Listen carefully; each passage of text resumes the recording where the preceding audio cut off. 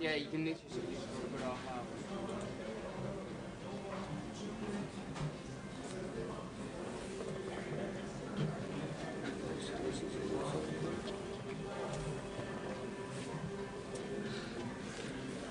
Ready?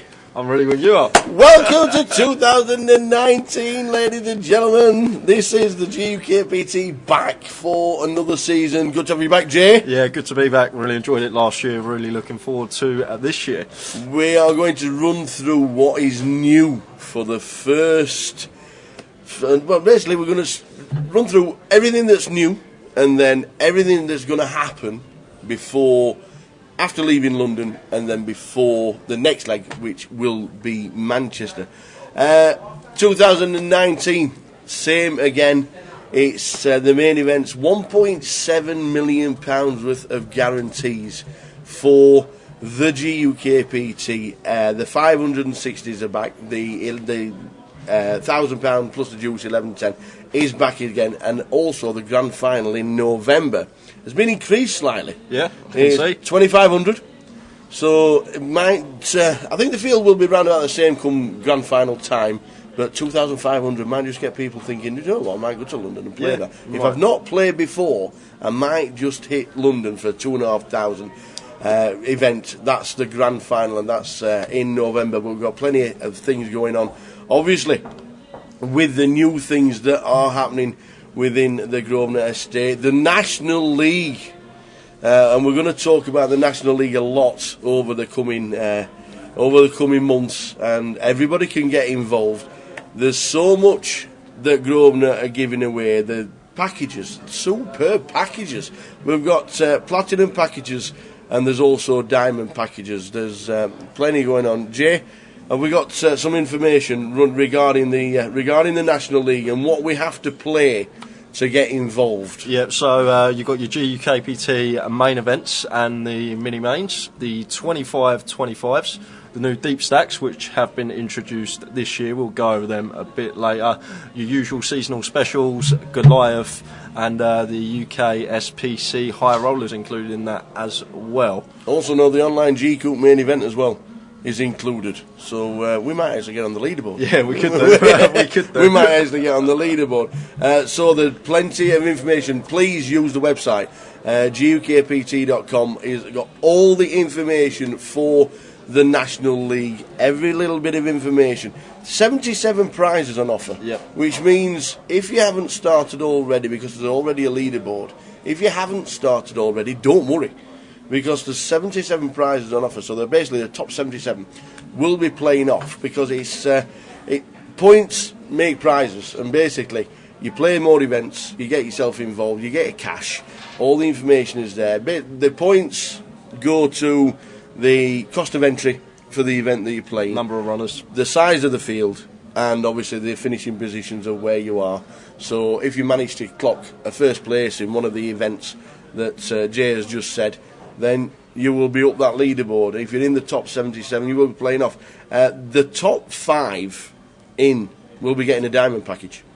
It includes 4 main event seats, it's 4 560 seats, it's a grand final, and also going towards £2,000 worth of accommodation and allowed to get yourself there. So that's just a superb package for the National League. The platinum package is just about exactly the same, but without the accommodation. So you'll be scouring through. We're trying to find yourself some bed somewhere. But please get involved. The playoff is before the end of the season this year, so the 23rd of November is the playoff day. It's down here. It's in London for the during GUKPT Grand Final week. So if you are in that final 72 playoff with the 5 packages, but it is a fantastic addition. The National League has already started, and we quickly run to some names that are already on the national standings. What I would like to say is, if you want your name in lights, and you're looking on the leaderboard and you've just got initials, it's because the GDPR and your local club has not been signed. All you need to do is sign it once, never again, sign it away and get your name in lights. We want to see your name. We want to be able to mention you. We don't want to mention AD, ST, PV, anything like that. What we want to mention is Anthony Harkness. Yep. That's what we want to mention, because at this moment in time, he is top of the lead. He's at top of the lead. Who's that? Vanshi. Who's that? Who's that, man? Vanshi Van Danapu is already up there in the top 10. Already playing away. He's in the leaderboard. Gary Keegan, Craig Drew. These guys have got the names on the list. The guys that aren't on the list and have only got initials is because you locally, you haven't signed the GDPR. Just ask your card room supervisor or your card room manager, why haven't you got my name on the list? Why is it just initials? Sign it once, have it done, get away with it, and let us mention you on a regular basis, because we don't know who CI is. We don't know who he is. Who is he? Who is he? Let us know who you are. Good to see the Oldens getting involved as well, the schoolman. Yeah, I saw that. Yeah, he's up there, 9th. The schoolman getting involved as well. So the National League, the standings are already there. Please don't think it's too late to join, because it isn't. You can play as many events as you want. Jay's already told you what events it are. But please, sign the GDPR. Make sure we can mention who you are on the live stream. And also, the deep stacks. Deep stacks. There are plenty of deep stacks. New to 2019. It's a smaller version of the 25-25. It's £150 buy-in. They're going all over the country, all the way down. You can check the schedule yet again. GUKPT.com/deep stack if you want to go directly to the page. But GUKPT.com will just bring you to the home page where you can just scour all the information regarding the brand new deep stacks. And there's already been deep stacks all over the country, and there's plenty more coming up which we'll run through very, very shortly. But they are included towards the league and in the get yourself playing the deep stacks that are brand new to Grosvenor Casinos, and it's 2019. Yeah, it's exciting. I know. Yeah, we are just about ready. We're looking forward to it. That is what is new at this moment in time. Plenty to get your head around. So what we're going to do now is run through what's going to be happening in the near future. We know we're in London. We know we're down here in the Vic, the poker room itself, and the main event as it is now. We're just about waiting to start the live stream. We have started for the day. The mini main this week. Unbelievable turnout. Did you turn out? I didn't play. No, I was recovering from Blackpool, if you like. 558 runners for the mini main. Just incredible how got that turnout. London, every month, every time we come down here, just exceeds all the time. It really, really does. The schedules for every leg are on the website. If you want to click towards the GUKPT for Manchester, say, it'll tell you that the dates for Manchester are the 3rd till the 10th. You got the 3rd till the 10th. All the schedule is there. The mini main is on the Sunday as always. It's on day 1B is on the Monday, and Tuesday is the final day for the mini main. Tuesday it plays down, and also on the Tuesday a super satellite, one of the last chances to get yourself into the main event. But on the Wednesday we concentrate, and this'll you might like this one because you play a lot of cash. The £2,500 cash game giveaway is basically enlightening the cash in the casinos. Get yourself playing some cash every single hour, between 6 p.m. and 4 a.m. in the morning. £250 is given away for the highest hand, and and one of the hands this week was a chop. A chop, because 4 of the players at the table were playing the board. How's that? so in the 60 minutes, and the ice down was quads. It ended up as quads. And it was quads with I think it was quads with it, whatever it was. But it ended up as quads, and they all played the board. I think it was 4 nines with an ace, and the board ended up as 4 nines with an ace, and it just came out, and everybody chopped it. 4 players in the pot, so they chopped the high hand for that hour with playing the board. So, but there's plenty of chances to win the £250. It is every single hour from 6 p.m. until 4 a.m. So that always happens during the GUKPT. The cash game giveaway happens on the 25-25s as well, but that's for the Wednesday. The Thursday is the main event, like it is today. We've just started the main event, and as always, they've kept the Omaha. Yep, great event. I still think that the Omaha is the only event that's been on with the main event all the way through, and we are now on season 13. And I'm sure the Omaha is still the only game that's been played at every leg since it started in 2007. So the Omaha is normal. That's on tonight. We'll give you plenty of notice about the Omaha for the side event on the Thursday. No side events on the Friday. As always, we know that Friday's always the busiest time. Yeah, for the main. Busiest days for the main. Expecting 250 plus in this building tomorrow for day 1B. Saturday's side event kept it the same. The £250 Texas. It's a great one-day event. It's a 30-minute all the way through. It is a great clock. It's a great structure, and it's like some people's main event if they can't manage to play the actual. And then the final event, obviously, when we are counting down to crowning a new champion, or even indeed a champion that's champion from the past. Then the bounty event is on there. But all the details, GUKPT.com. Check all the details for everything that goes on. We'll be running through what's happening in future events. We've got 25-25s. We've also got the 25-25s before we actually go from leaving here to Manchester. We've got Portsmouth, the 25-25 in Portsmouth. We've got 25-25 in Leeds down at Westgate. We've got 25-25 back here. Yeah, that'll 500 runners again. That'll be 500 runners again. And then we've got Hill Street in Birmingham. Hill Street in Birmingham. That will be just the start of Manchester. So Hill Street finishes on the Sunday as Manchester starts. And this weekend, Glasgow running. It is. Yep. It is. The notice that London and Glasgow miles apart. There's a 25-25 on in Manchester in Glasgow this weekend. So there's plenty of places to get yourselves in. The deep stacks that are running in between now and the next time we see you in Manchester will be, if you look through the schedule, they're going to be in Stockton, they're going to be in Liverpool, they're going to be in Dundee, in Glasgow as well, the end of February, Bolton, Walsall, Portsmouth, Luton, Sunderland and Leeds.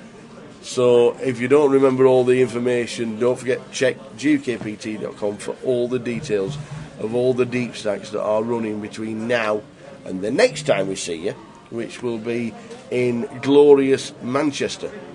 We are just about to start, as you can see, players mulling round for the GUKPT here in London. Players coming round. We are just about to start. Last year's winner, Stato himself. Swifty was second. Yeah. Dean Swift was second, and Guy Taylor took away 69,000 for finishing in third place. Victor Ilyukin, senior. Yep. Final tabled. Victor Ilyukin Junior cashed. And Victor Ilyukin Senior came second in the mini-main this week. He likes this event. Yeah, he loves the He likes this event. He is honestly, he loves London. He doesn't travel very far. He loves London. He plays every event in London. Every time something on in London, both Victors are in the building. And Victor Senior at the moment smashing it. Yeah. Absolutely smashing it. So we're looking forward to a fantastic event. Can you remember the number of runners from last year? Until I looked a minute ago, I wouldn't have remembered, but 433? 433 last year. Just incredible for £1,000 events. 200,000 guarantee, as we know, is never an issue ever down in London. It is a busy place.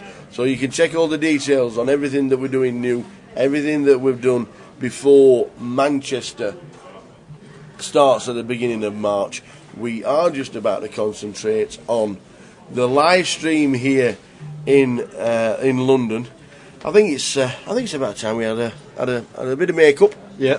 Get ourselves a cup of tea, and we will be back with you for live commentary in just under 2 minutes' time from the Tower and Jay at this moment in time. See you then. 2 minutes to get a coffee. Ta-ta. Oh, we're going to split. No, now, we're here. We're here.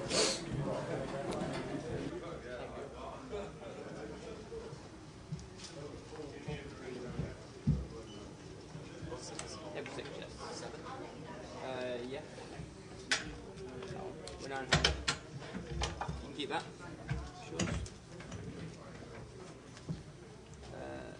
You need to sign on it for me, Tommy. You need to put your name, sign, and then you should tick agree or disagree on your seat number. Right, yeah? Yes, yeah. Yeah, let's go get it.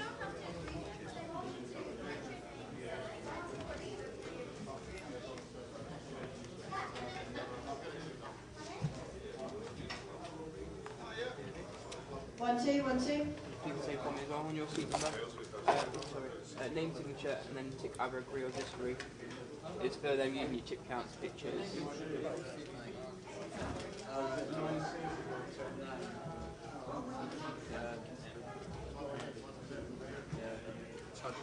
Yes.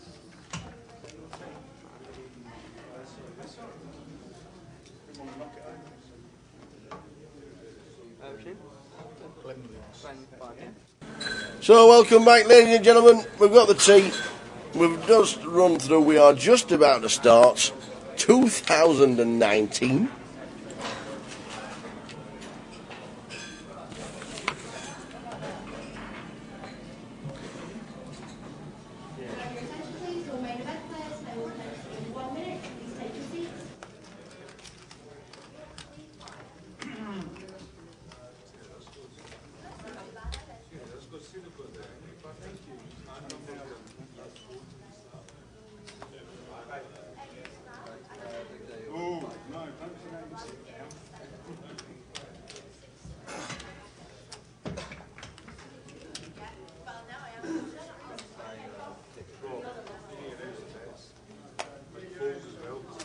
I do anyway. I always do. Yeah. Thank you, sir. No problem. Why is the table off?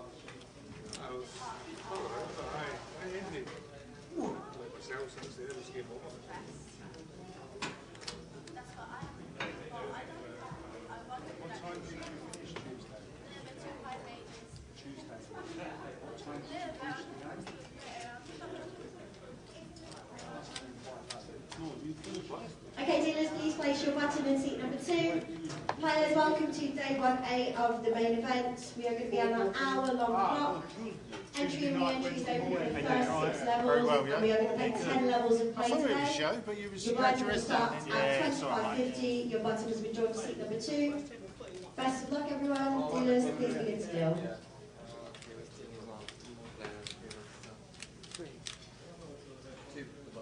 No, I mean 3 to deal.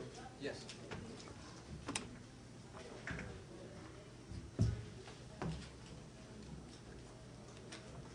Okay, 25.50.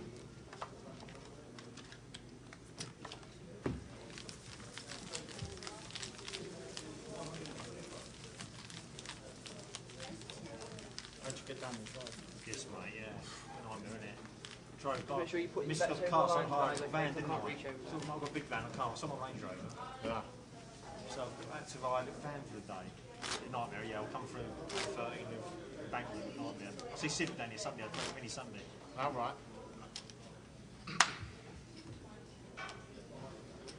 I'll just follow the side.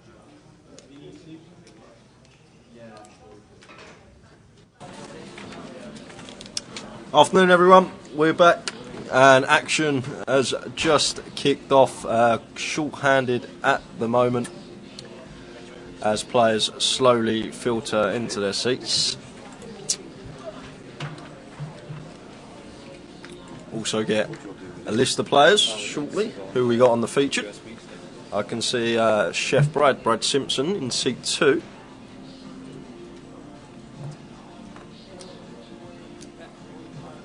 Afternoon everyone in the chat. Afternoon Logs, afternoon Gary, afternoon Lee.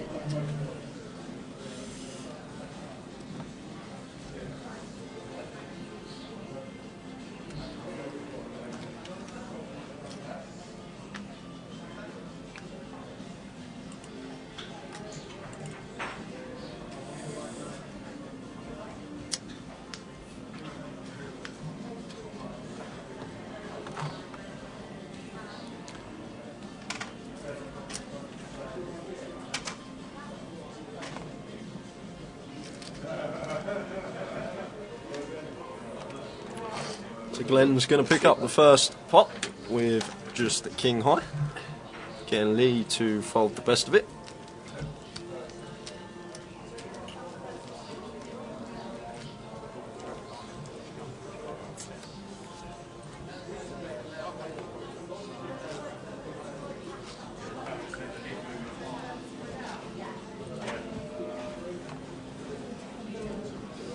Blind starting at 25.50. 10 levels of play today.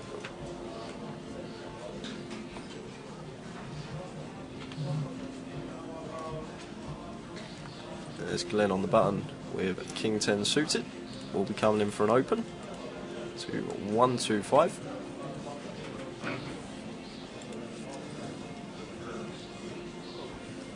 And both Lee and Brad come along.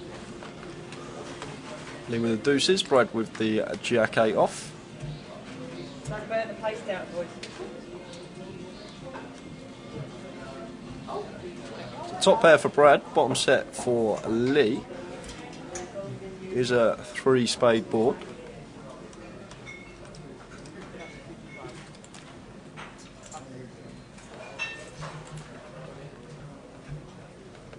Looks like Brad's going to lead for 225.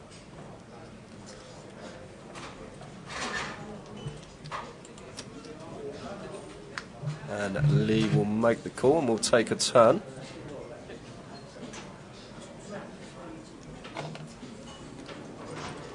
Nine of hearts on the turn. Brad's going to fire again. Neither player with a spade in their hand here. And it goes bet call. And the river is the ace of hearts.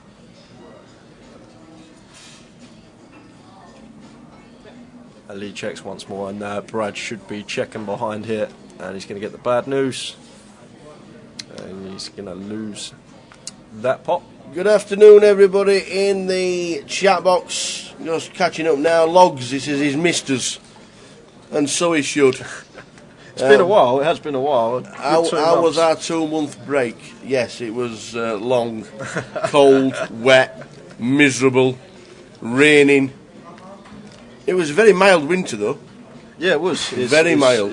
I think Christmas, I went over to Rotherham for Christmas, back home in the family. 13 degrees Christmas Day, which is like incredible. 13 degrees. So yes, we are glad to be back. So good to have you. Lee Nicholson, good afternoon. Or he was typing in the chat box. Hope everybody is well. Logs, how about Duta finishing 9th in the Bahamas? You are not wrong. He was fantastic. Run out of power. Did he? Yeah. The Goliath winner, £410,000 or whatever it was. Yeah.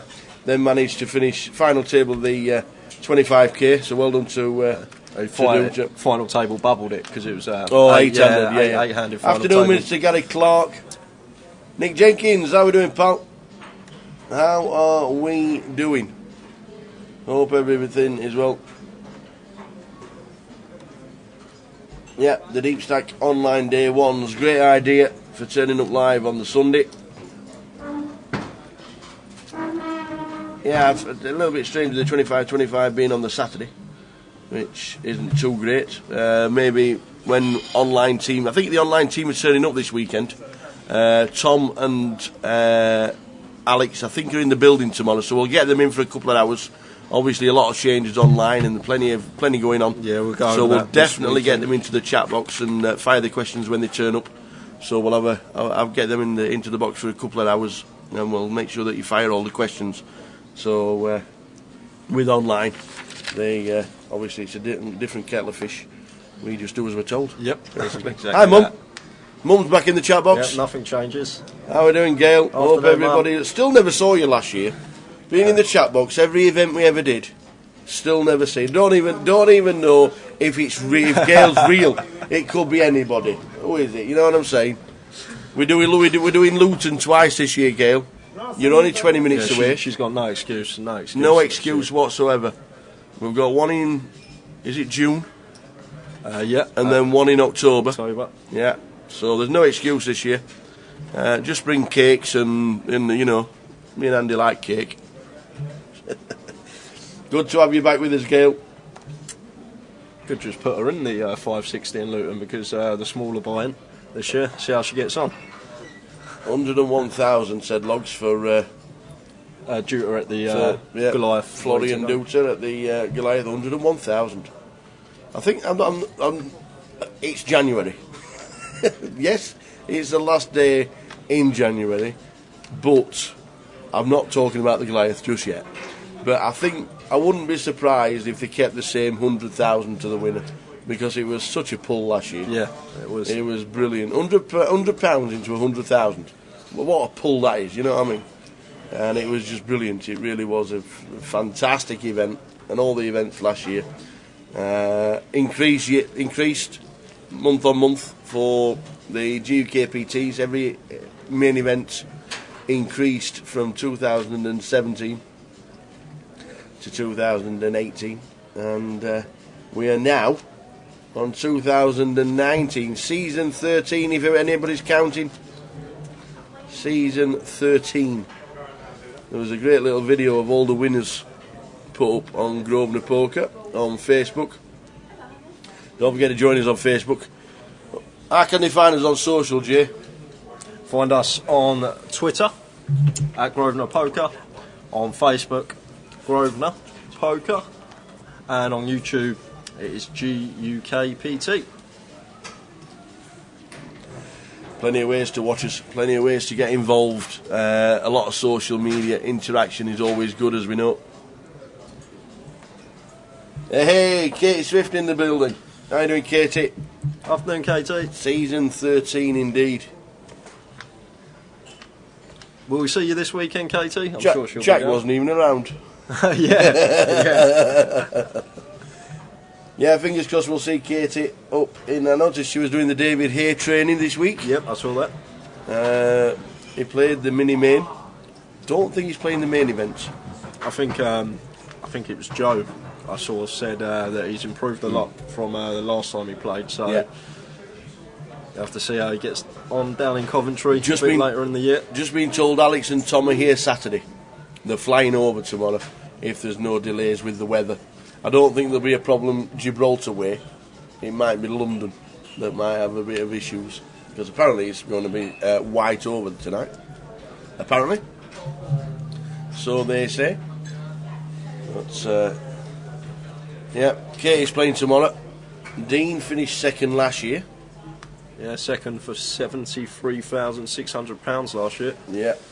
Yeah, I think he bought Reading a new striker with his second place winnings last year.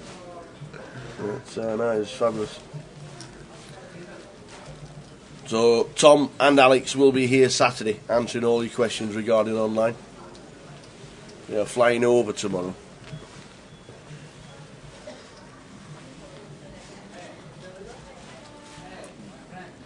Yeah, we talked about the issue of short-handed poker at the beginning of last year and throughout the season. How do we stop it? How can the guys get around it? I don't know how you can really. Somebody in the wings saying I'm not playing three-handed, Yeah. but if he sat down it'd be four-handed, and then somebody else in the wings would say, well, if I play it's five, Yeah. and then it's not a problem. I don't. I'm not so sure. What's the way around it, guys? Well, it's just the way with the pre-registering that you can't really. There's no way around it. You don't want to punish someone for registering a comp early. You don't want to blind them out. So I can't think of a way. If anyone in the chat's got any suggestions, but it's no longer than half hour, 45 minutes usually. No, not and normally. then, No. And then the players start to filter in. It's just for the early stages. Dean hasn't played a game since. That's not bad retirement. What happened to 2018 then? Why did he? He's probably. Why did he decide that I'm not playing any more poker? That's how you book a winning year. You win 70k in January and then you don't play again. Get a winning year on the books. Here he comes. Here we go. C1's coming in. So as Jay's just said, plenty. As soon as 3 or 4 sit down, then the 5 and then 6, and then we're not short-handed too long. How many players do we have? 70 at the moment. So there are 70 players sat down. Do we only open the amount of tables that the players are? So 70 players at the moment. Would you open 8 tables? I think it would be more than 8 because with all the. Does that include the pre-registered? No, I'm just trying to players? get rid of the short-handed poker. Yeah. You could do, but the problem is, say, you get a lot of people that travel together with like their friends, and then if you register and they open a new table, you then sat on the table with all the same people. That's why I suppose it's done in this way. Yeah, because it's when you walk up to a table, big blind, please. Yeah. Big blind, please. Big blind. It disrupts, doesn't it? It is a tough one. But we do have 70 at the moment. We do have 70. And we had a total of 433 last year in total. So going to take some beating that. I'm coming down this year.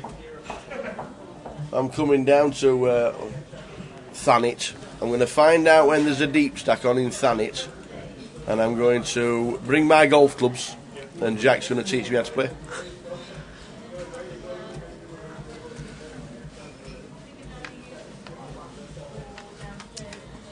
So not expecting too much action early on. 25.50, starting with 400 big blinds.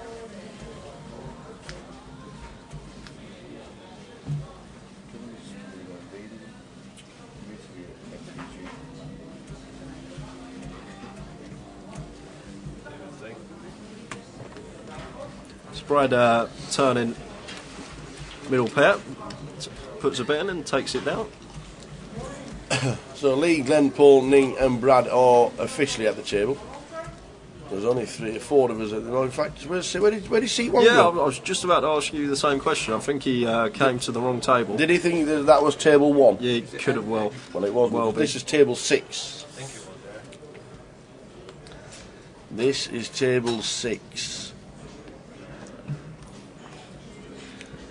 Don't forget social media, GUKPT.com on YouTube, Grosvenor Poker on Facebook, also Grosvenor Poker on Twitter.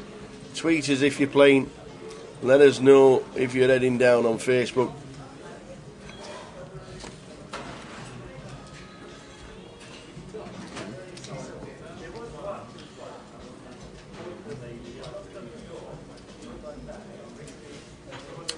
If you're not playing this weekend, we got other events around the country. A couple of deep stack events. One in Birmingham, one in Huddersfield, and then This weekend? Yeah, this weekend. Is it really? Yeah, Birmingham and Huddersfield, deep stack. Well, there you go. Check all the details. And then you got the 25 in Glasgow. So events everywhere.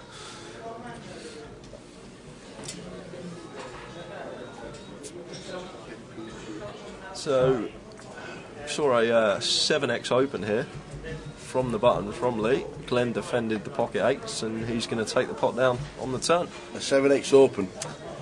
Like it.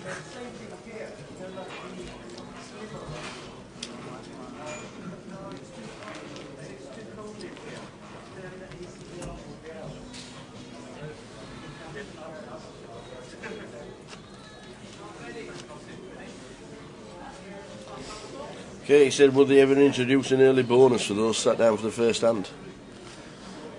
I don't think such a lucrative event like a GUKPT should have an early bonus.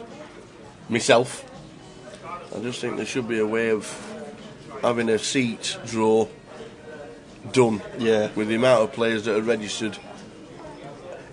Remember, in the olden days, me and Andy will remember, obviously, we started at 8:30, and if you weren't in the building at 8:15, you couldn't play. Right. Okay. Right, and I understand about late reg guarantees and all that. I understand that bit, but at the 8:15 cut-off, they did the seat draw. So maybe do the seat draw, have a cut-off time for buying in, do the seat draw with the people that are in the building, and then the late reg. Open tables and move blinds. I don't know. One of the problems with that, if you pre-register online, I know when I've pre-registered these comps in the past, you just walk into the casino and wait till your name's up on the board. Like the casino wouldn't like the poker desk wouldn't know that you're there necessarily. So if you pre-reg online, there's nothing that says like you don't go up to the cash desk. 90% of the people who win an online seat always double check and go up to Rad and say, is my name on the list? Yeah. Is my name on the list? And if it is, get them in the draw. I know it's a tough one. It is a tough one.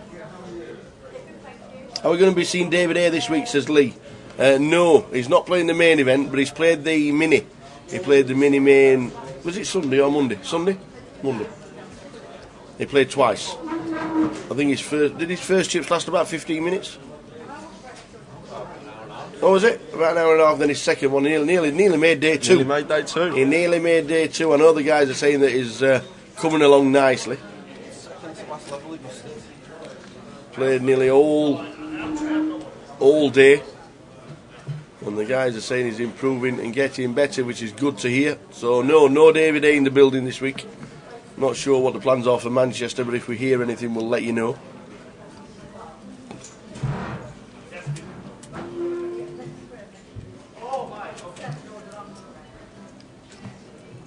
I don't think it should be an issue moving players from a big blind and a small blind, or a big blind and the under the gun, or the button, just to open new tables. Yeah, that's not I an think issue. that might have to come in at some point, because paying £1,000 and playing three-handed is totally what's happening here.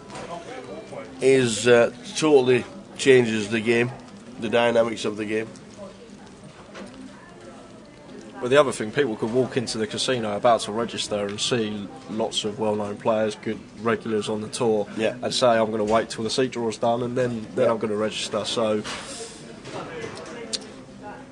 it's just hard. It's hard to get around. But the thing is, it doesn't normally last no longer than 45 minutes before like you're 5-6-handed, and it is only the first level, the 25-50 level. Not much does go on at the table.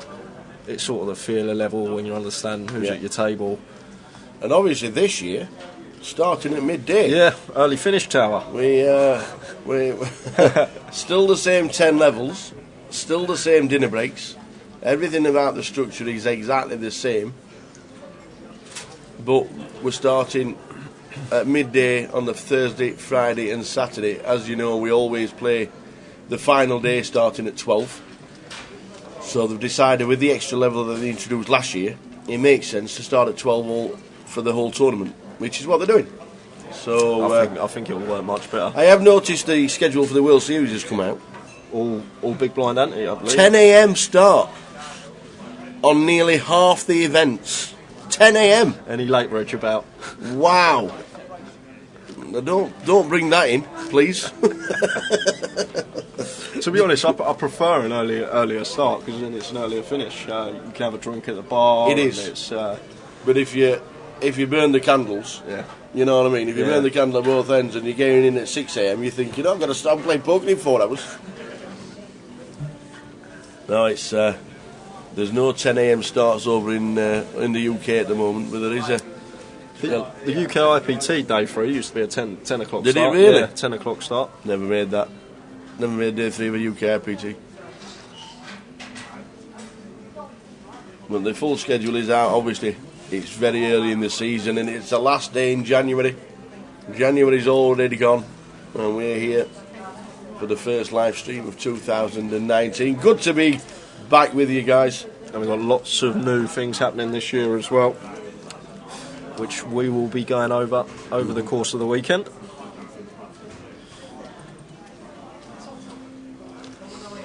Deep stacks aplenty. Let us know if you're playing a deep stack. As Jay said, 2 this weekend, 1 in Huddersfield, 1 in Birmingham.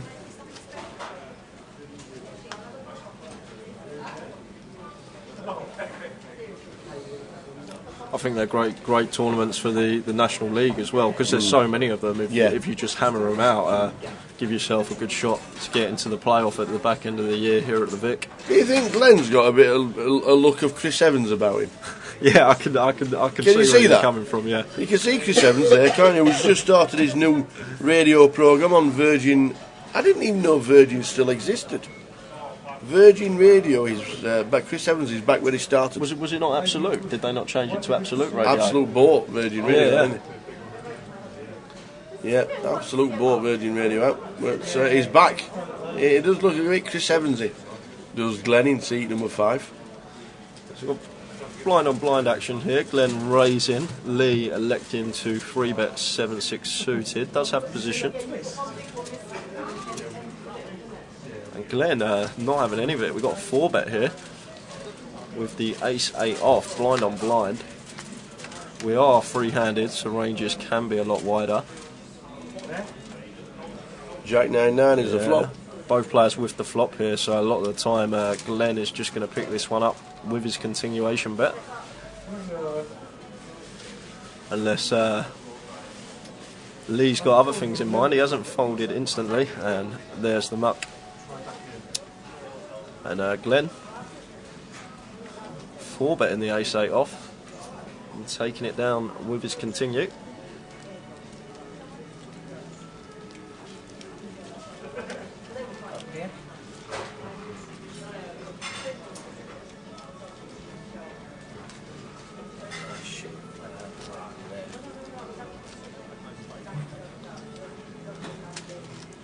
Feels like it's been a while, Tower. Since you've does. been here, it feels It does. it's been an age.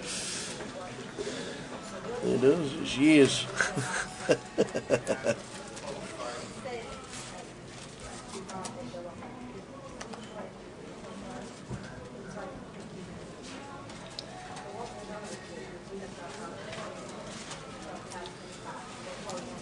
So blind on blind again. We're going to see a lot of this free-handed. And this time Lee completes out the small, and Brad is going to raise it up with the ace-9. Makes it 150. Lee not going anywhere with the old computer hand.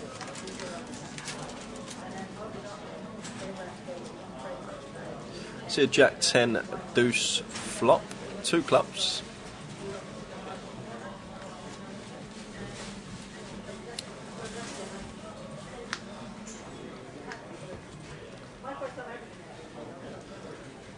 Brad didn't choose to continue. He's picked up middle pair here on the turn, but Lee now has an up and down straight draw. Any king or 8 will make him a straight.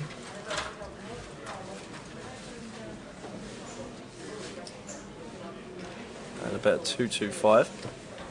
And a quick call. To the river we go. Which hits. It's the 8 of spades. So Lee now makes a straight on the river. Gonna struggle to get paid because Brad should always be checking this behind, as he does. There's checkity check.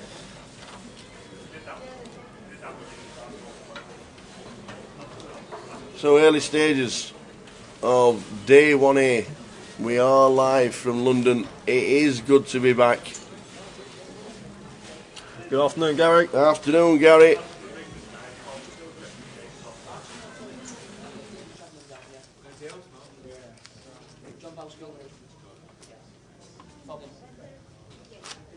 Small weapon? Yeah, first time down the road last week.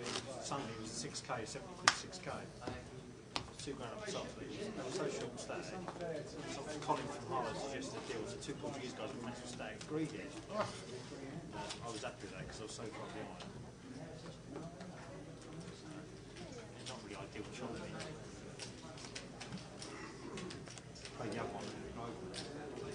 150.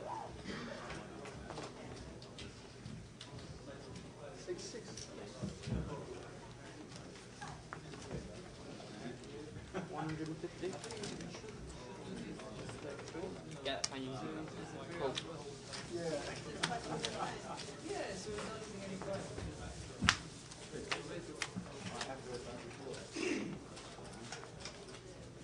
You have to do that, yeah.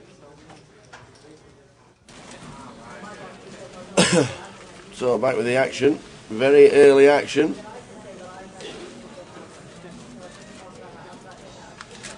Is that Andrei Veselov coming to the table in seat 6?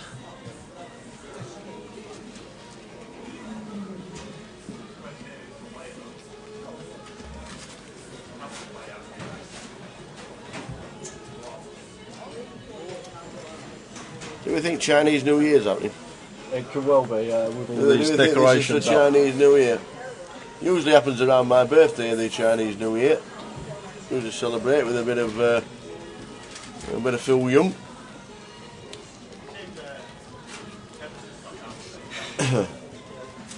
Andrei Veselov comes to the table in the red jumper. The 200,000 guaranteed main event starts at 12. No, let us down, Gary. Big time. Yeah. He said if he made day 2, there'd be goodies.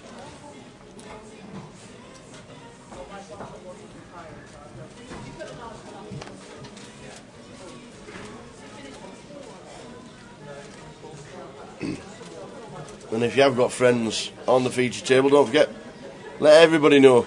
Get on Facebook and Twitter and make sure that everybody knows that the live stream's running and one of your friends is on the feature table. Don't forget you can watch it back on YouTube at your leisure later in the day. And at Facebook.com/Grosvenor Poker and also on Twitter as well. Exactly the same.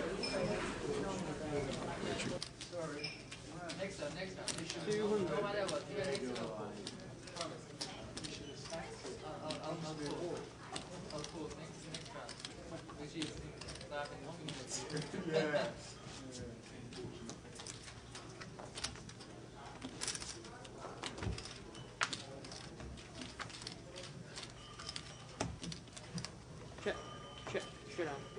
Flush.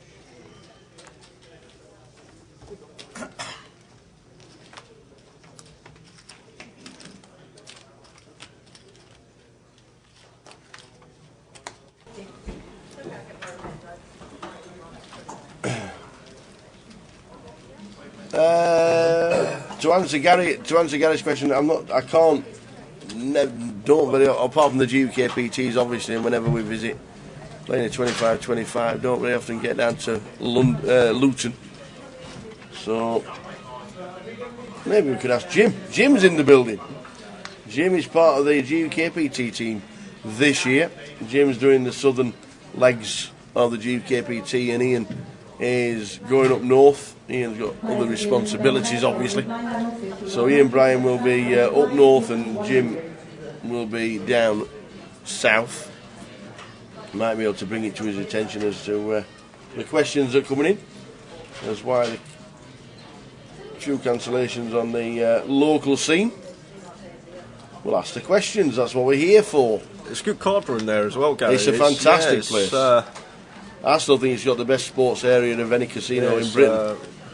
Lovely, great super tellies, and great to sit down on a weekend. There's a little DJ on, dancing and singing and all that. It's really good. So And when I played up there a few, well, I weren't intending on playing, but a few Fridays ago, there was a £60 comp on a Friday night, and it was like 2k up top on a Friday night in Luton. Yeah, it was like, I couldn't believe it. So yeah, not so sure why they've why the changes to the schedule, but we do ask questions, and we'll try and get the answer for you when Jim's wandering around. The mad cabbie who's moved to Liverpool. How are we doing, Paul? How's Liverpool treating you?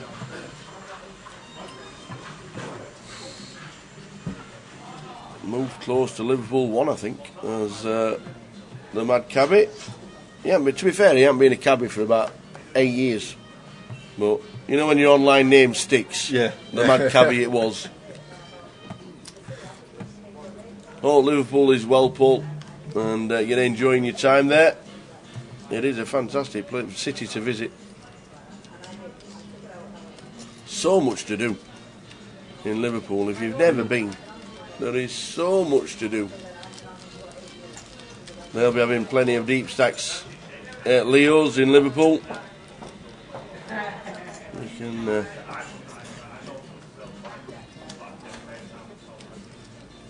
the 25-25 is in May, the 9th to the 12th of May in Liverpool. Stick it in the diary.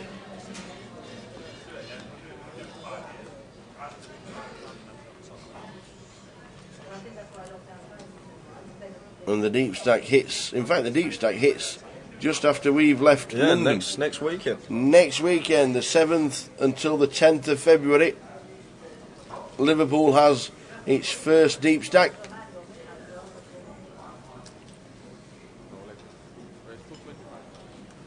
Plenty of deep stacks going on this year. A lot of deep stack comps.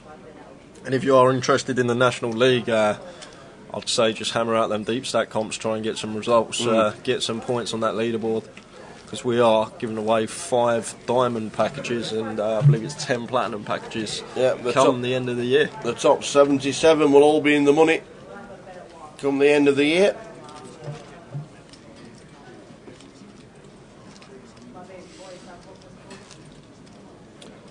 So Paul's moved to Liverpool. He's the landlord of a pub called the Old Post Office, and in Liverpool 1.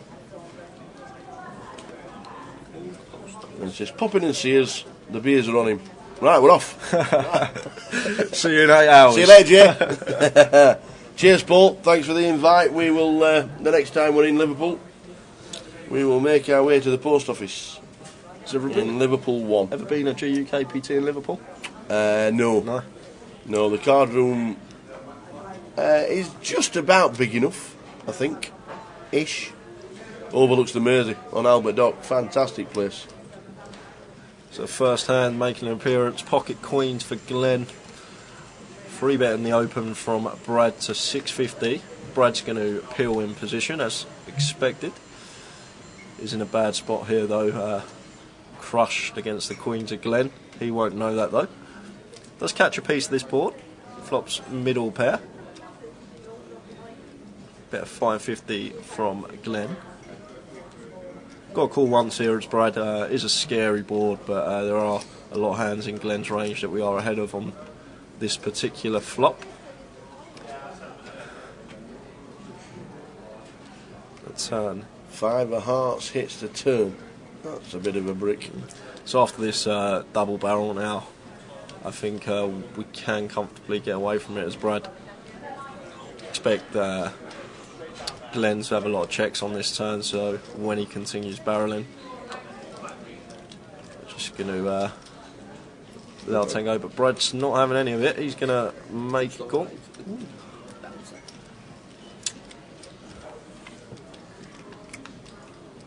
And the river is a 5. So now Glenn going to go for 3 streets with the pocket queens. Bet on 1.1k.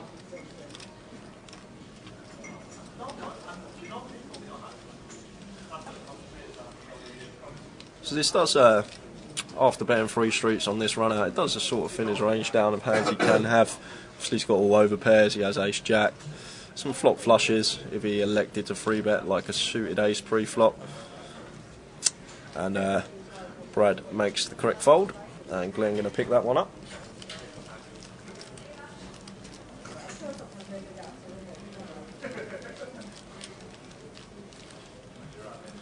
Brad, the short stack at the table, already lost around 20% of his stack, but it's early days. Plenty of big blinds.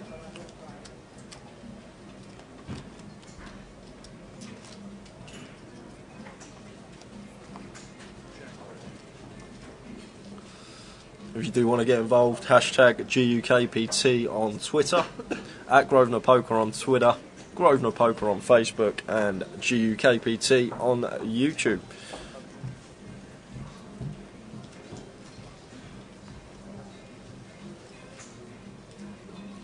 It's folds round to Andre, King Deuce in the small.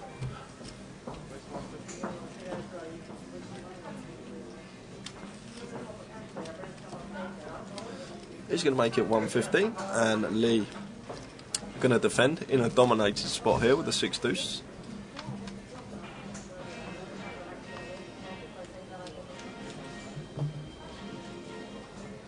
Flop of 10-9-9. Andre checks, and Lee, with what is the stone cold bottom of his range, is going to fire, and he's going to take that one down.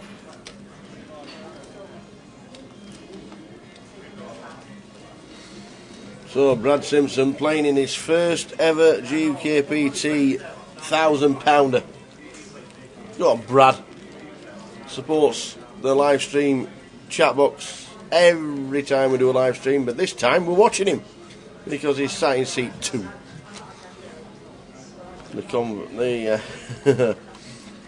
I'm sure the chat box will be rooting for Brad. He's always in there when he's not playing or working. Yeah. The self-acclaimed worst player in Southend. Worst player in Essex, he normally says, doesn't he? I'm sure I can think of a few worse, but...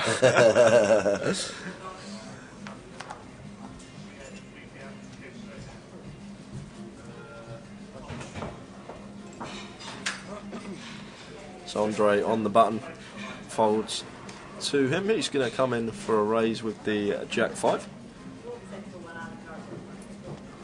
And Brad not wanting to defend his big blind.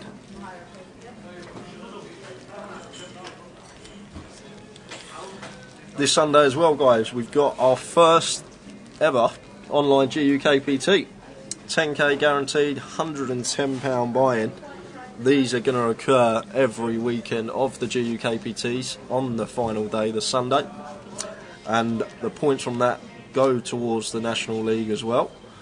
So a chance to boost yourself up the leaderboard from the comfort of your own home. We should play that on Sunday Tower. Yeah, I tell you what, that's a great event for those guys playing online. 10,000 guaranteed, 110 buying. That's a fabulous event. 6 PM GUKPT Sundays. We'll be focusing on that when we hit the final.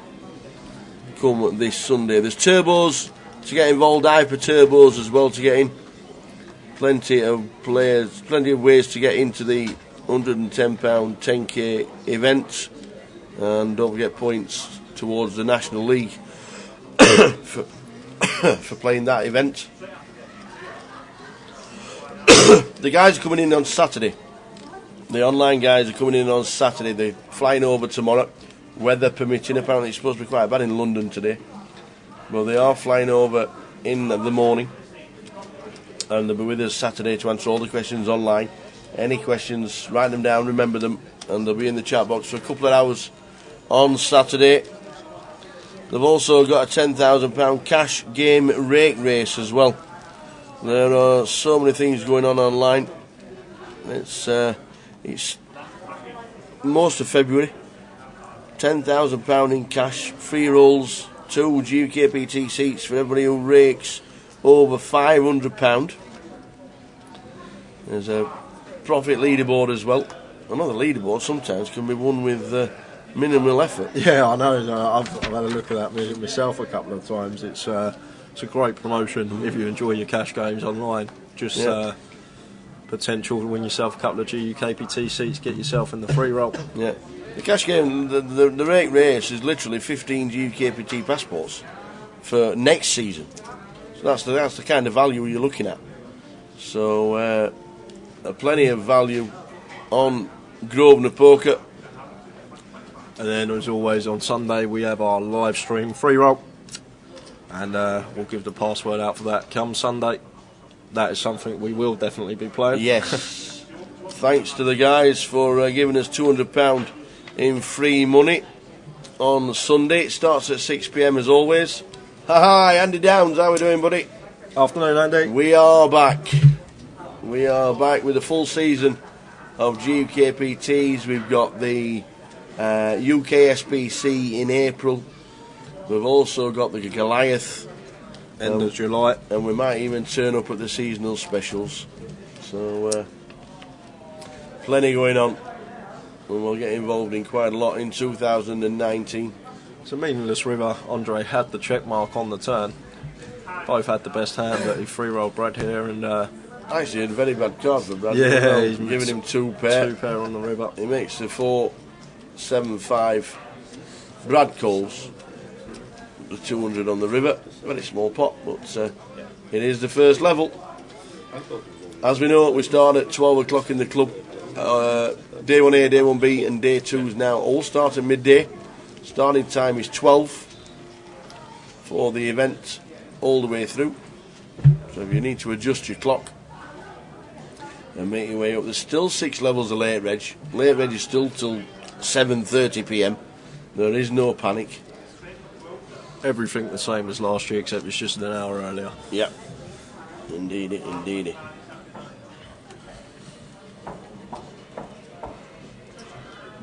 It's around just over 15 minutes left on the clock for this first level. And Glenn Ace-5 suited on the button. Will not be folding. I'm sure he'll be coming in for a raise. Looks like 200.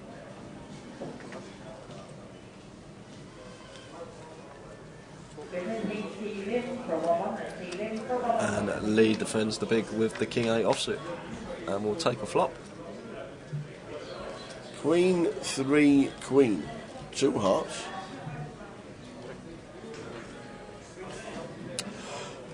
So you expect Glenn to continue here. Yes. Paired board.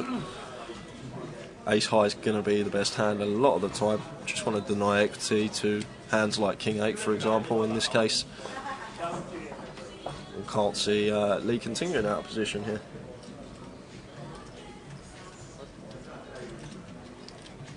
As he does. As we say, he does get out of the way.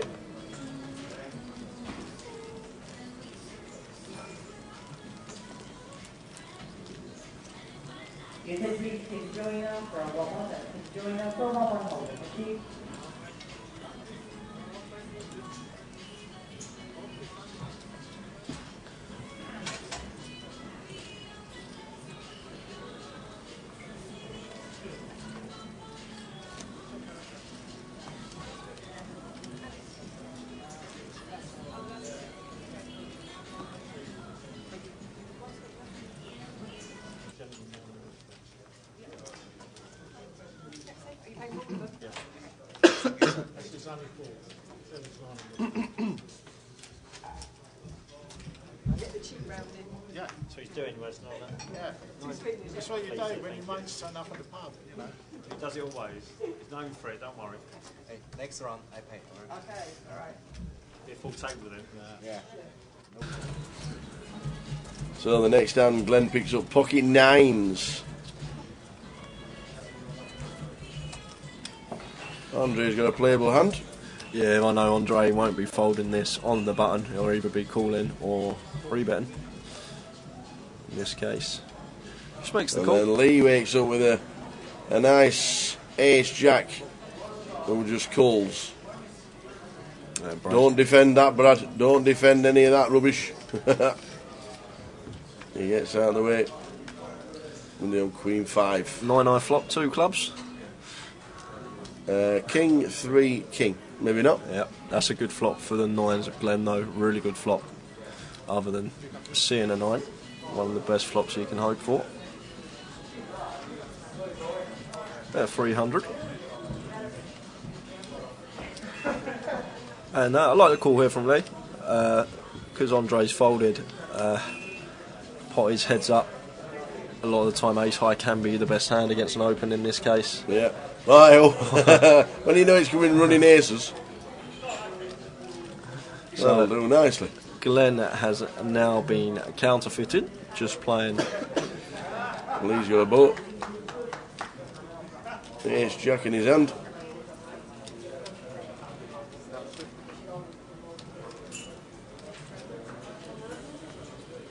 Glenn's not calling with the 9.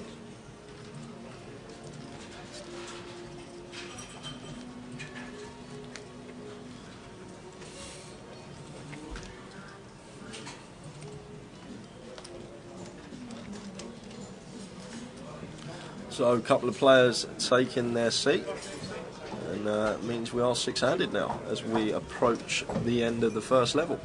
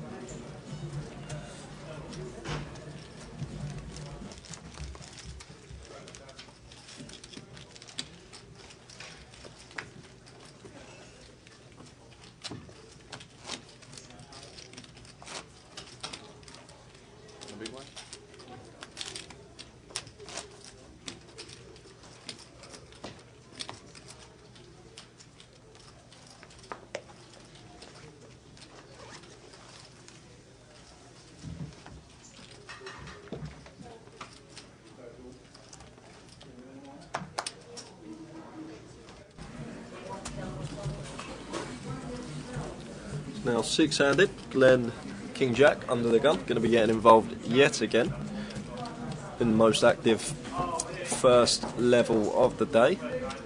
In this case, unlikely to get any action as Steve doesn't defend the 9-6.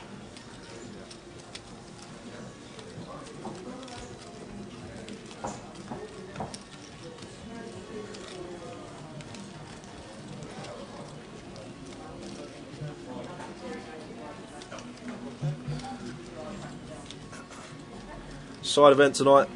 If you are coming down but you can't play the main event, we've got the round of the level of each 4, 5, 6 Omaha.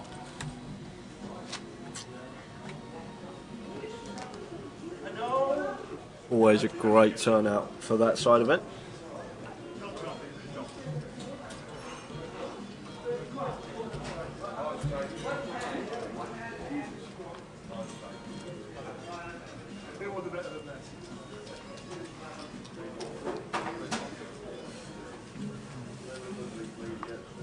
Lee makes it 150 with ace-6 suited.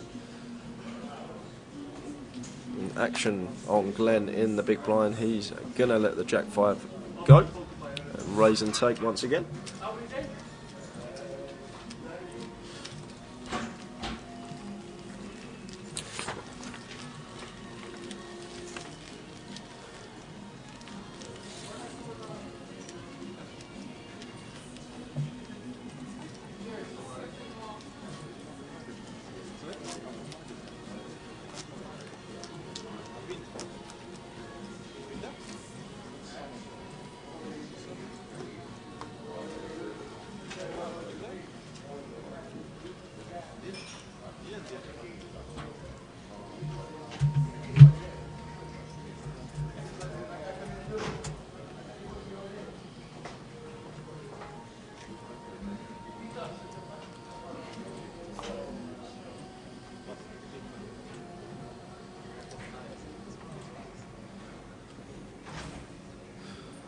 Folds all the way round to the blinds. Glenn in the small, ace queen off.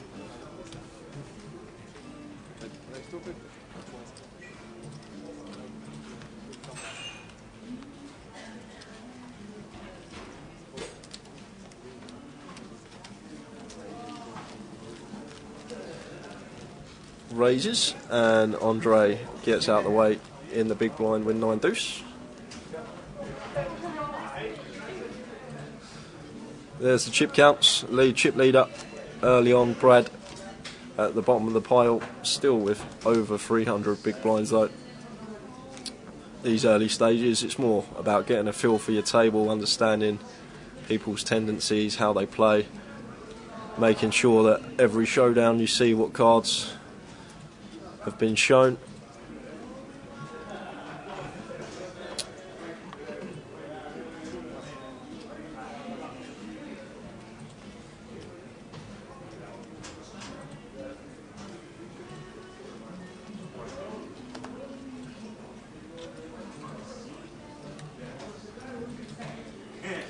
Folds round to Glenn on the button. 9-7 off. He makes it 150.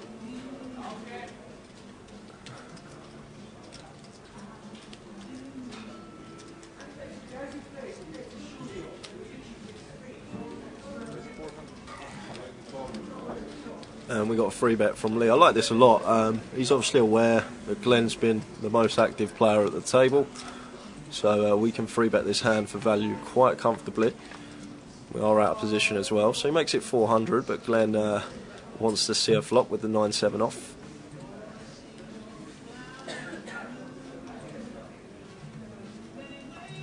Check from Lee. And snap check behind from Glenn.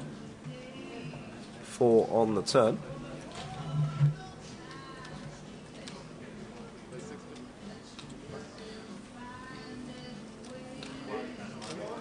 The delayed C-bet from Lee and a quick fold from Glenn.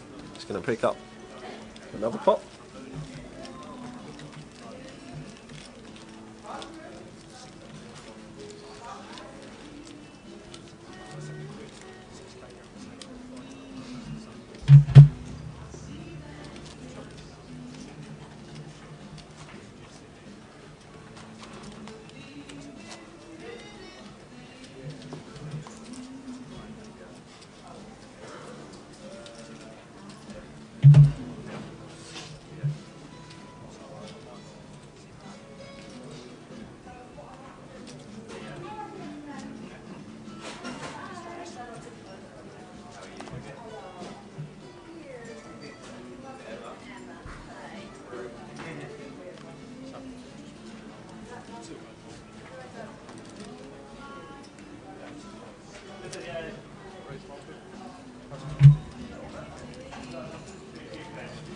Folds round to Andre on the button. He comes in for an open, raise and take it.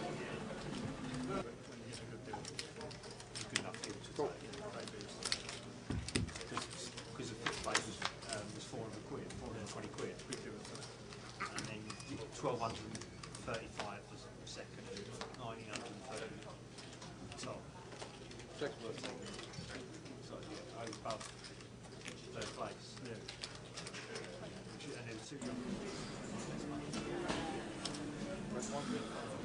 So both players catch a piece of this flop. Bottom pair for Andre. Jimmy with a middle pair.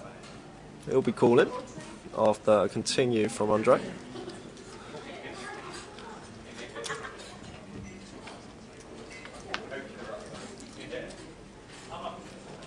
Turn the 5 of spades. So Andre now picks up a flush draw to go with his 9. See a check from Jimmy.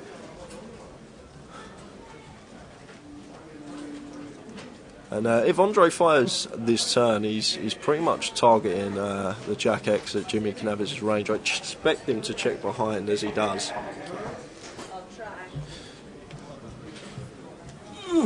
Take the 3-1 with the flush draw. It's a 4 on the river. And expect this to go check, but no, Jimmy looks like he's going for razor thin value here with just a jack.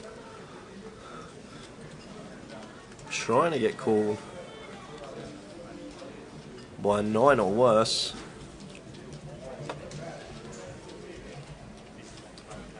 And Andre pays him off, so very thin on the river, but gets called by a worse hand.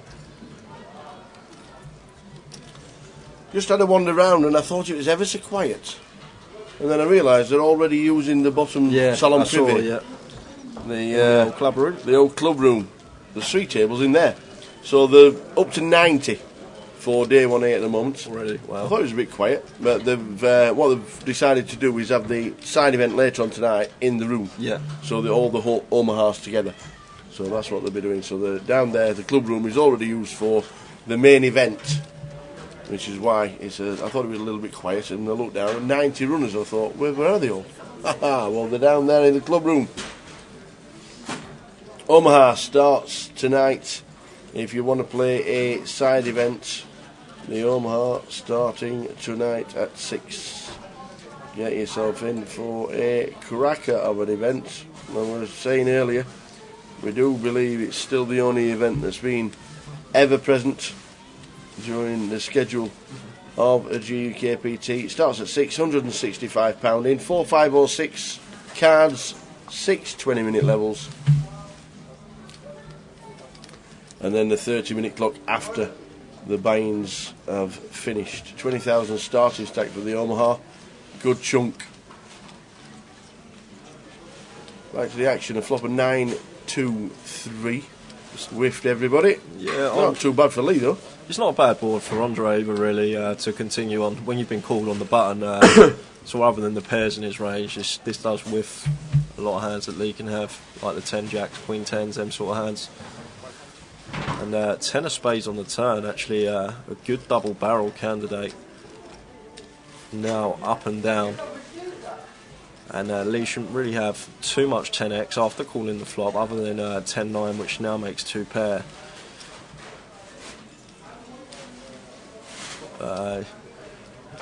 Doesn't believe Andre and flicks it in, and we got a 5 on the river here, so that's a set for Lee, and a white flag waved by Andre here. Check that fold. Oh, yeah, flicks it in the muck. Yeah, it's just as we thought. So for this year,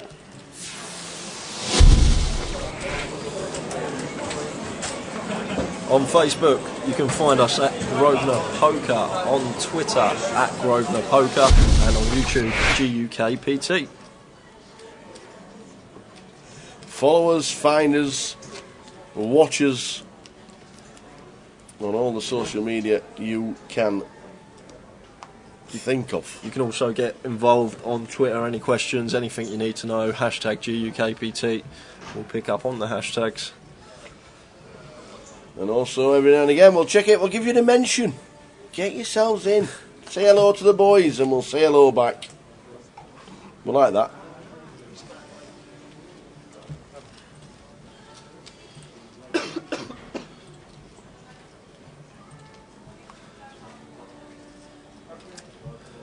So around a minute left on the clock, and then the first level of the GUKPT London 2019 will be over, and we'll be moving into level 2. Blinds be going up to 50-100.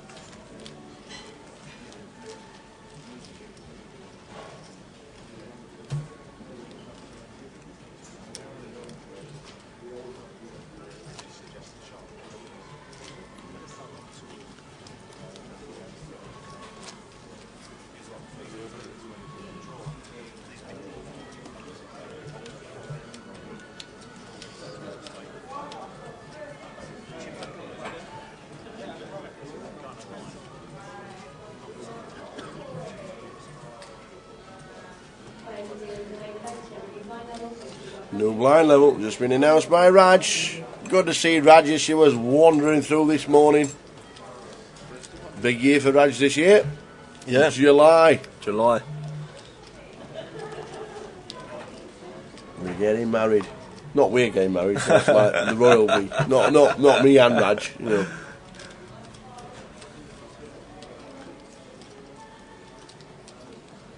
So cut off open from Jimmy with A7 suited. Brad makes the call on his direct left with King 4 suited, and looks like we'll be going heads up to this flop.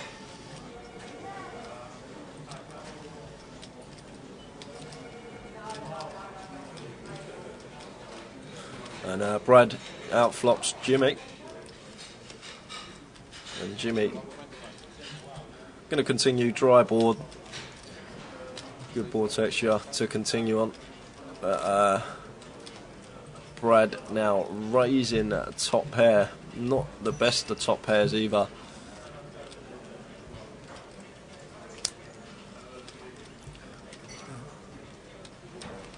Just a lot better to flatten this spot. Jimmy, after opening, he's going to have a lot better King X than us.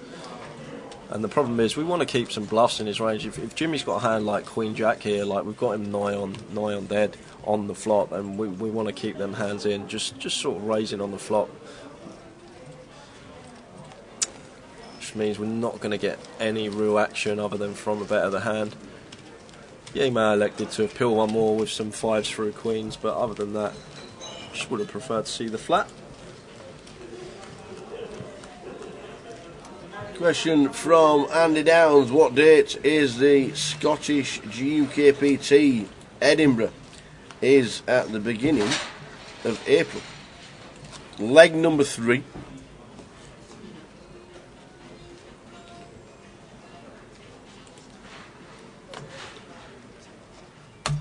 Check all the details on the website, gukpt.com. There it is. Leg number 3, Edinburgh. We are on the way. It's the 31st of March till the 7th of April, Sunday to Sunday. The cash game giveaways on the Wednesday. Find all the details on gukpt.com. But that's the link, Andrew. It is a £100,000 guaranteed main event. It's a 10,000 guaranteed mini main.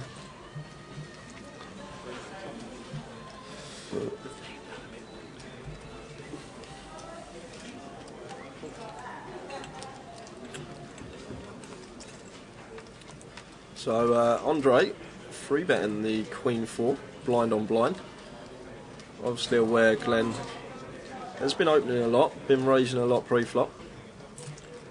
So maybe because of that dynamic, he just went for the free bet.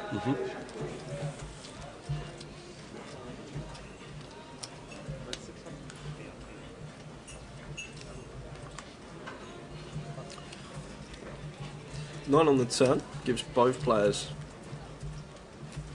a gut shot, but Glenn gonna fire and take it down.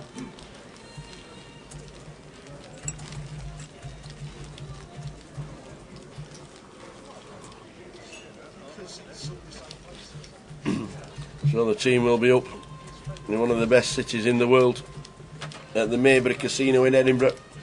First week of April. A couple of weeks later it's the Student Championships, and in the middle it's the Irish Open. So a busy month is April. Might just be fleeting over to the Irish Open this year. We'll have to see what happens.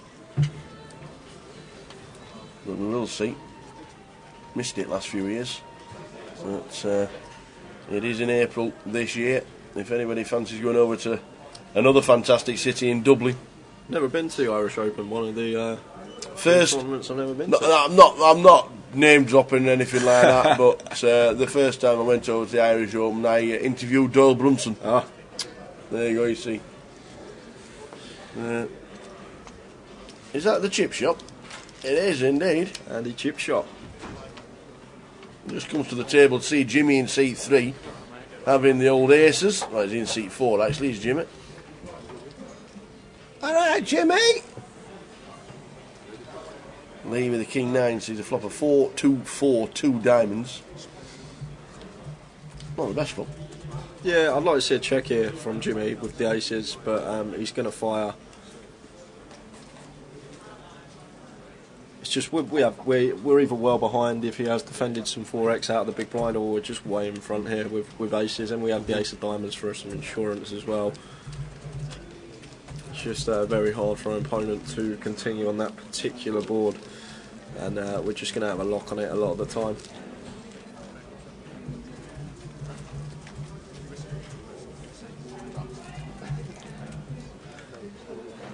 Glenn does look like Chris Evans. I'm not being. No offence to Glenn whatsoever, because I love Chris Evans. But it just got the look, hasn't it? When it stares at you. Like. Wednesday night, where do we go? As most people know, we turn up on a Wednesday, we set up the feature table, we get everything sorted out and correct, and then we go off for a couple of beverages. We ended up in Leicester Square, of all places. What a great place, just bustling all the time. No matter what time you go in or come out, there's always thousands of people walking around. Yeah. So, but finished bright and early. Obviously a 12 o'clock start. We were actually in this morning at 10:30. In the building, 10:30 in the morning. Well, I felt like I needed a hoover and a cloth to have a wander around with.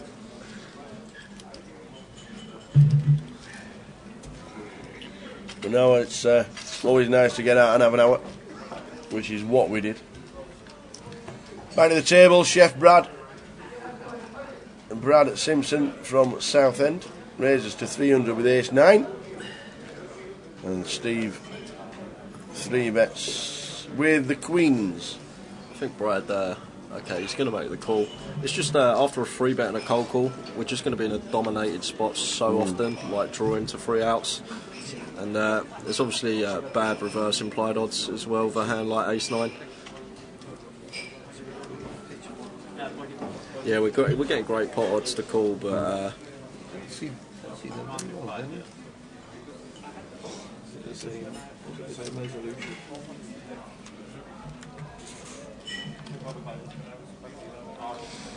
so Steve with the queens bets 1.2, and everybody gets out of the way.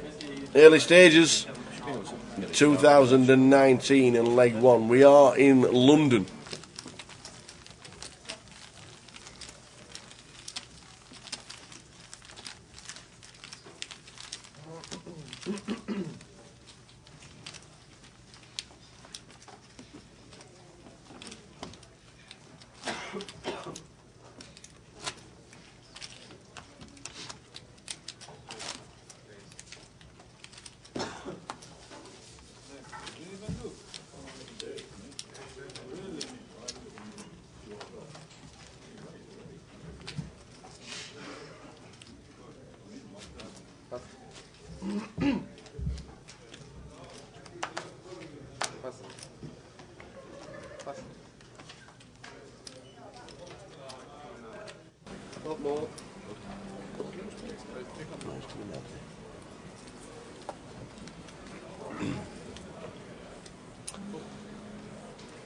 And if you are making your way down to London to play the event tomorrow for day 1B, a safe trip.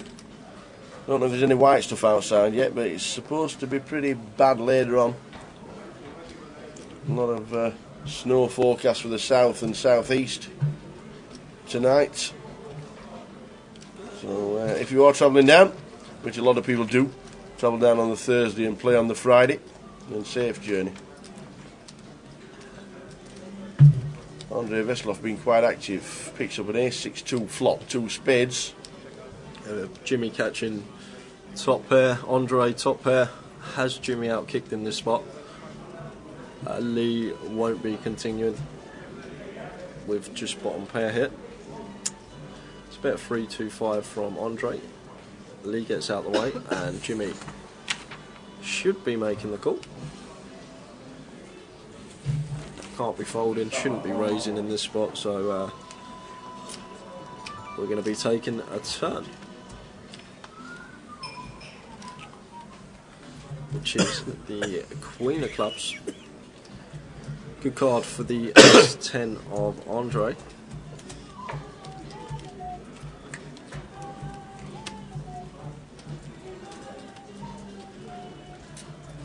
And he's going to go for the second street of value.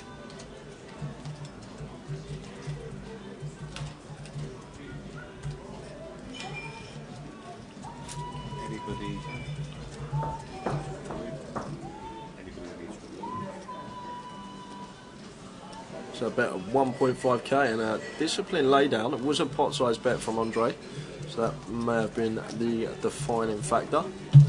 but good fold from Jimmy there on the turn. Correctly folds top pair.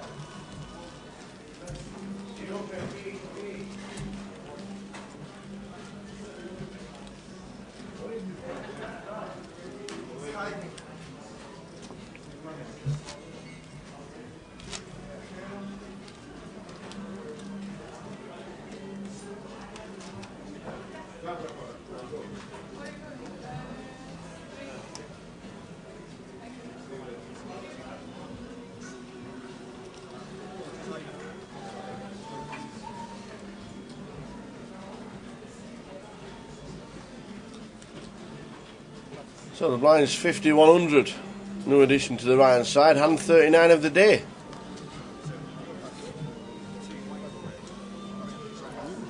I like that.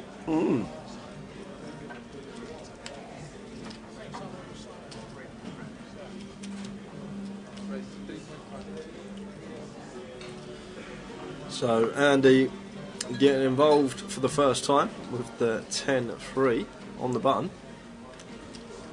And Brad just elects to fold the King 6.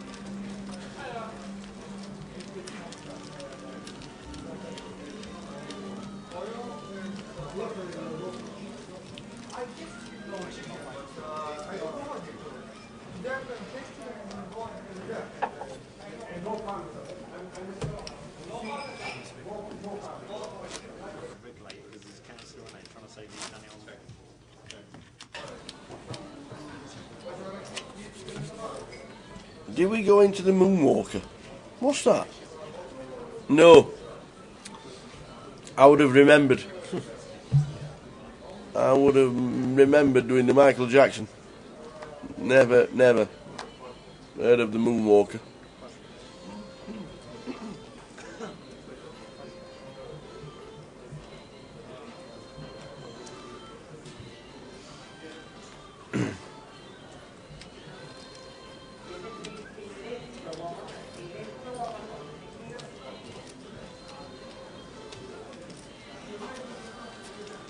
So Jimmy, Ace King on the button, a legitimate hand on the button. And Steve will be defending at the very least, Ace 7 suited. As he does, and we're going to take a flop heads up.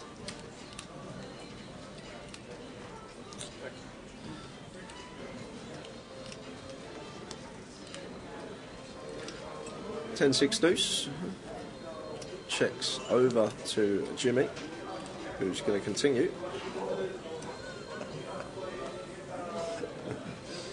And that's job done. I know Nicky Powell won't be watching, but I absolutely love Nicky Powell. He's such a funny fellow. Lives in Dublin. A great post. But in this period of extreme cold weather, please keep an eye out for the elderly neighbours, because they'll try and trap you into conversation for ages about how cold it is, and then catch you on the hop to go and fetch some bread from the shops.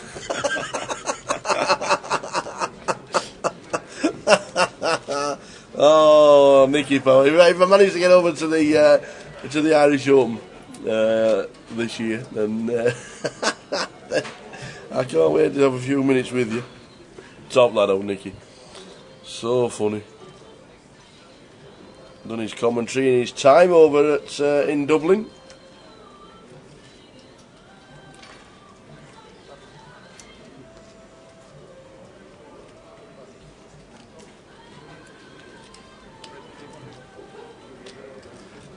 Folding round to Andy in the hijack, makes it 300 with Ace 3 off.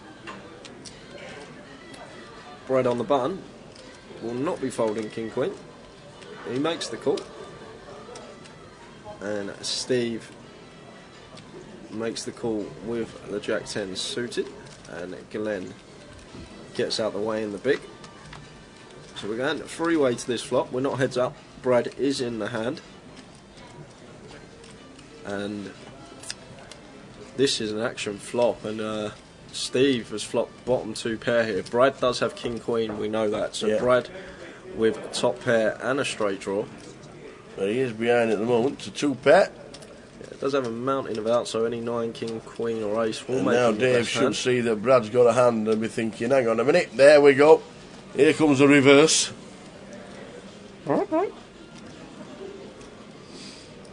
10 jack queen is the flop. There's his hand, king queen.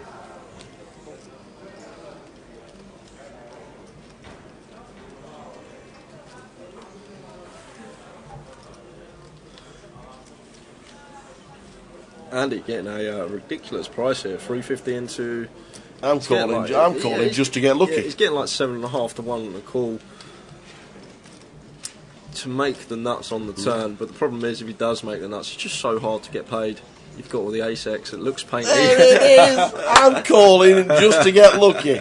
Boom. There's the turn card. So we got 2 pair beat 2 pair beat the nut straight here, but it can only really be Yeah. Andy's pot. He has to fire. Yeah.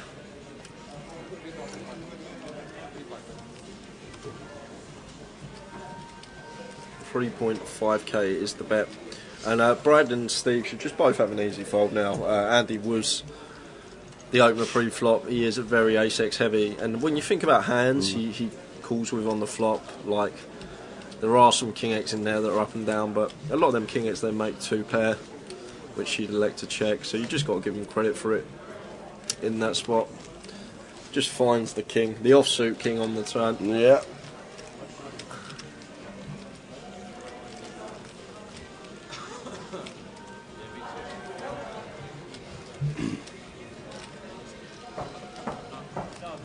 Well, you watch it, man. I mean, it's only.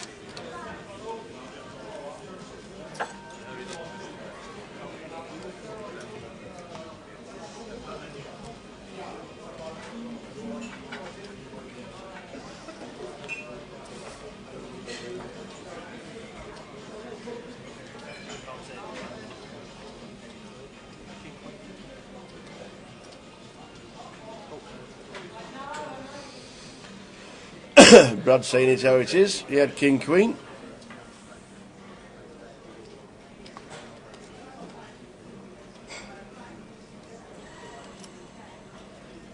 Oh. 3-2 for Lee. Under the gun.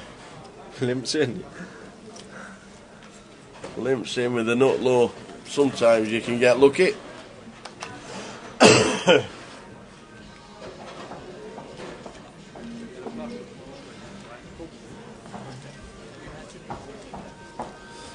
And So we got a call.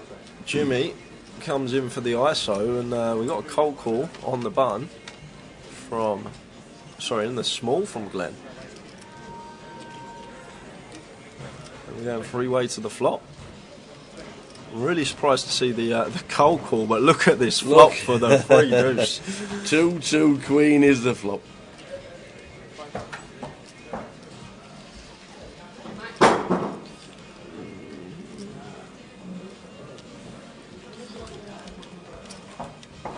And Glenn's got floaty here as well with King 10 on a Queen Deuce Deuce board.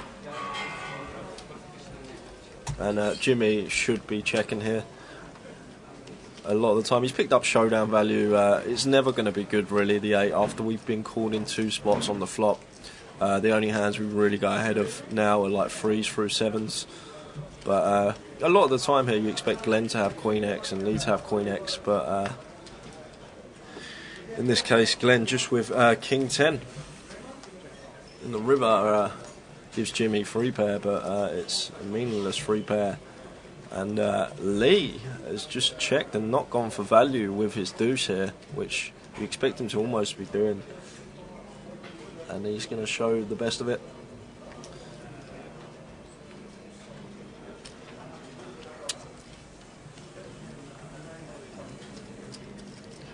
And people should be paying attention to that at the table as well. A few things. 3 hands have been shown there at Showdown, or 2 hands. Jimmy has just mucked his hand, but people should be realising that Glenn has just cold called the ISO from Jimmy out of the small blind and then floated the flop with just King 10, no real backdoors, with a player behind. And then obviously the limp under the gun with the 3 deuce. Can we just say good evening to Goa in India? Good evening, Amanda. Evening. Amanda on holiday for the next 3 weeks. Living the dream. 34 degrees it was today. So she said on a little facey that she did earlier during the day. Good evening, Amanda. Sorry you're not in London Village to come and see us, but you're on your jollies. And we all know where we'd rather be. Hope you're well, keep safe, and have a fantastic time.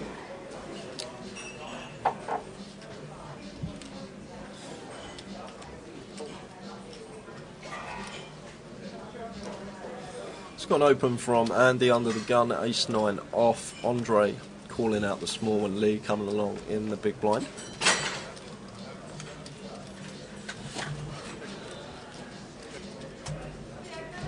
Middle pair for Andy, flops the best of it.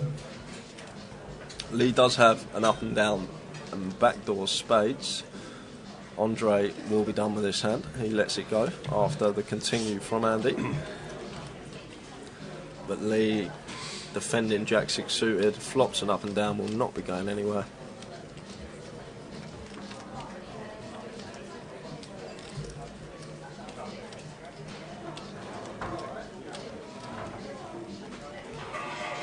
Expect Andy to check this particular turn card back. Lee can certainly have a lot of flush draws after calling flop.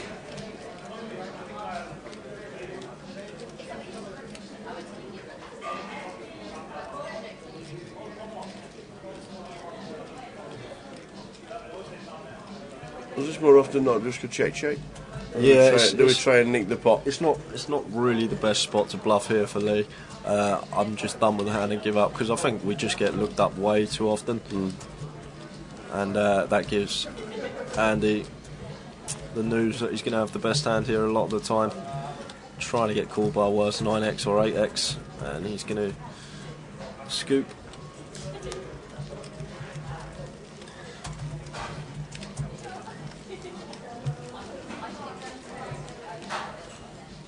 It's been a quiet first session so far, Tower. First of the year. No real hands. Fantastic structure. 20,000 chips, 25.50 the starting blinds. I know we're on 51 now, and there's a break in 35 minutes' time. But yes, time to get adjusted and sit down and enjoy the game. Plenty of chips available.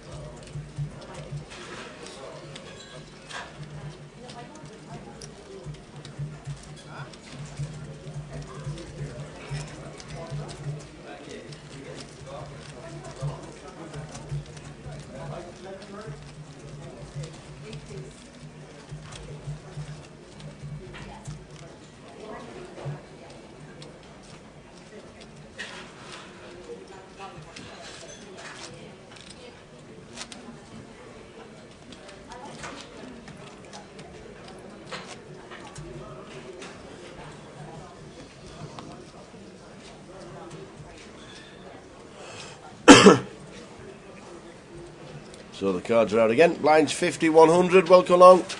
Season 13. GUKPT. Quick update of what's going on online after this hand, because there's plenty going on over the coming weeks online.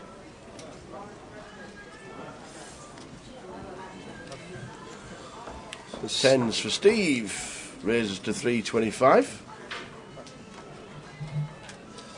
And Jimmy will be defending the big blind. Ace jack off.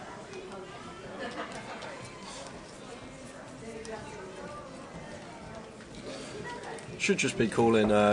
Shouldn't see him 3-bet here. These early stages. Don't want to bloat a pot out of position with a hand like Ace Jack. It's just better to call, take a flop, play accordingly. Flop top pair on an ace, 8-4 rainbow. Do we always lead with an ace in his hand? Yeah. Most of the time, just check calling. Yeah, you just want to check to the aggressor.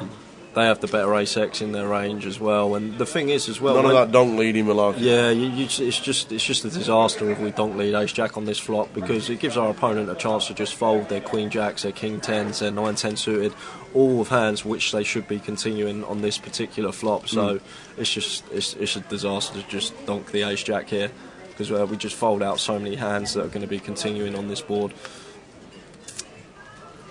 2 of hearts on the turn. So now you expect this to go check. Jimmy going to be playing in flow. He seems to be playing pretty solid from what I've seen this first session. But you expect it to go check. Okay.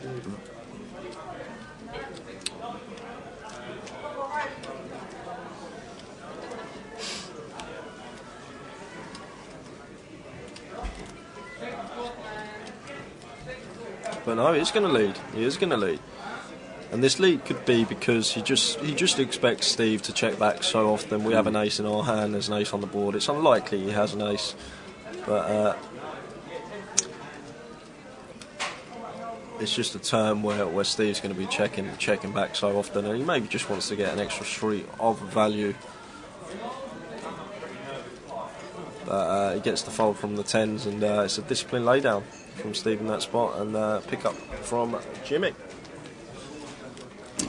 So what we got going on, Tower, in the coming months? Plenty online, mate, plenty.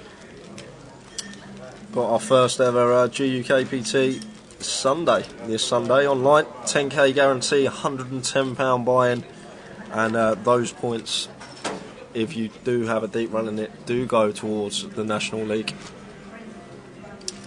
I can't stress enough as well, if you're not aware of it already, the National League that is running this year, we're essentially giving away 15 GUKPT passports for 2020.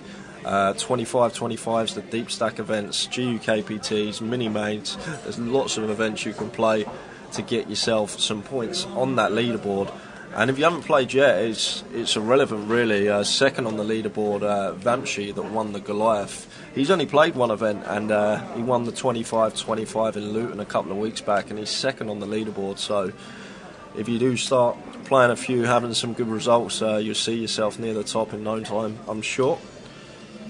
And if you do want to play every main event next year on the circuit, that's the way to do it. It is indeed.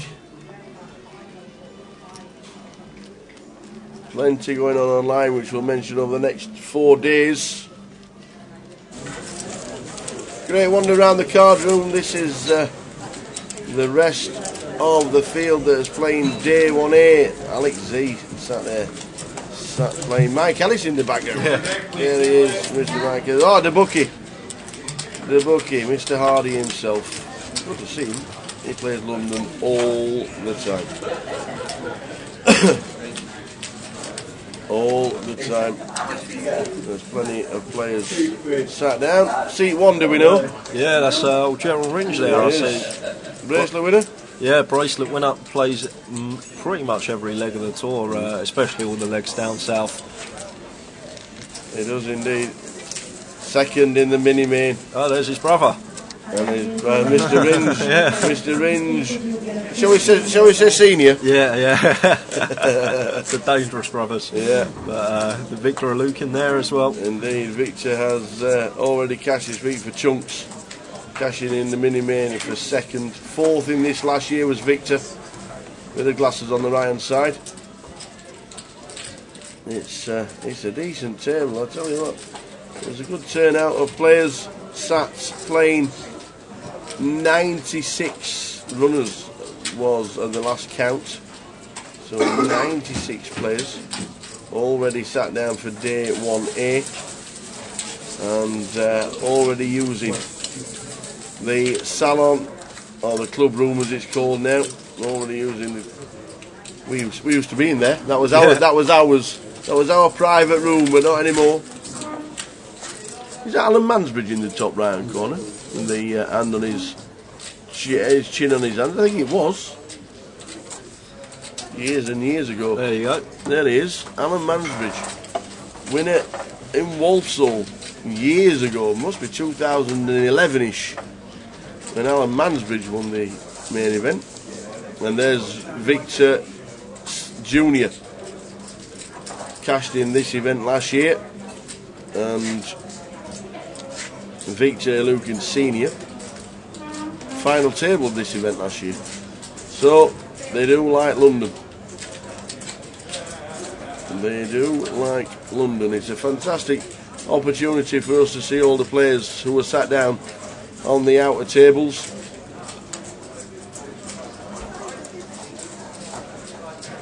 As you can see, Mitch Johnson in the background as well. Plenty of names. David already. Johnson on the right. Plenty of players. And back to the table. Thanks. What a great sight to see all the players, old and new. But if you do want a chip count, we'll try and get you one if you want a noted player, as iTunes says, do any more updates? Any more updates on the outer tables? That was the outer tables, but we saw the chip stacks are there. But if there are specific names, let us know. We'll always try and bring them to you. So Andy opening the pocket 8s here and gets a call in 2 spots, continues the flop, gets called, check, turn, king on the river. Steve has the check mark in this hand, and Steve firing out here with just one pair. It's hard to see what Steve's repping. Maybe just a flush there. He does have the nut blocker.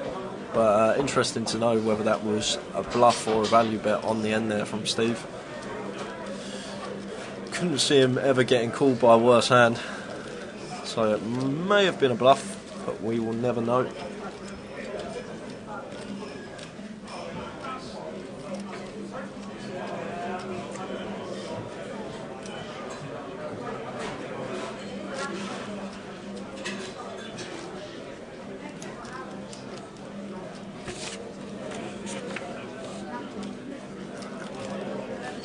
And for everyone watching the live stream, make sure you're here for the final day on Sunday. If you are around, we have the live stream free roll.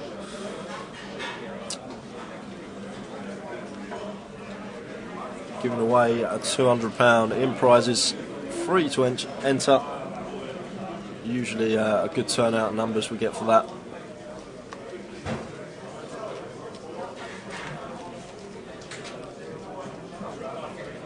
12's round to Steve on the button. He's going to let the old Motown go, the old Jack 5, and Glenn in the small 7-4.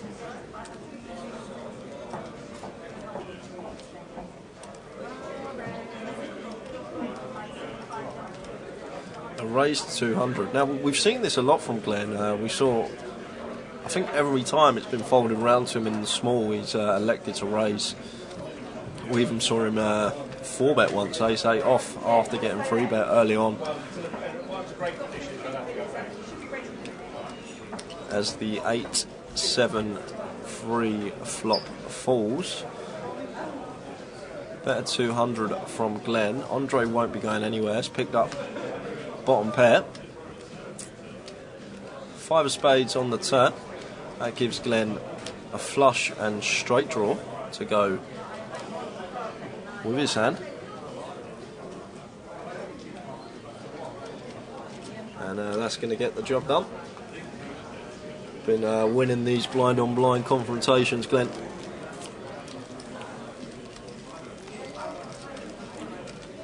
It seems like he's opted for, when it's folded round to him in the small, raise any 2 strategy. And if anyone can pick up on that, you can start 3-betting very wide in the big blind. Hi Brad, how are we doing? He's on a break. On a break. I thought he was out. No. As we all know, the live stream has a 30-minute delay, which means players are on a break live in the room. If you're ever watching the live stream for the first time and want to know why we can see the cards, It's a 30-minute delay for us, and we commentate on that 30-minute delay so we can chat to you in the chat box. So live, the guys are on a break because play started at 12. Hand number 50 of the day. Quite interesting, actually. Obviously, we got there was a little bit false reading, to be fair, because we were only 3-handed to start with for about half an hour. So a little bit of a false reading on how many hands we normally get. So it'll be interesting to see in levels 3 and 4 what we get down to, or how many hands an hour we actually get while we're playing live. Interesting to see the difference between level 4 and 5 when the antes actually come into play. I know at the moment there's a lot of talk about what's the best way to have an ante.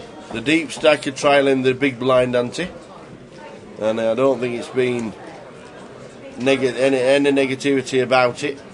But at this moment in time, it's every person putting in the antes for the GUKPT, especially at the start. They might change it during the season, but certainly here in London it's own antes.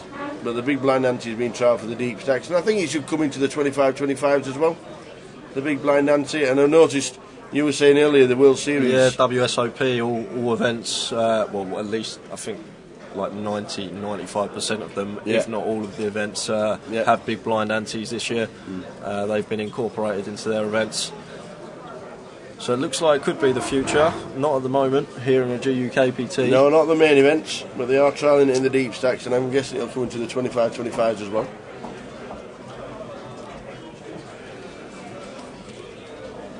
Pocket force for Brad raises to 225.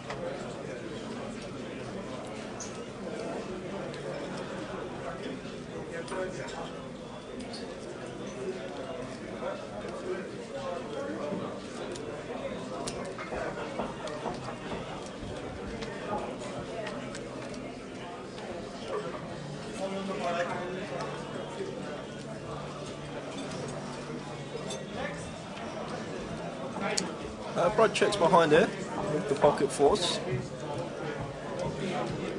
and we see a jack on the turn, and he does pick up a gut shot. 7 or 5 would be good as well, but he's not to know that. Brad's going to check once more.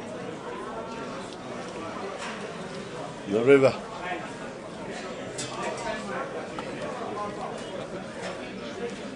There's a 7 of hearts. So Andy making the best hand on the river, and goes for super in value with the 7-5. I just don't think we're ever getting called by a worse hand. In that case, the pocket fours snap folding.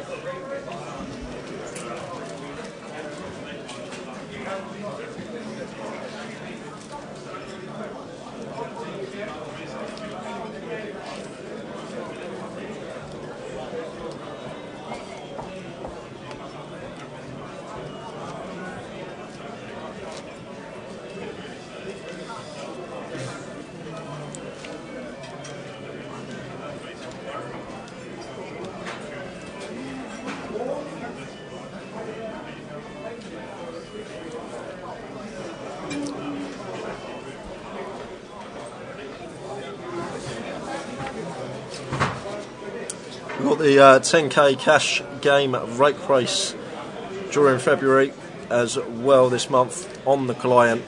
10k profit leaderboard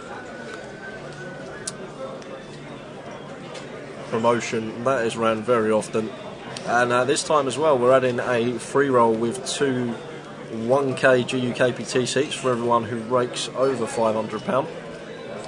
You never guess who's got their own avatar on the online client now as well, Tower. Who's that then? Have you got your own avatar? Really? I'm having words. No, I had a bet with Tom, the GUKP in November. If I got top 10 in the leaderboard, I got my own avatar. And you finished 10th. 10th? Yeah. Well done. There we go. Well done. The GUKP was on straight after. I think David Blacklow cashed. He cashed, and he also played the Christmas Cracker, and he came third. He had a great run, Dave. Came third, did Dave. Christmas Cracker. The guy that's doing the action tracking behind us there, he's sat on his chair. inputting all the bets. Shame we couldn't have a repeat performance last weekend. Right, yeah. We'll talk about that a little bit later. We will. The APAT weekend.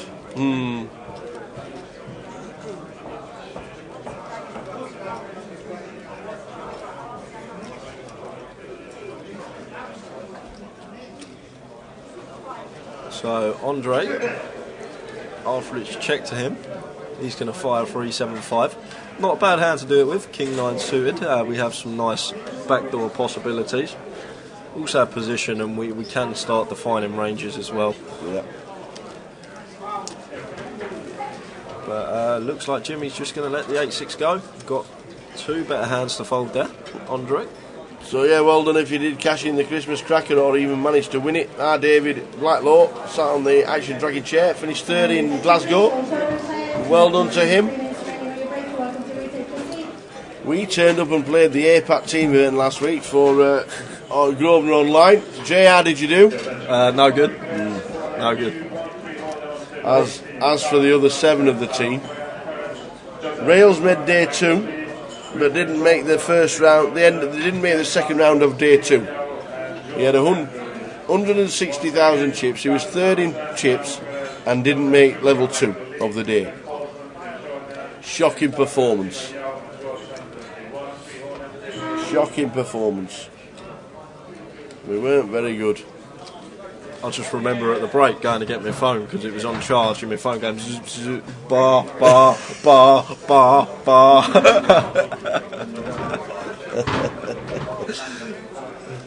It was a cracking event though. 270 players playing the team event. Cracking event. Running Blackpool. Was a busy weekend. So Steve has gone from first place to last place on this flop. Does have a gut shot to their nuts, so Broadway draw with the ace-10. Lee flopping top pair and Brad with middle pair.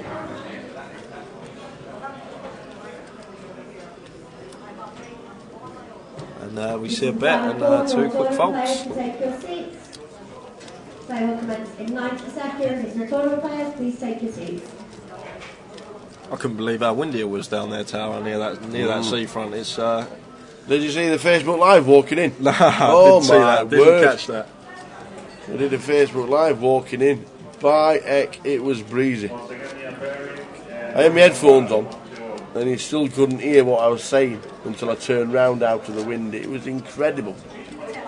Good weekend by the team. It was a great weekend. It really was. Really enjoyed it.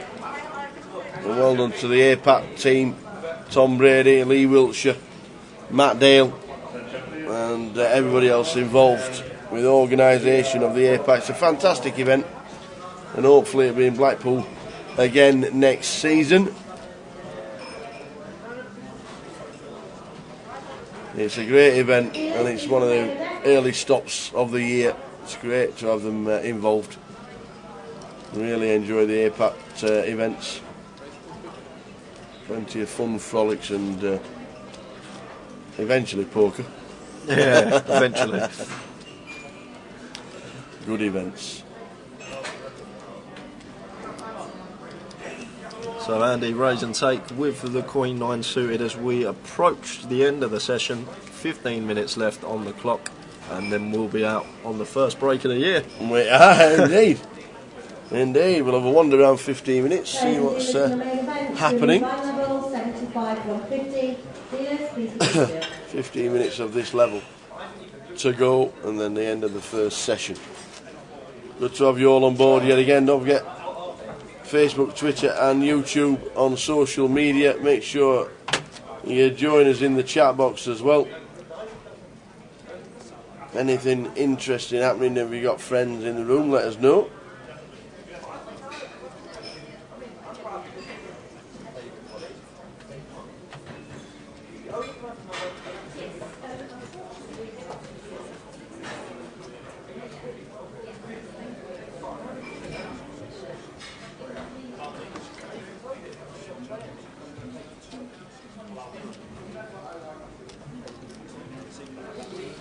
Noticed yesterday that Rick Trigg was promoting the Satellite.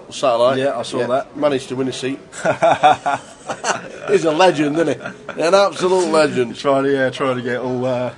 Rick Trigg promoting the on the Satellite, and he ended up winning a seat himself. So he's going down tomorrow to play the event.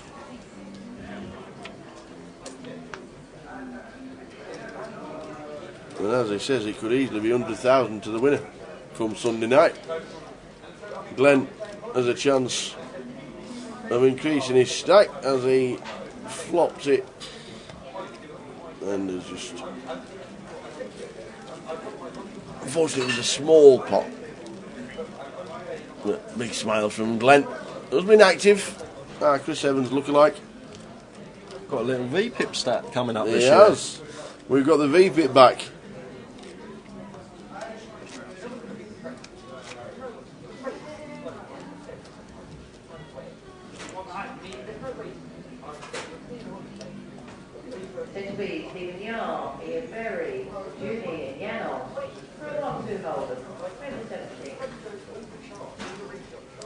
Plenty of cash going on as well here at the Vic.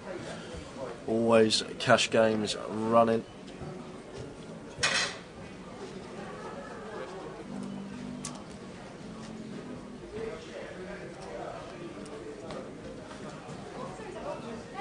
And folds to Andy. He will be playing the 9-8 suited, makes it 250. UTG plus 1.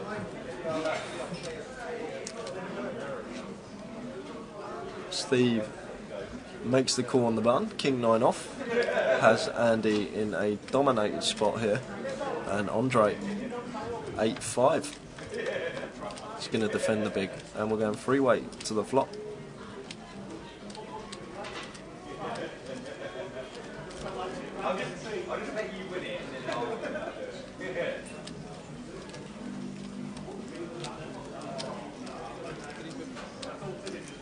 And Andy continues, and action now on Andre, who just lets it go.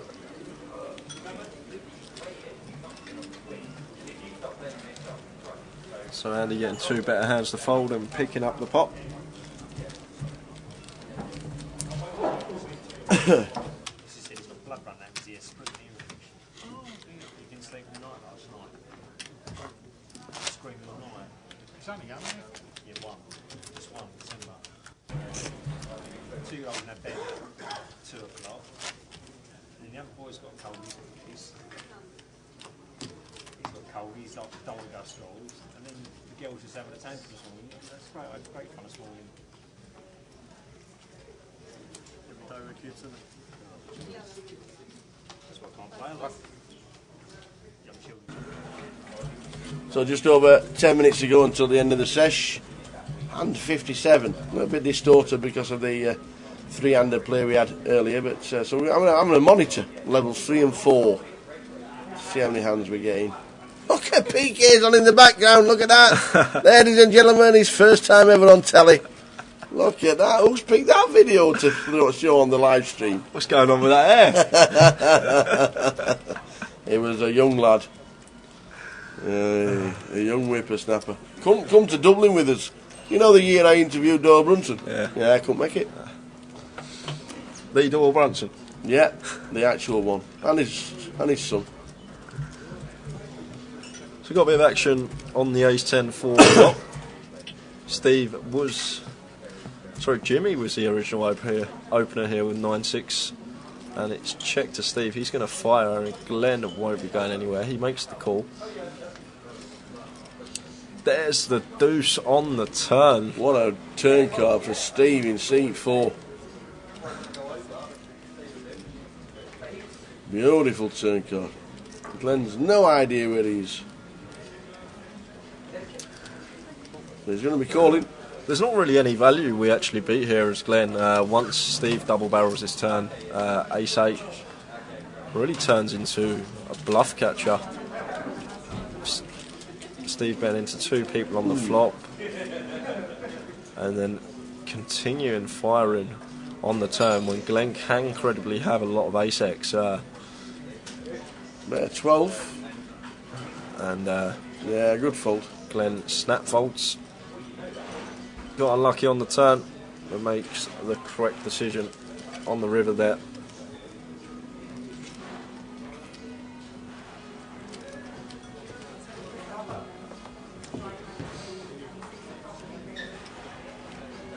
Good to see dealers coming back.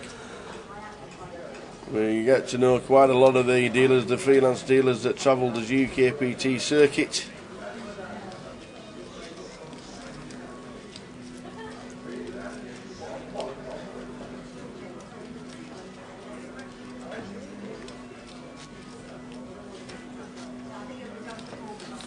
So we are heading towards the first break in play. Afternoon, Yamo. Craig Houghton in the chat box. The Yamo himself.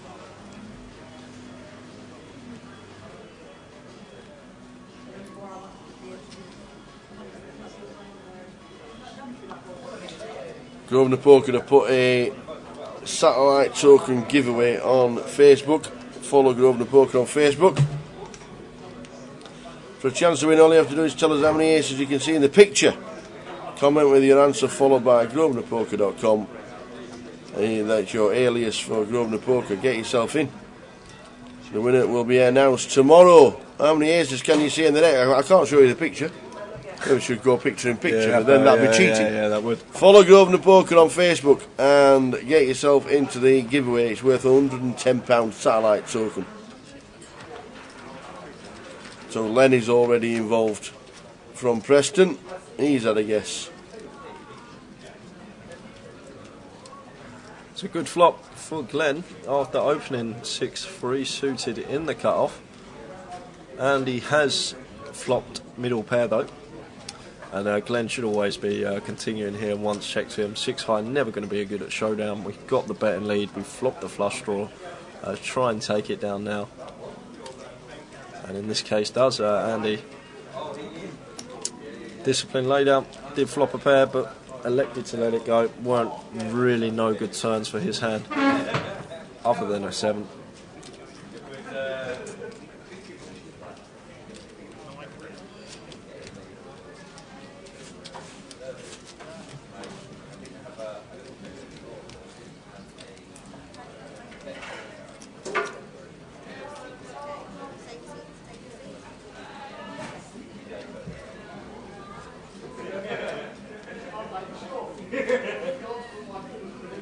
Chef Brad, he's been sat there quietly, but he's picked up the aces under the gun. Makes it 300. Steve with a bit of a loose pill, considering the last hour or so, Brad's played pretty solid. Hasn't been involved too much. King 7 suited, we're just going to be in a dominated spot a lot of the time, and there's also room for action behind us.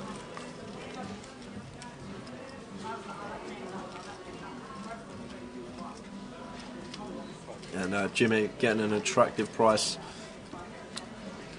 Stand to defend with the 8-7 off. And we're going to take a flop. Jack 9 Jack.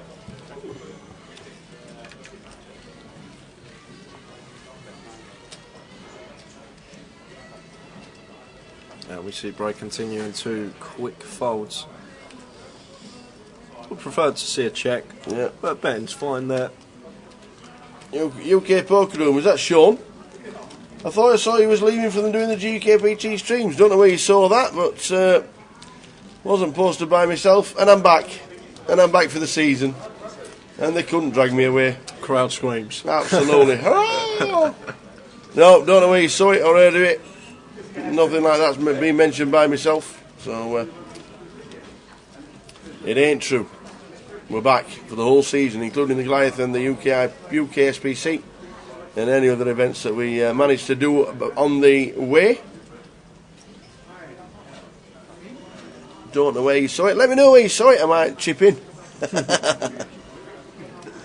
Coming up towards the break in 4 to 5 minutes time. 15 minutes to wet the whistle.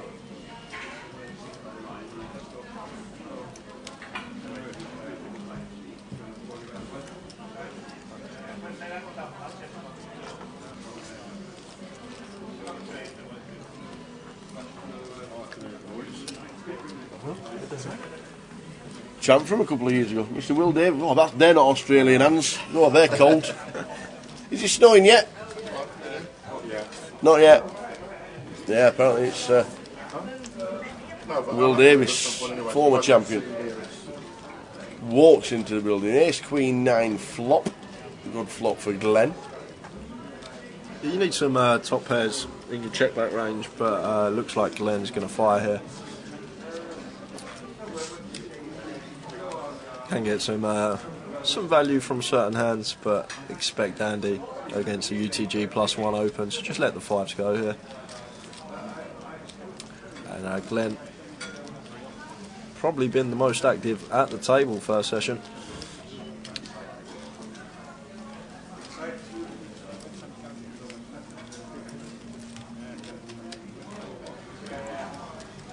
We'll get you an update on the number of runners that are playing day 1A as well when we come back for the start of level 3.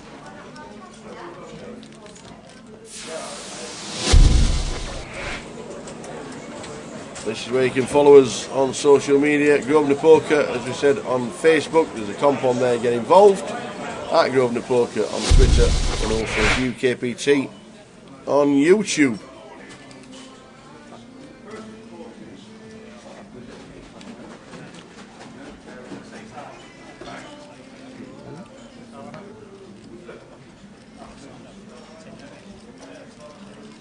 Folds around to Jimmy on the bar. Now you say suited.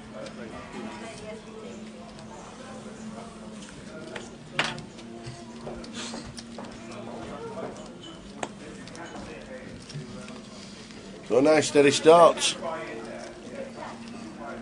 Not much to ride home about in the first 2 levels. Everybody's just finding the feet. So the first event of 2019.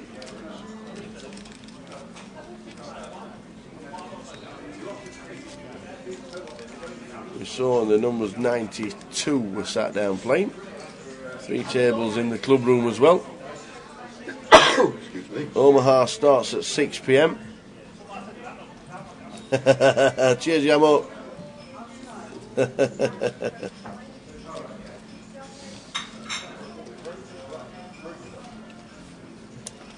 Ace-5 suited for Andy. Oh, the GTOs. Yeah, GTO Aces making an appearance, first time this year.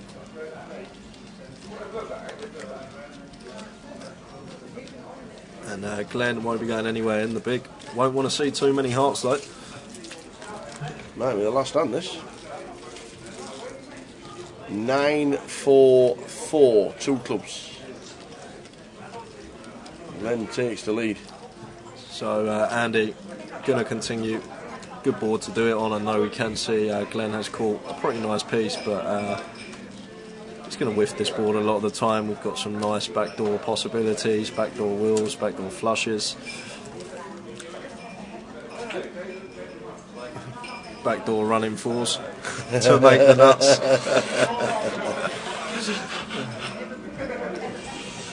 It's nice. So Jack brings up the flush. Yeah, Andy's not putting another chip in this part on this run out. Not.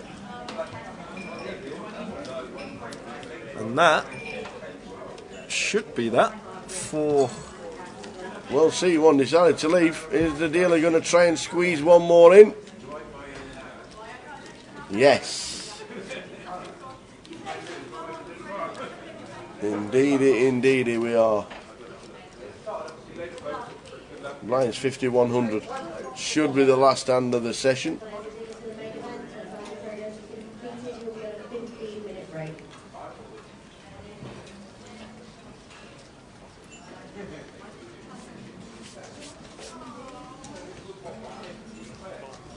So we're just calling under the gun. The old 3 deuce again. Yeah, 3 deuce under the gun again. Yeah. At least we know he plays it the same way every time.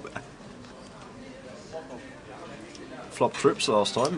They did. In this scenario leaded. The deuce flop the last time it happened. So, we're going 4-way. Ace 3 is the flop. Flop. The second best hand this time, Lee. Andre with the best of it. King 3. Checks through. We'll take a turn. Checks through once more. And the river is a 5. So Andre That's the best hand. And that is it. Andre takes the last hand of the session. We will see you back in 15 minutes with a brand new table. See you then. Undefeated as a heavyweight and the former cruiserweight champion of the world, David the Haymaker.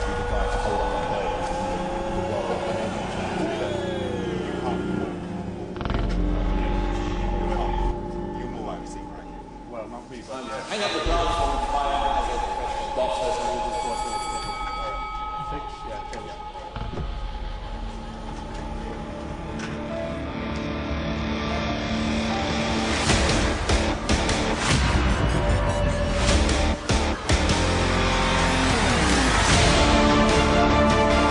Over the next 12 months, the Haymaker will once again prepare to take on Goliath. Only this time in Europe's biggest and most brutal poker tournament.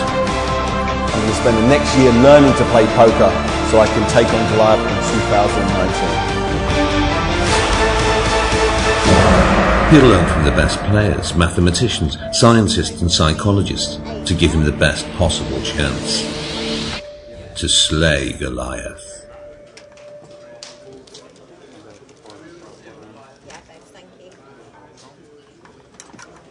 Undefeated as a heavyweight and the former cruiserweight champion of the world, David the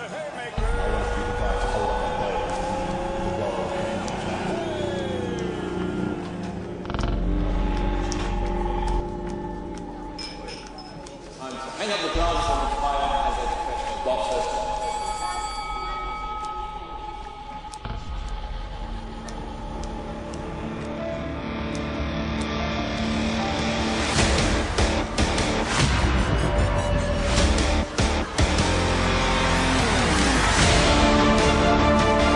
Over the next 12 months, the Haymaker will once again prepare to take on Goliath. Only this time in Europe's biggest and most brutal poker tournament. I'm going to spend the next year learning to play poker so I can take on Goliath in 2019. He'll learn from the best players, mathematicians, scientists and psychologists to give him the best possible chance to slay Goliath.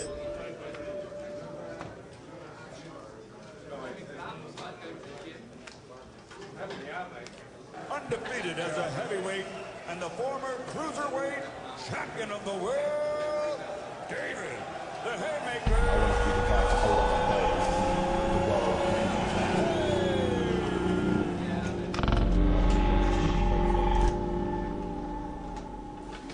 Hang up the gloves on the fire as a professional boxer.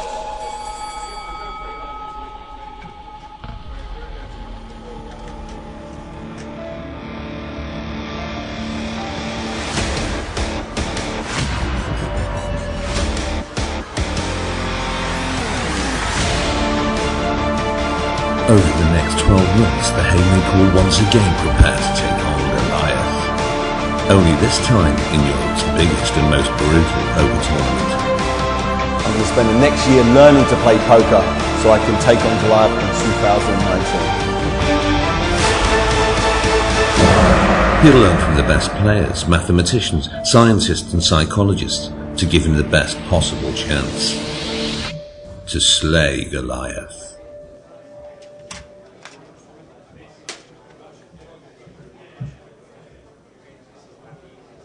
undefeated as a heavyweight and the former cruiserweight champion of the world, David the Haymaker.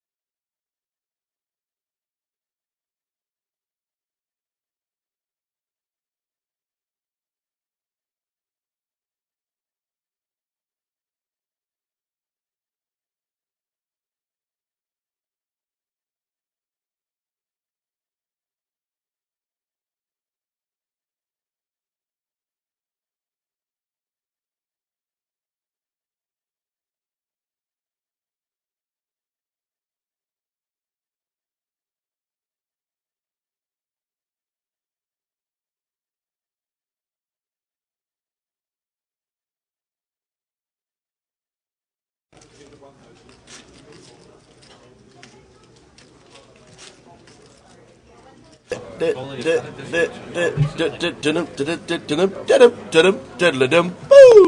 we go. And we're back.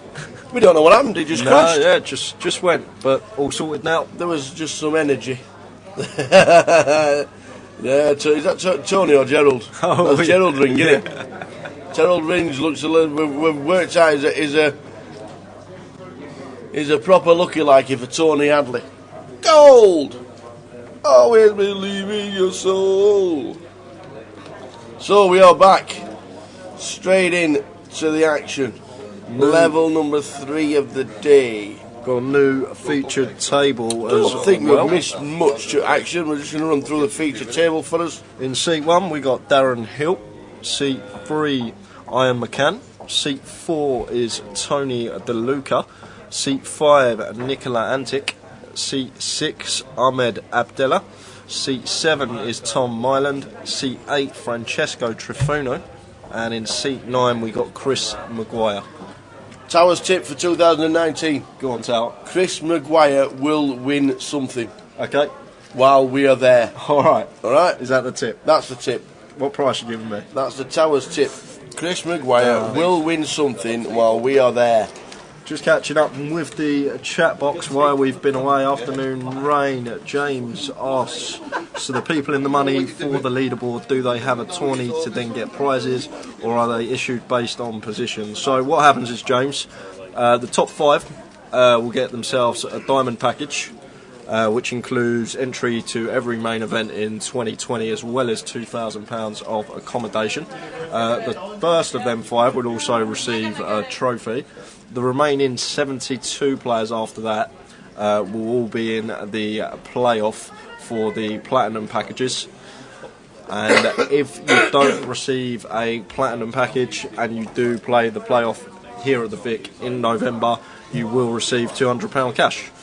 So if you do make the playoff, you will be guaranteed some money. Yep. But it's going to be around 10 players will get themselves a platinum package come November here at the Vic. 77 prizes are on offer. The diamond packages, and then the next 72. Yeah, so it's important to know, if you come 6th on the leaderboard, you're going to have the same starting stack in the playoff as 77th place. There's no you don't get more chips if you finish higher up the leaderboard unless you are in the top 5. You just get your diamond package straight away. So obviously the thing is to get into the top 77 then. Yeah, top 77 or top 5, and then you don't need to come down here to play the playoff. But there's no sort of fluctuation in chips for finishing higher up the leaderboard. 23rd of November will be the playoff. So we got a bit of action here. Well, I say a bit. Tony just with bottom pair and a gut shot, but Darren has turned the stones. And a 3 on the river. Darren already had the check mark. Tony was just drawing to a chop, and we see a bet and a quick fold. Afternoon of C4. I don't know where in the world is he. Where in the world is he these days? He's been to the Bahamas. He got himself a package. He got himself a package from a Mr. Persistent. He went over to Miami. He travelled Florida in the car. What a life! I tell you what. Must be nice. I see for back in Manchester where it was -7 last night. Now saying that, Tallinn was -15 when they did the last MBMPT. -15. So that was cold for all the people that qualified on Grosvenor to play the MPMPT. Good afternoon, everybody else in the chat box that's just joined us and has been with us since we started at 12:30. I did type in the chat box, it's back at 3:45. We're going on last year's timing, but it's 2:45, and yet we're back now. Closer to 3:45. 3:45. So Tony Chip leader 37,000. Francesco down the bottom on 3.8. Yeah, very short Francesco. Not sure what's caused that, but going to pick up the action from here. blind 75 and 150. There's only about 15 minutes left on the clock for this level because of the slight delay we had getting the stream back up and running. But hopefully we'll be here all the way through to the end of the day.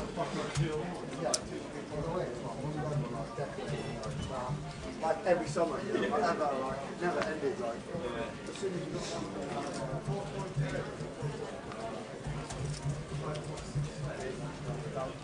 So Francesco playing about 25 big blind stack, pocket sixes, raises to 2k. That can't be right. He's stacking 1.8 behind the line, surely. Well, it might just be a raise to say that he's going with it. He's not folding. And there we see on 3 betting to 4k. And you just expect Francesco. Francesco's got tons of chips. He's got thousands of chips. Okay. Oh no, they're all in. They're all 25s and 100s, so it was right. It was correct. So he's all in for under 4,000 with sixes against Ace Jack. And we got our first all in. First all in a call of 2019. There you go. I'll have the overs tower on this one. You're on the overs. We'll start the year off right. Alright, we'll go for the made hand. The made hand stays in front. Some nice turn cards for the Ace Jack road to pick up some more outs. 10 of diamonds would be interesting. Oh, it's a pair of the night. That's not too bad. Yeah, he needs to fade a queen, an ace, a jack. And Towers 1 for 1. 7. Towers 1 for 1. Nothing changes, does it? Nothing changes in this place.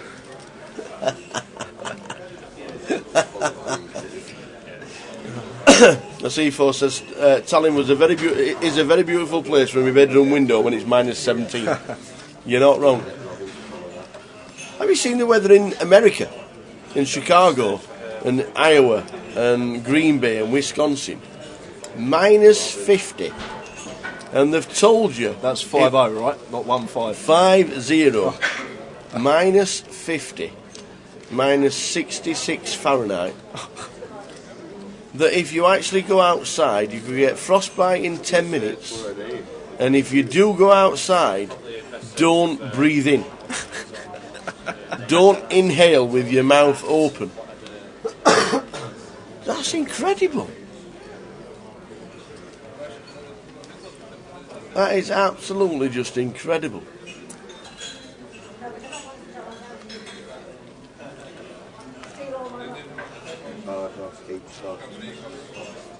Good job the Super Bowl's in Atlanta, where it's 25 degrees and lovely.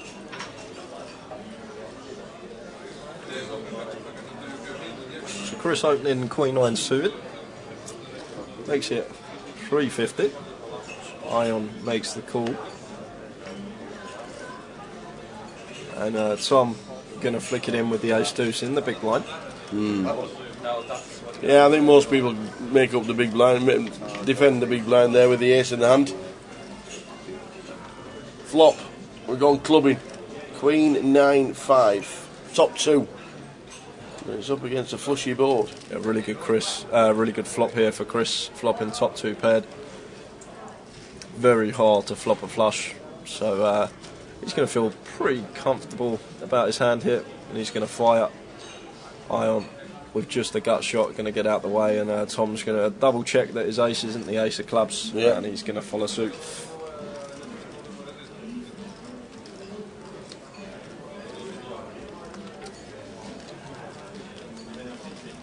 See, in that scenario, I lead out with Queen 9. I get one call, and it comes a 4th club, and I have to pass. But no. You know. It's only going to come that 4th club 1 in 5 times tower. I am that's like 90% then in my book. There you go.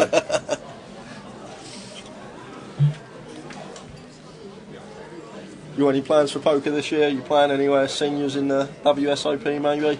If I get to Vegas, maybe the seniors in Vegas. I'm not too sure on the dates. I am thinking of going to Dublin in a couple of weeks' time to play the Deep Stack tournament. They've got seniors there on Monday the 11th of February. The Tower's on about getting over there, and having a good time in Dublin. It's a great event. We've got well, the Irish Open's in April. That's in between Edinburgh's GUKPT and the Student Championships. There's plenty of poker going on wherever you are, but Dublin may be on the horizon. So we just saw Francesco double up. Now he's got Big Slick in the big blind. Nicola just gets out of the way.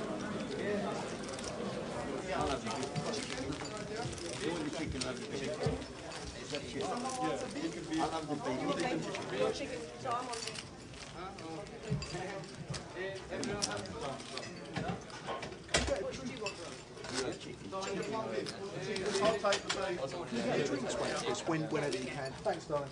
Thank you.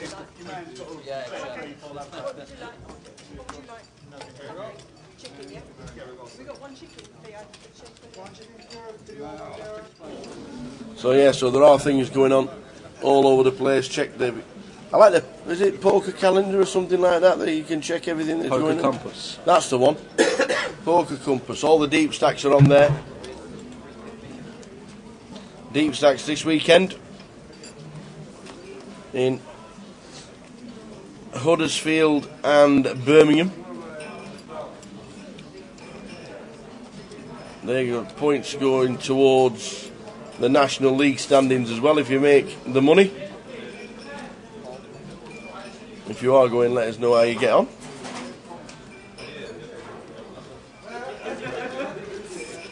So we see Tony open. Ahmed makes the call. And Francesco is going to call out the small as well. Top two with Queen 9 again. This time for Francesco. Up and down straight draw for Ahmed.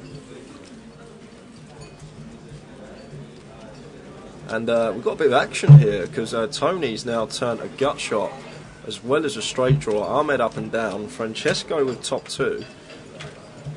I can't see no player fold into one bit.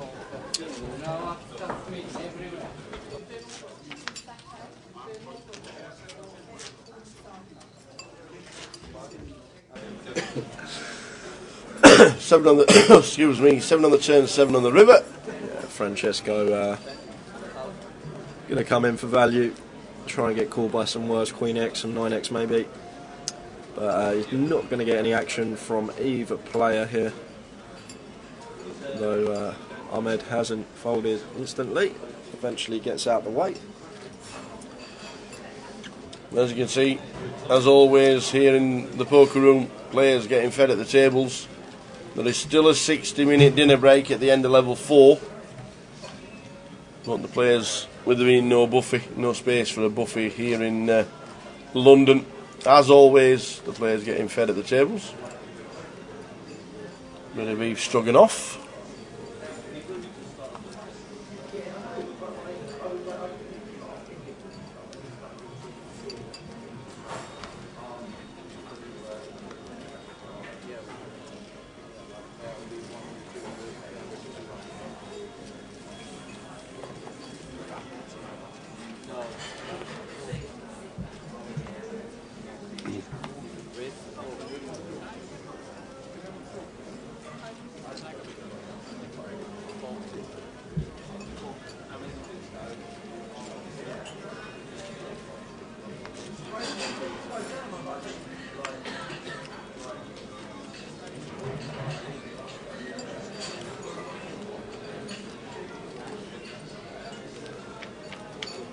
So Nicola makes it 400.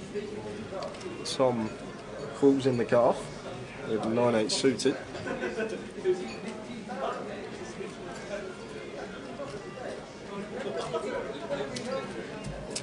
There goes check back call on the flop, and Tom going to take that one.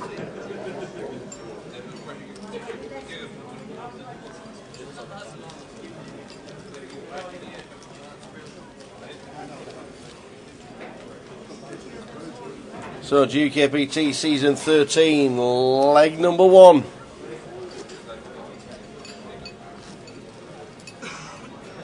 When did we start leg 1 in London?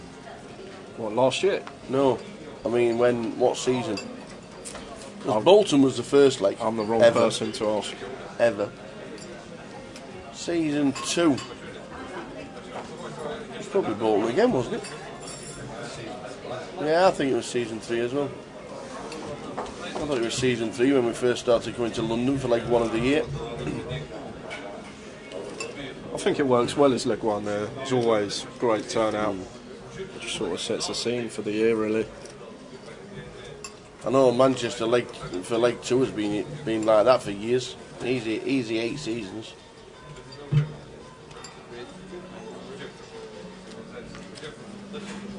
So Francesco, free betting the King Jack in the cut-off. An action back round to Ahmed here. He has pocket sixes.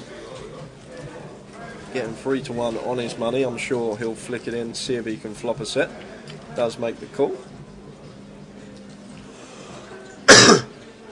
Wow, bit of action. King 6 Queen. Set of sixes, top pair for Francesco. He's under 10,000. So quick check from Ahmed and action on Francesco. Expect him to be firing here on this board. He's going to have the best hand a lot of the time.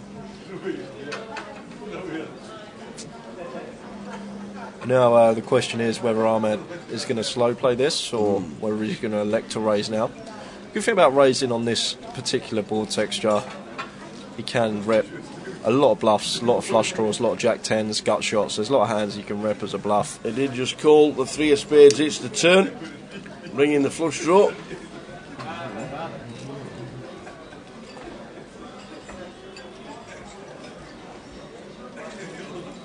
Does the set now have to lead? Can mix some leads in on this particular turn when the flush does complete, just because you expect Francesco to have a lot of checkbacks on the turn after the third spade peels off. Wow, he's moved all in. Francesco putting the pressure on Ahmed with a set of sixes.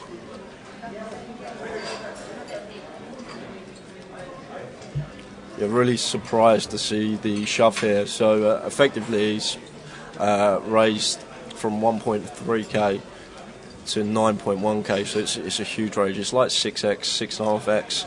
So Francesco should quite easily be able to get away from top pair here now. Loses the flushes, he could be drawing dead in some spots. King Queen beats him, sets beat him. And the other thing, there's not too many. I can't think of too many bluffs that Ahmed would be doing this with. Maybe a hand like Ace Jack with the Ace of Spades, or Jack 10 with a spade in his hand. Would he have done that if it hadn't been the 3 of spades, it'd been the 3 of clubs? I don't think he would have. I think he's just scared of the flush, and just because the flush peels off, you just can't give your opponent credit for it all the time. You can't be scared of monsters under the bed, as they say. But I think he's going to leave a bit of value on the table here, because I think Francesco should be able to get away from this one now. It looks a lot like I just want to take the pot down now. I don't want to see any more cards. A lot of the time when you see a bet like that, it's going to be 2 pair sets or like small flushes and like 7-8 suited. He will think about it. All his options. But it looks like a flushy jam. Well, some of these pictures, I was pretty much I think after some deliberation, because it's a massive raise here from Francesco, 1.3k to 9.1k, it's a huge raise. But after some deliberation, I'm sure we'll see him get away from it. Ahmed's setting him in. Even if we can come up for a bluff for Ahmed, say he does this with a hand like Ace 10 with the Ace of Spades, we've still got a fade 13 outs on the river, so we're only best case scenario going to be like 70-75%, and eventually lets it go as expected, but feel like Ahmed left a bit of value on the table there.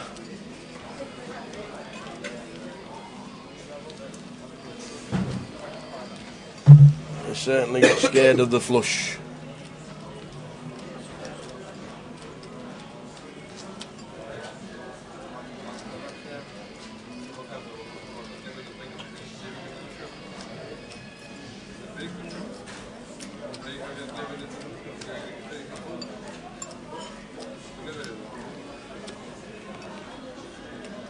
Yeah, just because the flush is out there, you just can't give. Doesn't mean everybody's yeah. Like you do see a lot though. Yeah, you do see a lot, but we see a lot of hands. Like there's 4 cards on the board, 2 in your opponent's hand. If you go home and deal out 6 cards, it's not going to be very often. There's going to be 5 of the same suit in there. Like mathematically, it's a hard hand to make.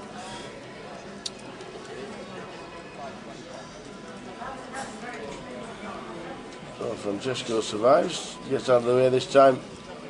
Moving round to Tom Myland in seat number 7, Ace Jack.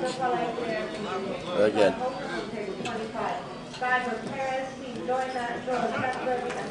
The blinds are up this level, this hand, sorry. And raise and take it from Tom. So blinds now 100, 200, running ante of 25. And if you've noticed, the blinds are 100, 200 with a 25 instantly. There's no 100, 200 twice. But what there is further down the line, there's a 250, 500 level. So the players haven't lost anything by taking levels out. It just makes sense not to play the 100, 200 for 2 hours. And it's 1-2, straight in with a 1-2, 25, and then 255 is included a little bit later. So still the same fantastic structure, but the 1-2, 25 is now the level. And after this level, we are off on that hour dinner break. What are we having? I don't know.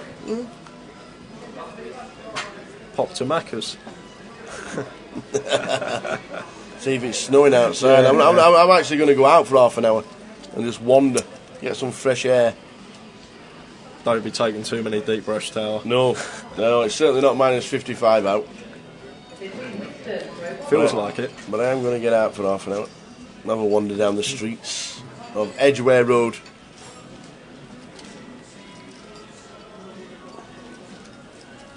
So Chris opening King 9 suited in the hijack. Ion 3 bet to 1.5k with 6-4 suited.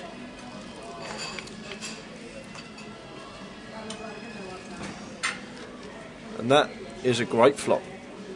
If you're 3 betting 6-4 suited, one of the best flops you can see. Flop the flush draw and a gutter ball. So should be continuing here. Wow, he's checked behind. He's picked up a pair on the turn as well. Interesting to think of the thought process of the check behind on the flop here from Ion. We've got 6 high. It's rarely going to be, well, never going to be good at showdown in a 3-bet pot. We'd be happy to just continue and take the pot down there. Don't have a made hand yet. Elected to check back, and now this is one of the problems. We can get put in some makes a good call. Some tough spots. Well, he's not folding flush draw, straight in draw, and a pair, especially with position as well. But I'm just really surprised we didn't see the continue after getting a monster flop. Really.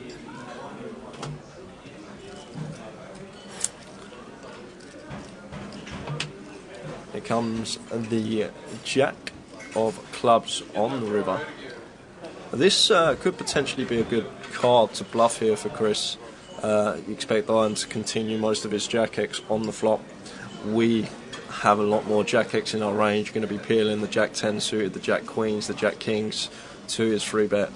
Ace Jack as well. Ace Jack off is a hand that we can add in there. But you just don't expect Iron, the way this hand is played, to have too much Jack X here. So it'll be interesting to see if Chris really applies the pressure. I like it. He's reaching for chips and sets Iron all in for his last 10k here.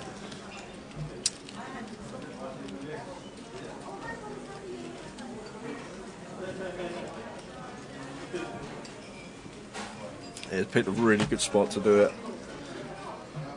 It's just the check back on the flop here. I don't think he takes his spot otherwise. And his story does make sense. What Chris is repping here, it makes sense that he can have a jack. Or a few bluffs he can have as well.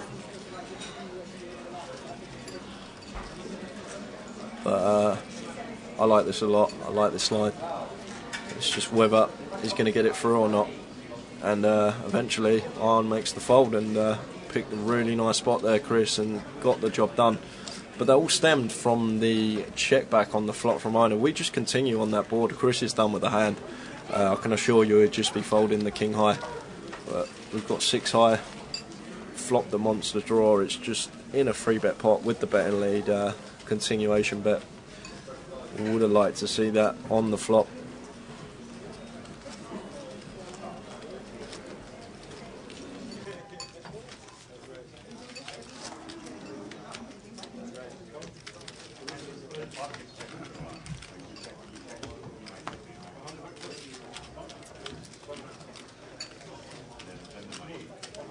Can't let you have a Coke and my chips.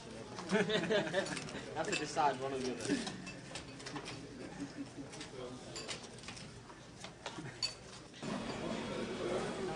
So the blinds 1-2 with running ante of 25.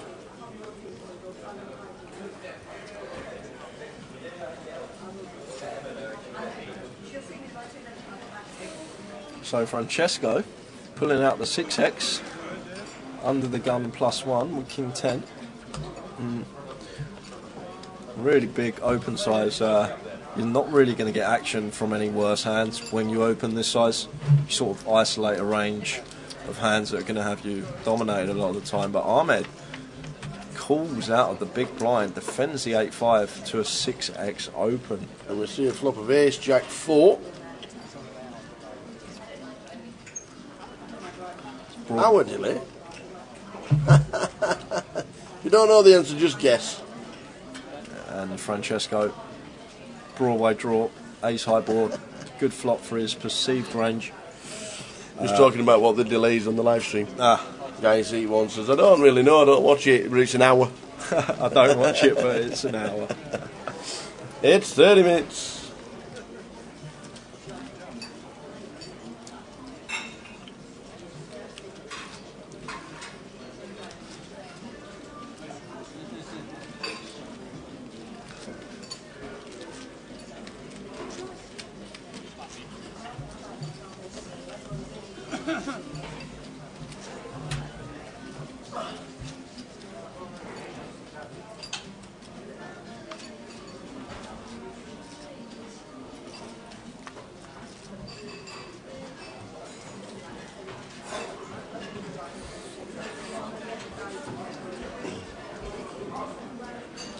So one AC was passed, so to another.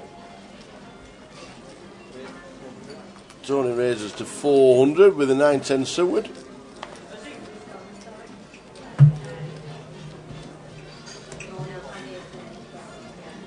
We're defending the big blind as well. Ace Jack 3, 2 hearts.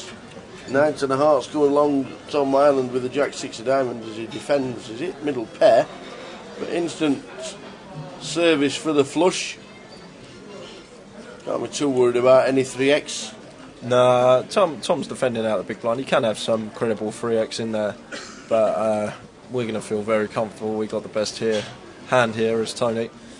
Once again, surprised we didn't see a continuation bet after flopping the flush draw on an ace high board.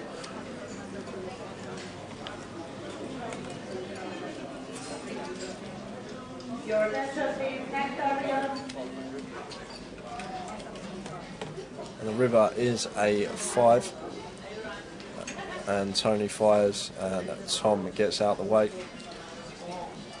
36.8 cheerleader is Tony. Francesco down, well, he's up now because he was down to 3.8, he's on 9.2. Yeah, plays a lot in 50 bigs now. Plays a lot in Luton, does Tony. You see his face around the card room there.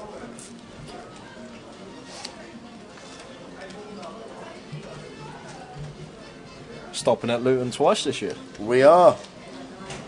A 500 event and a £1,000 event.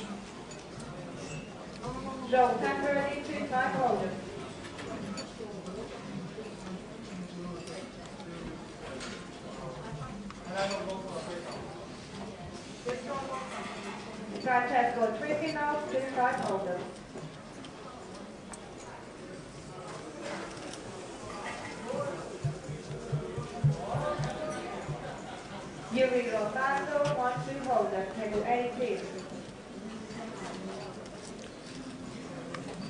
So Chris, opening under the gun, 9-8 suited.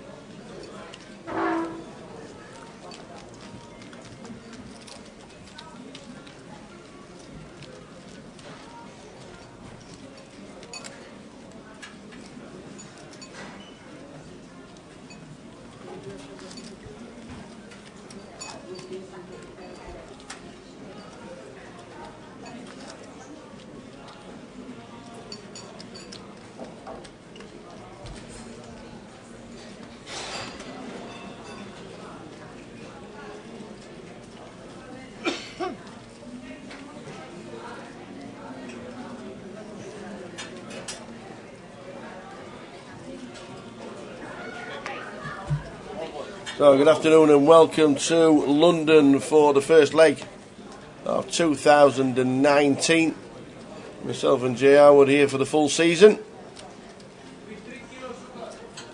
Contrary to what people have been told. Yeah. I don't know what I would have done if I turned up today. It was just you weren't there. Like I said though.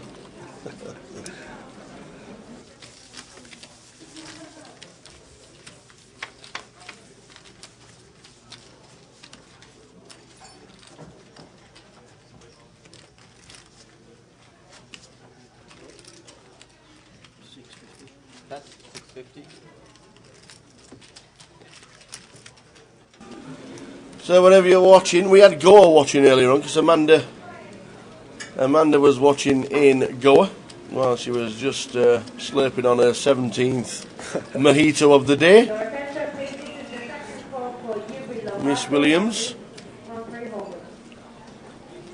Wherever you are in the country, keep warm, stay safe, and just be thankful you're not in Chicago. If you're watching in Chicago, then God help you all. It is a bit chilly.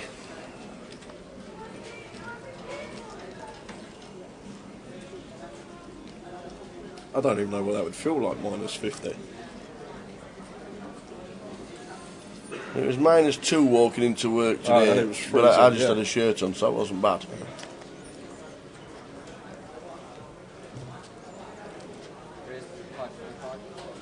Tom Ireland raises it up to 525. Francesco's coming along with the ace-9 suited. Chris going to get out of the way with the Queen-9. And Darren, nice defend candidate in the big King-4 suited. He's going to flick it in. Flop of 6, 7, 8, 2 diamonds. Yeah, huge Great flop. What a flop for Francesco. What a flop.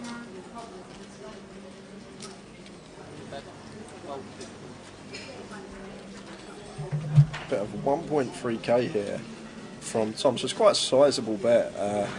Not the usual standard C-bet size. It's about 3/4 pot here from Tom. 5x jump. You could be quite weighted towards like overpairs here, Tom. Like hands, like 10s plus. Tom Ireland has asked for a count. And when he bets that big on the flop, it seems like he has actually caught a piece. Maybe a hand like an 8x suited hand, overpairs. It's a big jam from Francesco. I don't mind that jam with his stack. Yeah, well, he's I don't mind that at all. He's got 40 odd big still. But the great thing about this hand is when we get it in, like we're never dead. We've always got around 50% equity, unless we're up against a flop straight. But I don't think the way Tom's played this hand, we can exclude those hands. It's like we're always flipping here with the ace-9 and with the money in the pot as well. I don't mind it, but I just think Tom's quite weighted towards overpairs here. Overpairs and 8x maybe.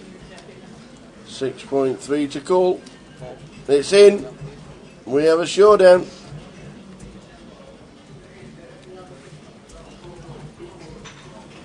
Find out what Tom is holding, and there it is. Did have 8x, 8, 9, up and down as well to go with it. We can draw to chops. Yeah, it's actually a really bad hand for Francesco to see. He's now just drawing to an ace or a diamond to scoop this. That's exactly what he needs.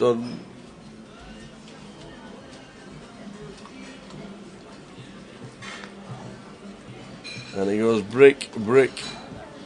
And the 8-9. Tom Ireland makes that call. And we lose Francesco Trifino. Unlucky Francesco. First elimination we've seen in 2019. Francesco departs. Shit open.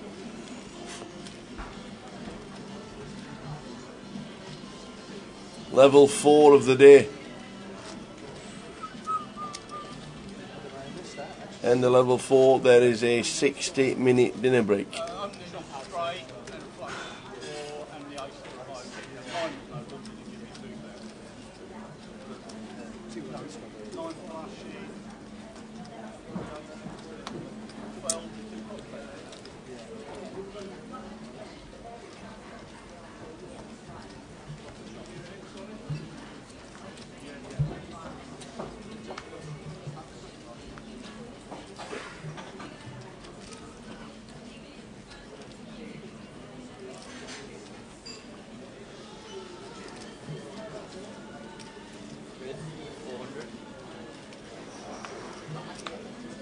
Tony makes it 400.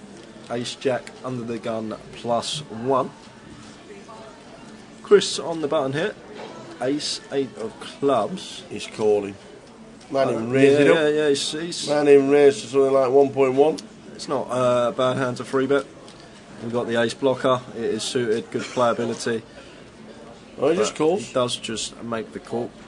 I think latter stages of day 1, early stages of day 2, you see this hand get 3-bet rather than call a lot more often.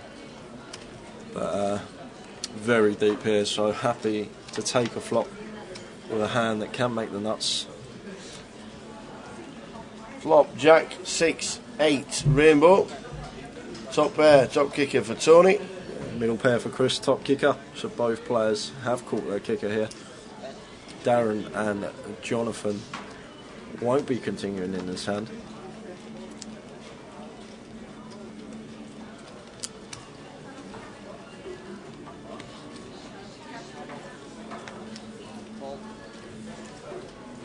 Let's see a bet from Tony and a call from Chris.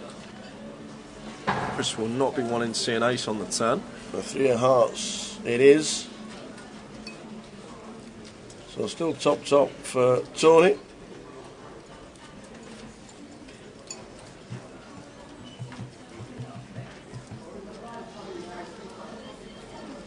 So Chris in the tank here.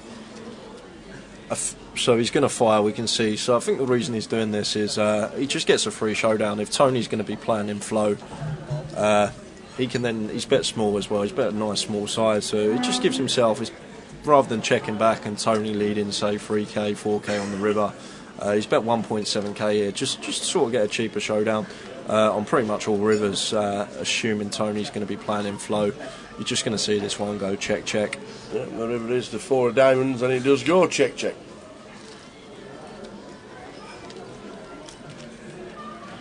And Tony picks that one up.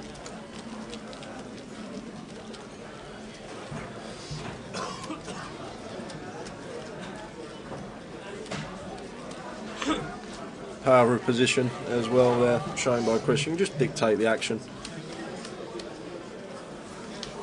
Gets the showdown cheaper. Pot control is just such a powerful thing.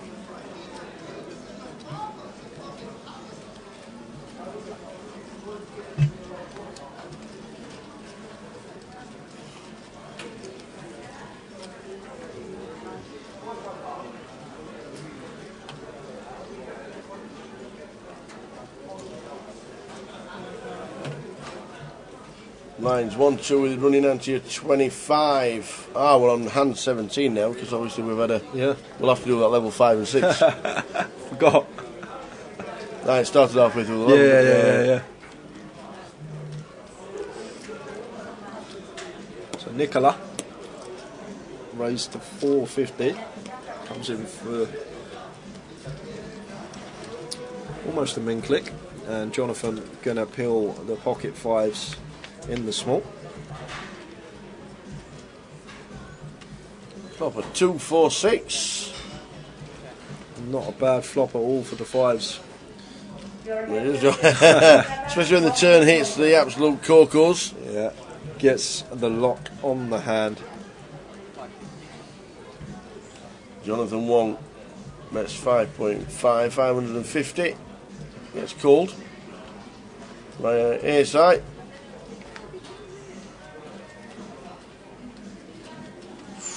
And it's a queen on the river here. Now then.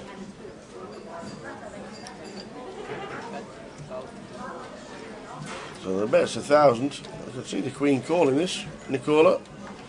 But the thing is, there's not really a worse value hand you expect Jonathan to be betting here. So, like for value, he's got like 2 pair plus. He's obviously got the straights, but it's actually a tough spot because you don't expect him to have too much 5x calling out of the small. It's like pocket fives, ace 5 suited that he didn't really elect to free bet. He announced his call. Yeah, see the bad news. Can't blame him for the call on the river. Maybe we can just fold turn, but once we pick up queen on the river, it's just hard for him to have a 2 pair plus combo there. Once he's called out the small.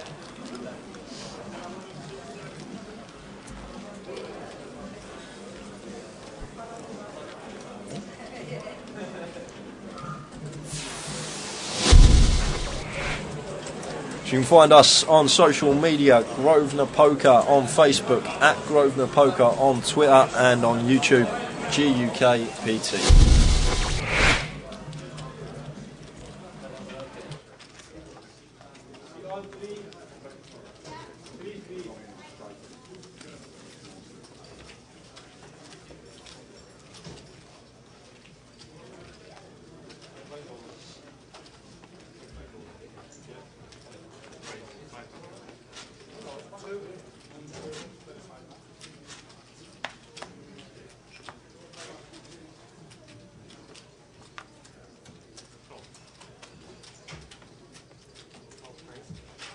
Raise 500.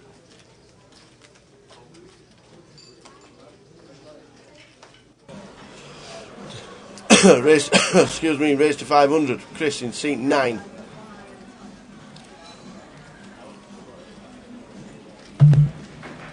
Picks up the blinds and the antes. 1, 2, running ante 25. Individual antes for the GUKPT leg 1. Don't think it'll change during the season, but you never know. Big blind antes on the deep stacks. And I'm guessing the 25-25s will follow suit. Because nobody, don't think anybody, any negative press about a big blind ante. And if you want a big blind ante, you can play Huddersfield and Birmingham this week because deep stacks are on in those 2 places. Huddersfield will be starting today, and Birmingham as well. We'll keep his eye on the runners and riders for Huddersfield and Birmingham.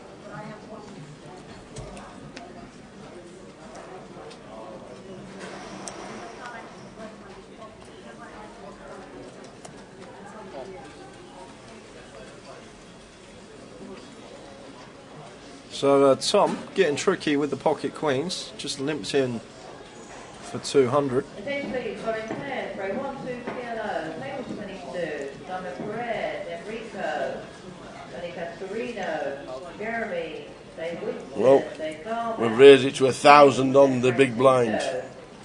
Nicola has made it 1,000. Yeah, so going to get some action because of that. And Tom just makes the call. Yeah, he just makes the call. None of the, actually, none of the limp raising. Yeah, no. If we're going to limp the queens, I actually much prefer than just the call. Yeah, the squeeze. 3-3-2 is a flop. Yeah, gets a great flop as well.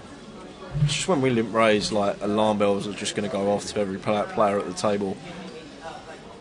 And if you are limp raising just your strong hands, they can then just easily get away from it. But actually, if we are electing to limp the queen's early position, I really like the flat from Tom here. just keep the bluffs in Nicola's range, as we see here. King Jack barrelling off. So Tom says, what are you playing behind? Right. He says 3,500. He says, I'm all in.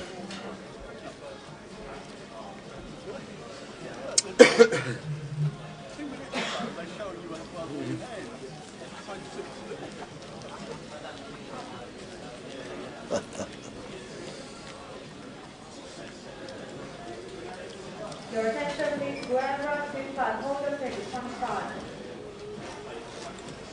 Will we see last year's champion in the building?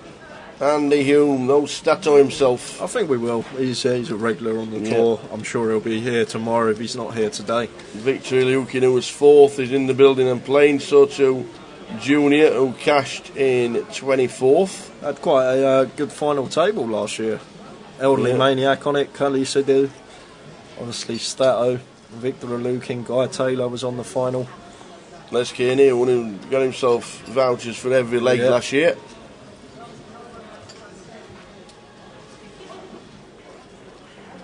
So after just getting bluffed off a big pot against Chris, Ion's now got pocket aces.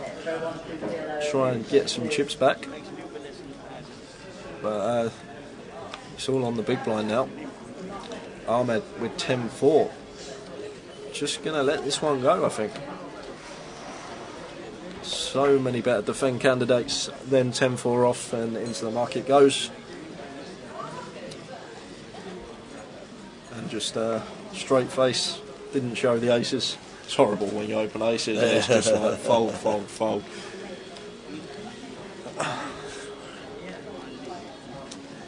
$25.25 this weekend in Glasgow at Merchant City. You fancy playing one of the very popular 25-25 series events? It's on in Glasgow.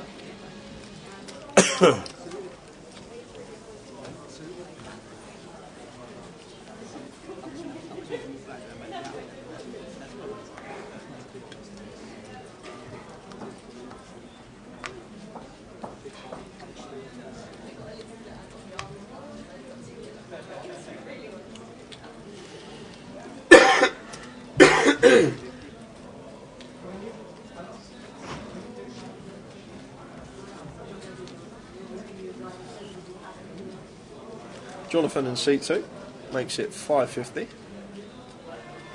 Action folded round to Ahmed, who has pocket 3s. So you won't see him folding. Expect to just see a call here.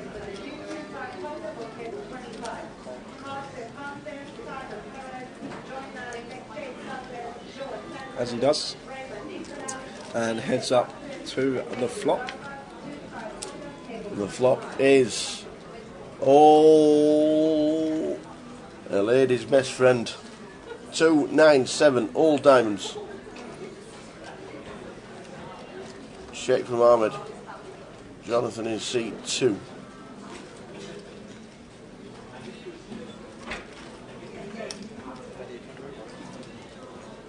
That's 800.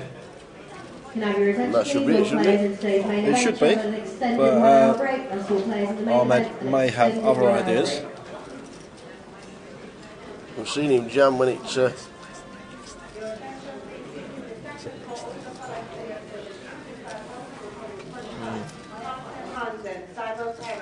Joyner, James W, Joe, Sandra, Nick Raymond, Nicholas, Nathan Watson, and David Garbutt, 25 Hold'em, table 25, Sackers Cole.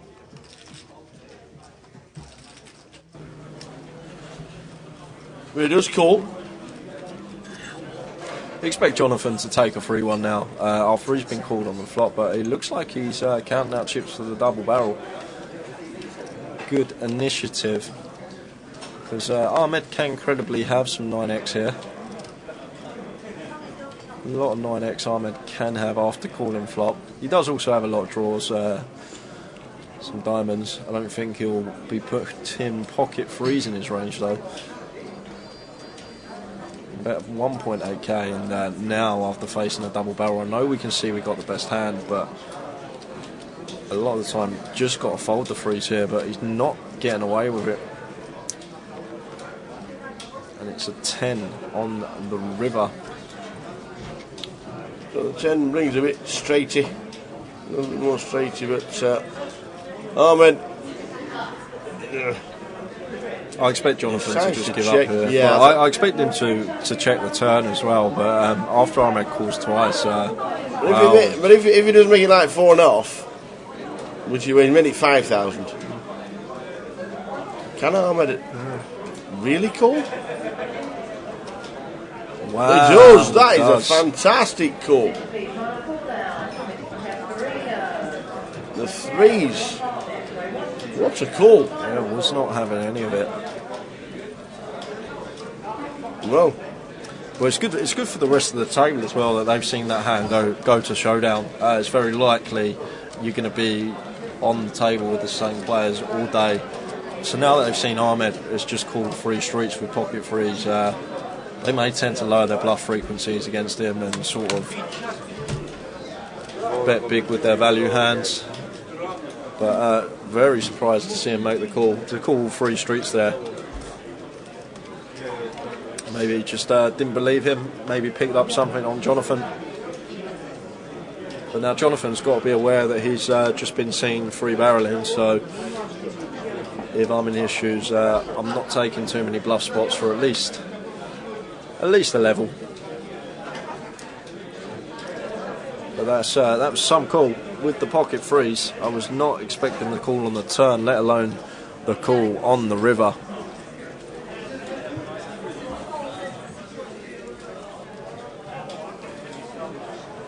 What call I just had? I was up to 35k, ace 4 clubs there, 4-4 queen flop, so bet out, and then 9 on the turn, club, so then a club on the river, and I bet out 4,000 on the river for 15k, he's got fucking queens. So 30 minutes to go until the end of this session and a 60-minute extended break. King 7-4 on the flop. Top pair, Jonathan. 35k now I'm down back to 10.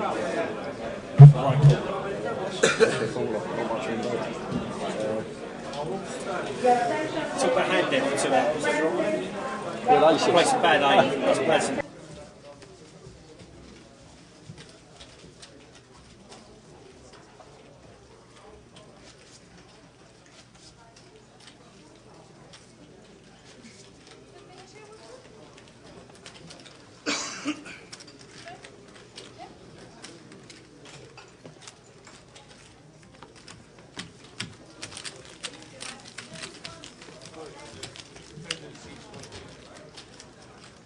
Can I get your... Oh. Your son. Why is that? Yeah. So, just under 30 minutes to go until the end of this session and an elongated 60-minute dinner break. Yes, we know the guys have had something to eat at the table. Not everybody eats. So you still get the 60 minutes to go and get yourself out. I'm going for a wander. I am going for a wander. I'm going for a wander as well. Yeah. I'm going up street, back down street. Going up north where it's a bit cold. I'm going hotel. Gotta go check in. See what it's like on these streets of this village we're in. A village. Ben Windsor's in the building.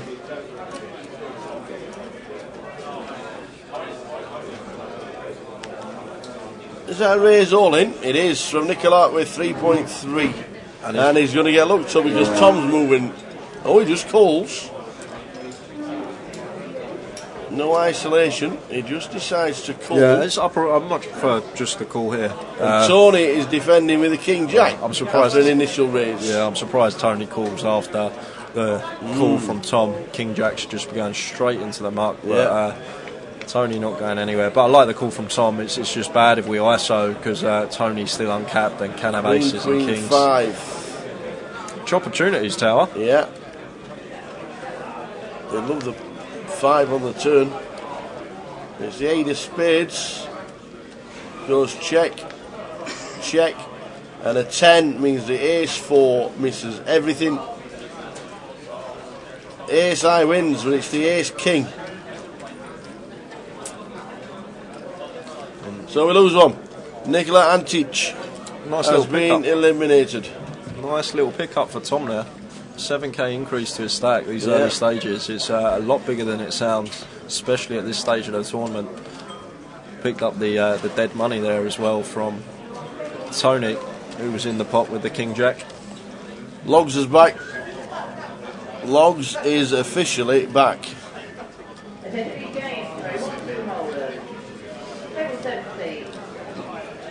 We're back to the hand where he made the call with the pocket threes. It was a cracker. Yeah, it's I don't know if they've got history with each other, but very much doubted. Yeah, it's just a spot where you expect the threes, if not fold flop, to definitely fold turn. It's but he might have picked up something on Jonathan. We're not at the table. We can't feel like the dynamics that are going on. You never know. He might have had a read. There's so many different components that could have gone into the thought process of why he called. But I'm not even getting to the turn, let alone to showdown with threes there, and turned out to be a great call.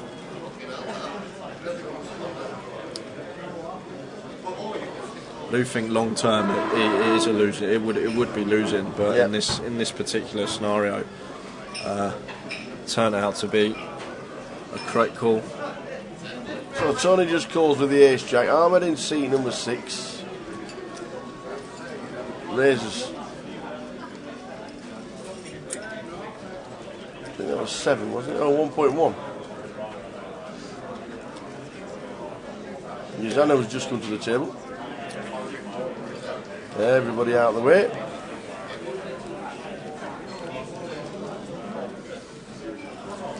Yazan wants to get involved straight away. 5-4 of clubs.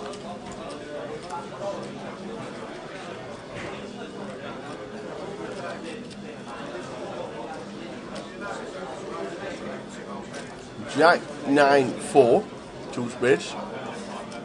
So Tony gonna donk lead here into Ahmed. As you know, Tara, I'm not a fan of donk leads, and not a fan in this situation either. Just check it over to the aggressor, see what they do.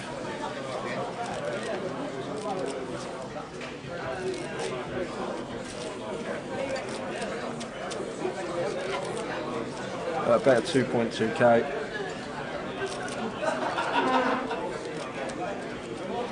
And Ahmed probably got the best hand here to be able to get away from it. We block all the bluffs, block hands like Queen 10, 10-8 suited, them type of hands, and we also have a 10 of spades in our hand as well, so less flush draw combos. So I'm just going to let this go and give him credit for the Jack X, and looks like the donk lead could have cost Tony a bit of money, left a bit of value on the table there.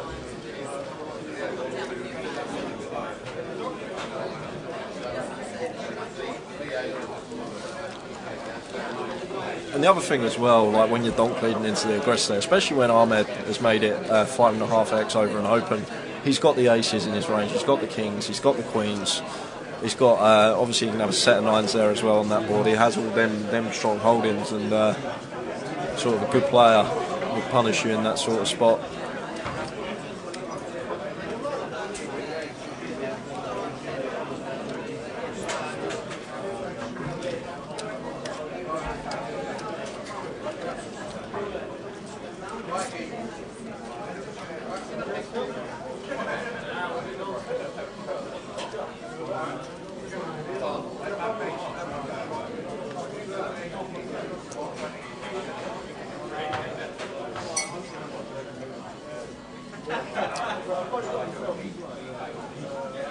Do you lead as much as you do? Donk lead as much as you did this time last year, Tower? Or have you toned it down a bit? I've toned it down a lot. After the year? I'm like that. That's good. Yeah. Good to know. Check, please. Jace told me to check. And I've never played ace-5 as many times in my life as I ever do. But are you free betting it, or are you just flatting with it? Oh, we have to 3-bet. Yeah, there we go. That's what we like. We have to 3-bet.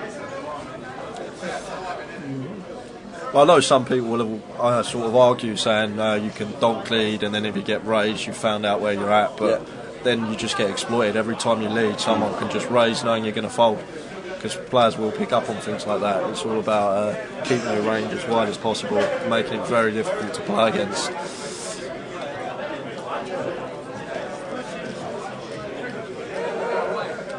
So Thomas with a very questionable open. I'm sure he'll have his reasons, but 7-6 off under the gun at +2. Usually should just be going into the muck. Over a limp from Tony, and Jonathan make the call in the small. Checks through on the flop. Tom with the best of it. Third pair, gut shot and flush draw.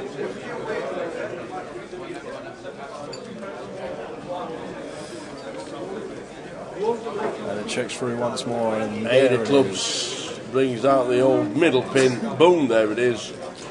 Thomas, Tom again. Jonathan's going to lead. We're going to get the call. Yeah. No need to raise, is there, from Tom? Or can he? Can he raise? No. See, make it 5k maybe? Yeah, no, I'm just flat in here. Like, what are we trying to get called by? We raise. Like, we're not getting called by 2 pair. No one can really have a set how it's played. And the thing is, out the small, Jonathan can credibly have a Jack 10 suited as well, which we lose to. He announced straight as soon as he called. There we go. Good morning from Seattle. Seattle Scott. Good morning, the Bronx Bomber, who did a win the other day. I know, I saw. How many times can he get aces in one comp? I know. That's what we want to know. A pal of mine commented, I see you've widened your range, because the picture was with Ace King. That tickled me, that did. Who was that? I don't know. Who on earth would put that? Good morning, Scott. Yeah, morning, Scott. Hope you've not got it as cold as Chicago, my friend. It's a bit chilly around them parts. What's it like in Seattle? I'm guessing it's fresh and cold. Yeah, well done on your win as well. Likes, loves his game, drives around and plays the game whenever he can. Loves it. Not in London this week, and I'm sure we'll see him soon. Maybe Edinburgh.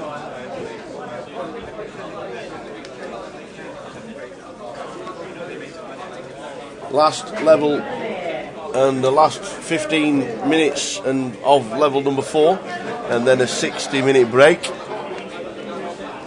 So at 4:45 we were on a 60-minute break.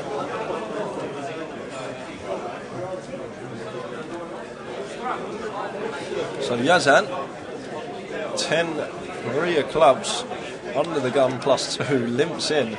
Ion completes out the small, and Tony checks his option in the big. 8-5-4 rainbow, top pair for Tony. Unaware of Ion's holding, it can be very hard to range him in this hand as well, because he's just completed out the small. He can have so many different hands here, and Yazan flicks it in with 10-3, overcalling with 10 high. In position, might have plans for a later street. King of spades on the turn, checks over to Yazan, and we're floating the flop with 10 high. I think we're going to barrel once it's checked to us, but no, just checks behind. And the river comes a 7, putting a 4-liner out there, any 6 makes a straight. It's checked through, and Tony has arm out kick. I'm not sure what Yazan was up to that hand, bit of a strange one. The old float with 10 height. Log says it's Super Bowl weekend, Rams or Patriots? Rams. Rams. Even though Scott's come into the chat box as a Patriots fan. I back the Rams in September at 16-1. Oi, oi. Oi, oi. Each way. I told everybody who was winning, if you go back to the live stream in September, I told everybody who win the Super Bowl, the Rams at 16s. Told everybody to get on it. They're now in the final against the luck boxers that they call the Patriots. The luck box. Oh, I don't follow it, so I can't comment. So good afternoon and good evening wherever you're watching the live stream. We are live in London. If you're watching in Preston, hello. If you're watching in Seattle, hello. The Scottish Claymores.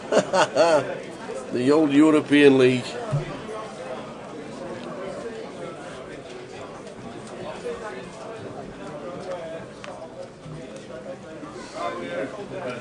We are live in London, as it happens.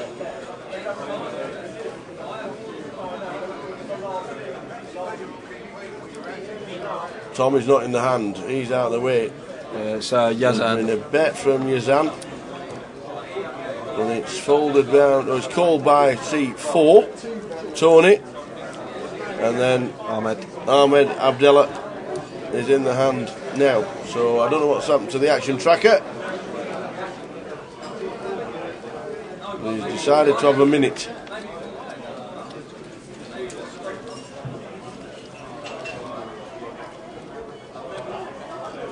So check out turn there from Ahmed, but quickly sees Tony check. Checks through on the flop. I believe we have gone 3-way. We are 3-way to the flop. Check the flop. You can't see the cards. I don't know what happened here. And Yazan delayed continuation bet here on the turn. Looks like Ion was in the hand as well. He gets out the way. Tony gets out the way. And now action on Ahmed. Quick glance over.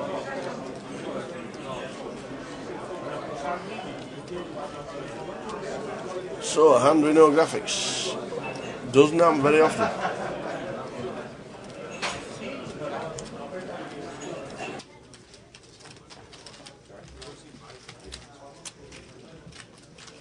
$2,600.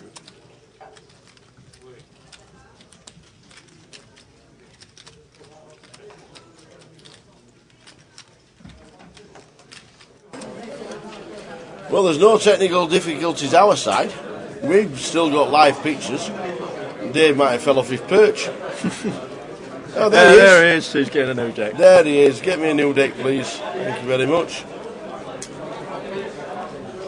Yeah, as you know, watching the live stream, we are NFL fanatics. And it is the Super Bowl on the Sunday, which is the Rams and the Patriots. I did say in September that the Rams would win. They were 16-1. They went 3-0. They were then down to 5-1. Do you have them each way or just out? No, I just backed them to win it. And one of the worst calls in sporting history, unfortunately, in the championship game between the Rams and the Saints, where a guy led with his head straight into another player, was 1,000,000% pass interference, and it wasn't given. So, what did the Rams go through on that? The Saints would have scored, yeah, and won the game. It was could be your year, Tower. It was a bad call, but it is what it is. Well, so I'm sure we'll talk about the Super Bowl in between hands on the Sunday. But we're counting down to the 60-minute dinner break here, which is in round about 10 minutes' time.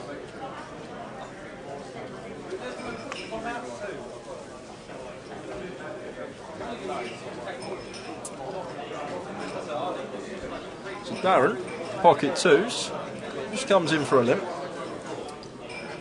And Jonathan gonna ISO, makes it 1k to go.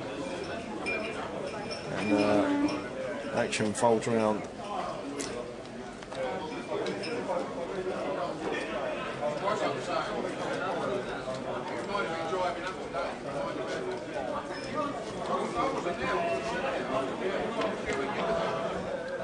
So heads up to the flop, Queen 10 against the deuces of Darren. So it looks like Yazan is in it as well, unaware of his holding at the moment.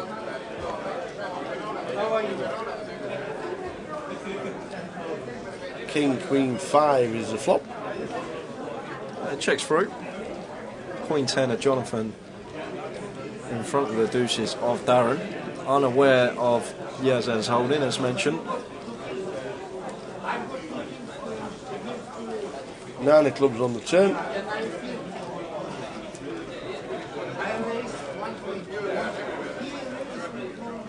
And there we see it. So Yazan with a piece, Jonathan with the biggest piece, and bets the turn, and it gets is good. Job done. Where's Ali Malou? Not in the building just yet. I'm guessing he'll be down tomorrow. What was the Preston's American football team? I think they're called the Wolverines. I think they're called the Lancashire Wolverines. Not a bad standard actually for a little bit like watching Sunday League football, I suppose. I thought you said not a bad standard. Well, you know, considering there's not many people actually play American football, or it's not well advertised, pretty decent standard. The referees were excellent, know all the rules, really, really good. Obviously, you need to know all the rules, obviously. Not bad. £3 to watch, middle of the summer, stand there watch it. I thought it was good. I'm sure it's the Lancashire Wolverines. Christian C9 raises to 500. Who will win something this year? While we're here. You heard it here from the tower. Yeah.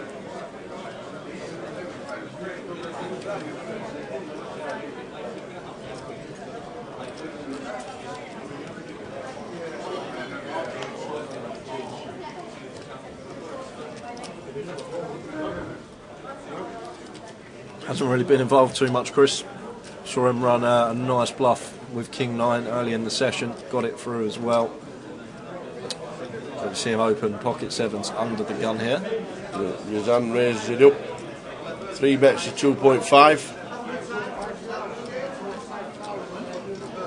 And gets 2 quick folds.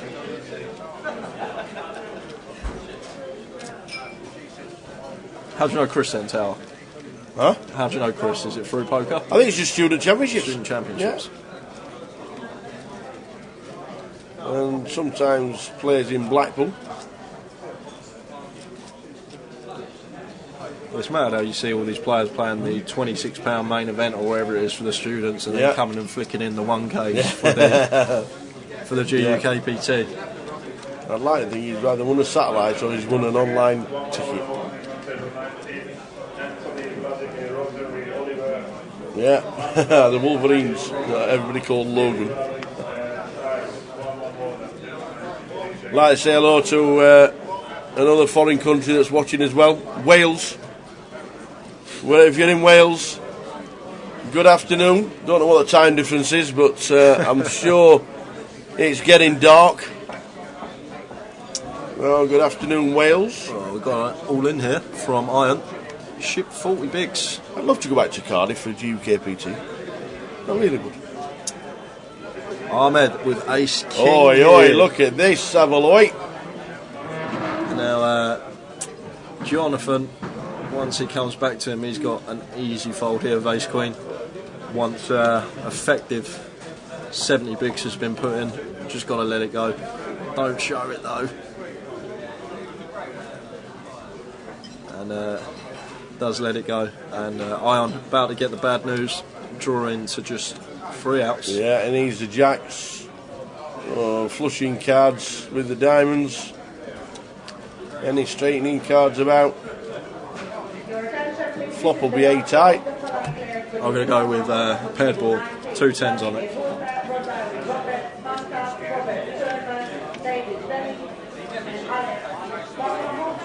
4, 5, 6. Not far out, Tower. 2 diamonds. He has back doors and opportunities. There's one of the chop opportunities. One of them. 5 or a 4 will now chop this. A 5, a 4, a jack to win. Oh, it's the 10 of clubs. So we lose 1. Ace, jack, unlucky. Iron Mishan has been eliminated. As we approach the end of the session, less than 5 minutes left on the clock, and then we'll be off on an hour dinner break, coming back around 5:45 this evening. Don't know if you were just looking on the background there. It was just one of the old videos where I was speaking to Marty Wilson, the mad Marty Wilson himself. He's not too well at the minute, Marty. So, Marty, we all love you. And get yourself back round the tables very soon. Marty Wilson not doing too well, but fingers crossed he'll be round the table very soon. We're all rooting for you, pal, and we love you lots. Long says, what about Newcastle beating Manchester City? Is it all Liverpool's to lose? Well, the way they played yesterday, in the ice and snow at Anfield, why was the pitch not covered up pre-game? I don't know, yeah. Because it looked like they were playing. I watched the highlights. It was awful. There's some dark horses in the title race now as well, only 7 points off top. Is that the team that don't like signing anybody? Yeah, that team. So folds all the way around to Chris, who's in the small blind.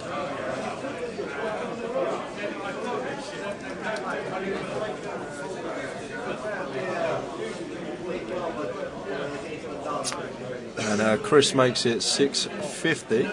Darren won't be going anywhere. Suited ace position, heads up, makes the call. Unaware of Chris is holding at the moment, but blind on blind, going to have a wide range of hands here.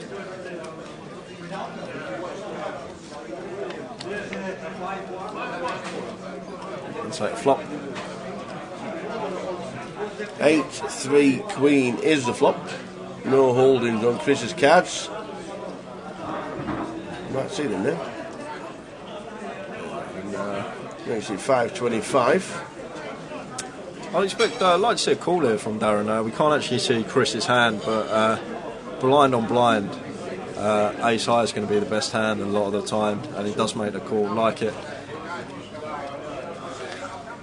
So Chris is just going to have so many whiffs on the flop. Jack of clubs on the turn brings the flush draw instantly. That's made the board very wet. I don't think we'd be able to withstand the heat of a double barrel here. But Chris checks it over, and Darren checks behind. And the fourth club hits. In fact, it is the four of clubs.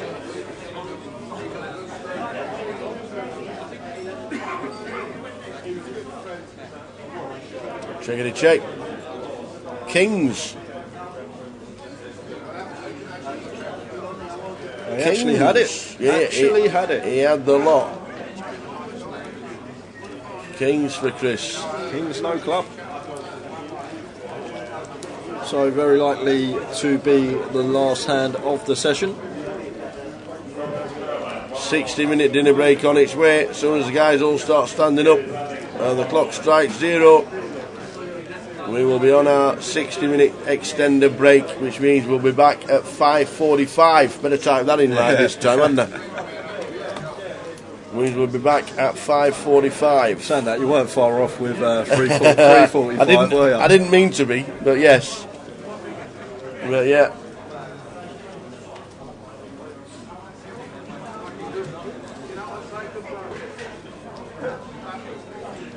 We are just about to go on the elongated dinner break for the players who didn't eat. As you know, fed of the tables.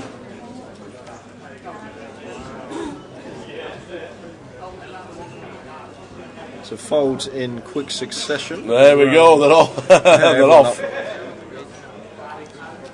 They are off. This is definitely the last hand, because Tom wouldn't be passing and not playing a hand. Chris makes it 500 with pocket fives. Darren's going to call in the small. And John getting an attractive price, 4.75 to 1. He's going to flick it in as well, and we're heading freeway to the flop for the last hand of the session. King 5-2, 2 hearts. So this is a bit of action. Middle set for Chris, top pair for Darren. And it's button versus blind dynamics as well, so you expect Chris to be opening a wide range on the button here, so this could get a bit expensive for Darren unless there's some wet runouts on turn and river. 6 of hearts. That could slow the action down a bit. Instant service for the flush against the set. Darren's top pair. Does he want to rep the flush? When we're got top pair and we're high up our range, there's just no need to turn our hand into a bluff here. We've got to go check call in Darren's shoes.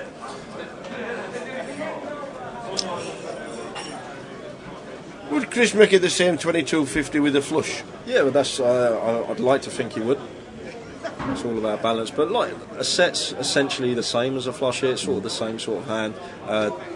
Darren, we expect him to fold 6s and kings with 3-bet pre-flop. So a set of 5s is essentially the same hand as a flush here. Like a small flush, it's sort of the same hand value. So he has elected to double barrel. Yeah, he's going to get rid of it. He's going to smile and say, let's go for dinner. Yeah, it's a good fold. Which he does. Ladies and gentlemen, it is now the dinner break. We will see you in 60 minutes. We're going on break.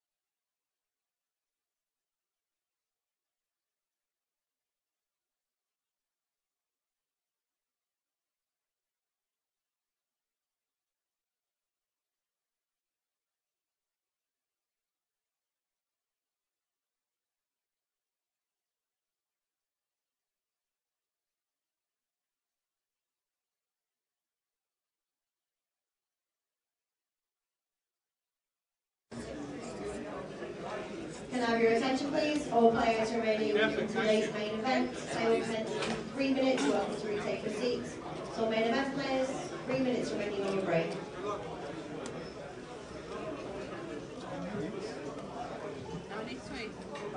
Just not 2 minutes.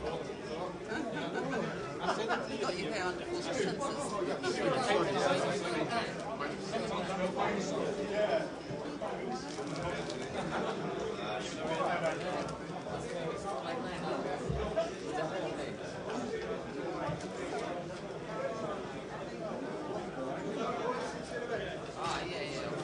Attention please, following players for stand 25, 4 minutes over half. James Douglas, David Garvans, Valentino Guerra, Francisco Omar, Robert Sherman, Paulo Tesse, 10:25, 40 minutes over half, table 24.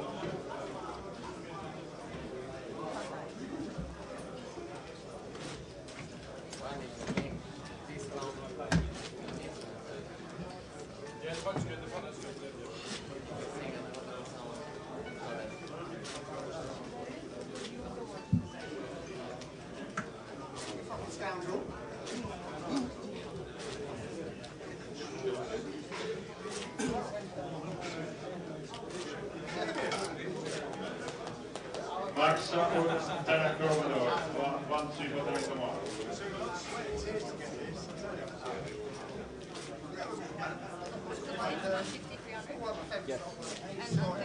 This is the final call for all players in today's main event to take your seats. They will head to 90 seconds. Tournament players, please retake your seats. So, thank you.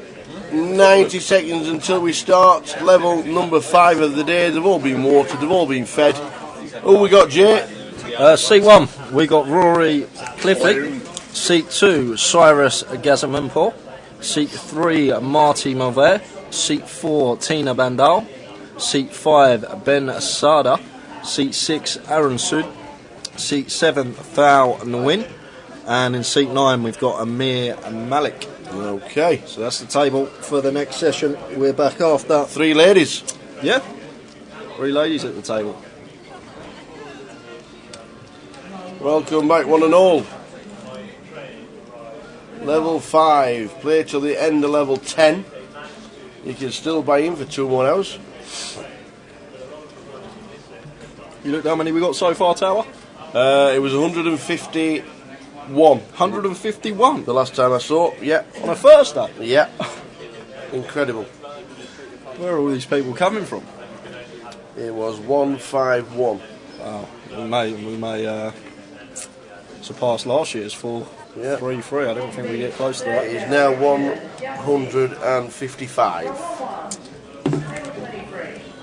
So 155. Evening, Gary. Evening, Gary. I've just been to Beirut Express and they close at 11, which is no good for me when I finish at 12:30. Walk to Beirut Express, don't get a kebab. Walk to Tesco's, I walked to Tesco's, had a wander around.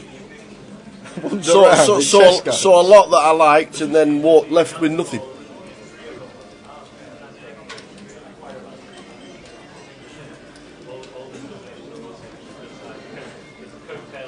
So we're off, level 5.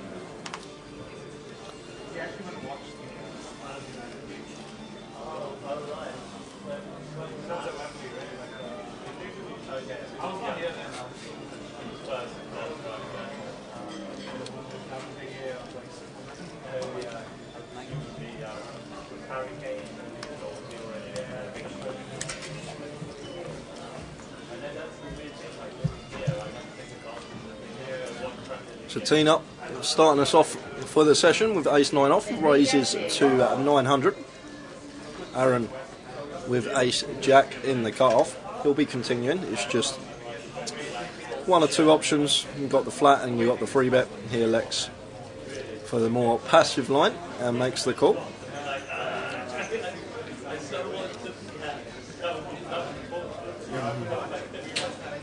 And Amir in the big blind gets out of the way, so heads up to the first flop of the session.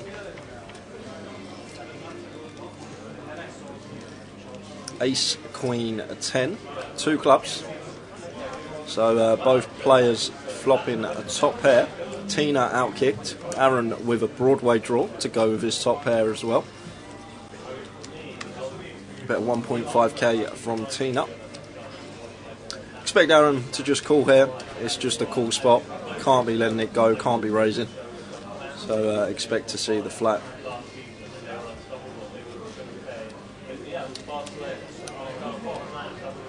And there it is. And we will take a turn. Which is a brick offsuit 5. So Aaron still with the best of it. And it looks like Tina is going to fire a second barrel here. 3.5k and a quick call from Aaron. And that looks like an ace on the river tower. Oh, it is an ace. It is an ace from space. So now Tina with a pot size bet left behind. And Aaron actually less than Tina, 10.6k, around 80% pot in his stack. After it's checked to him, I think there's only one move here. And you expect him to just move all in. There's no king jacks around. I've got the best hand. They're in. And now Tina. This will be a great fold if we could find it. Well, it's just what do we beat with ace-9 here? We don't really beat no value. You don't expect Aaron to do this with a hand like king-queen for value. He just checks that back.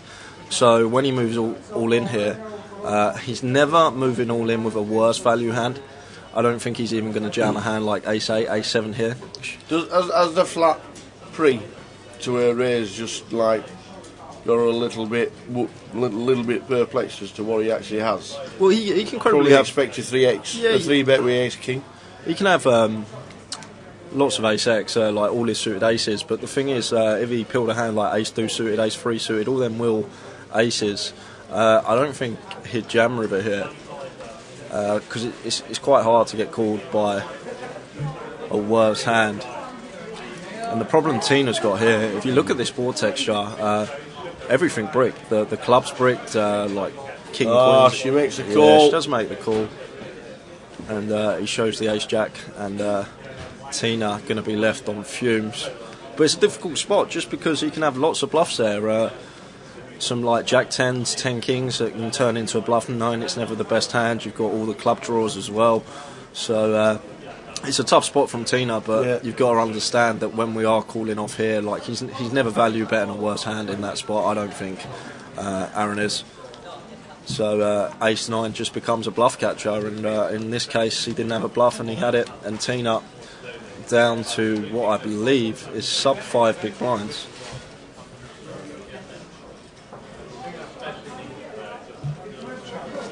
But then it can also stem from an early position open with ace-9 off. It's not got the best playability. There's lots of players sat behind you. You'll see some solid players just throw that into the mark, let it go. Pre-flop, you've got the reverse implied odds there. Yeah. But can't. Tough spot for Tina, and as you just said, she is on fumes. Can't fault her for calling. It's a lot harder when you're sat there and you've got trips, and I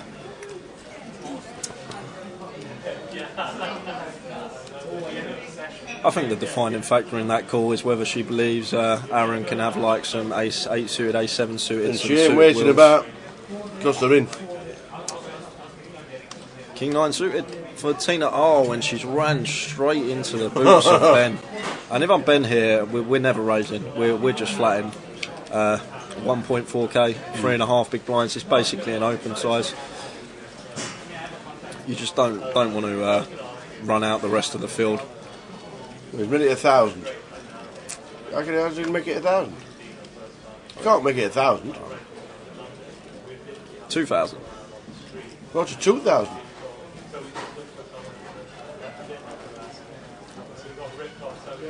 So that's 1.4 with 3. Yeah. You can't go to 2k. A min click would be 2.5k. So probably a small graphic error there. But I'd be really surprised if he's done anything else other than flat here. Ben in seat 5. You got aces. You want action from behind you. free betting, Tina's all in. You're just going to. There's been a 3-bet. The graphics are not on the stream. Dave did text me saying there was a hand that was, how do you say, cocked up nicely? Cocked up? Go for that, yeah. Okay, right, well, we'll go for that one. And this will be it. There was a hand that was an error, maybe. But this must have been a flat from Ben here, especially if there's a free bet behind him. So yeah. I'll continue the story here as well. Once we're faced with a free bet, if we now come over the top, it does look, our hand does become face up, like very nutted. So I'll just keep our range quite wide here and just make the call, assuming it is a free bet from C8, who's just came to their table. But this is the reason we flatted aces in this spot is for deception, so I don't think we're going to 4-bet here. Well, we shouldn't. I just think it plays it much better as a flat, and looks like it is just counting out chips which indicate that it is a flat. Didn't see him reach for any yellows.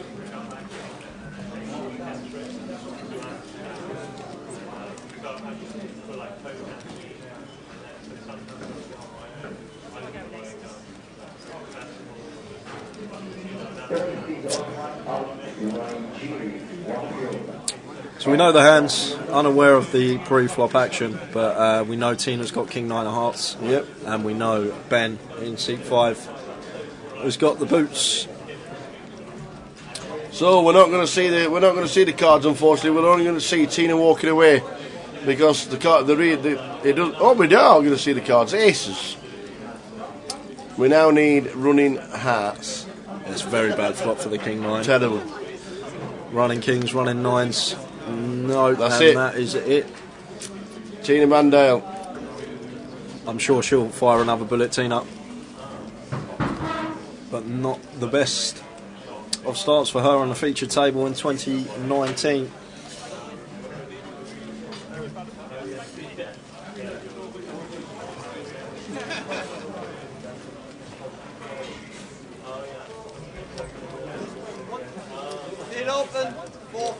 So Ben must have 4-bet there, which I'm really surprised after the flat. Your hand just becomes very face up. And was that Mad Eric in C8? It looks like Mad Eric. It is indeed. It always seems to find the feature. Yeah, it does. And that's even more reason to just flat Eric's 3-bet there. You know Eric, very aggressive player.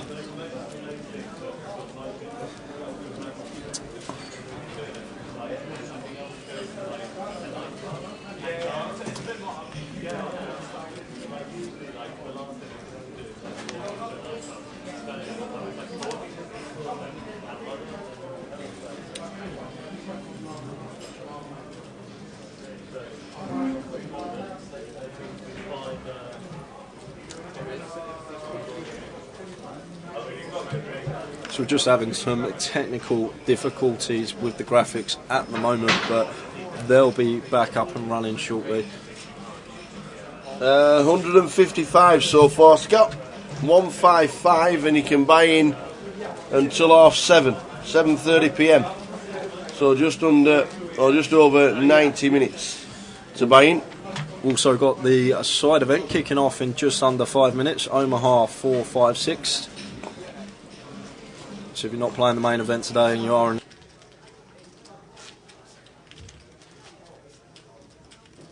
check. Check.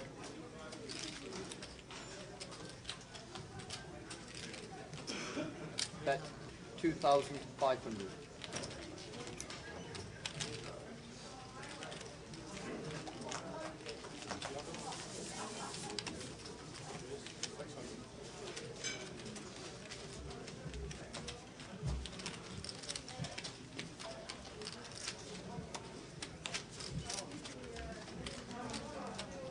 Call.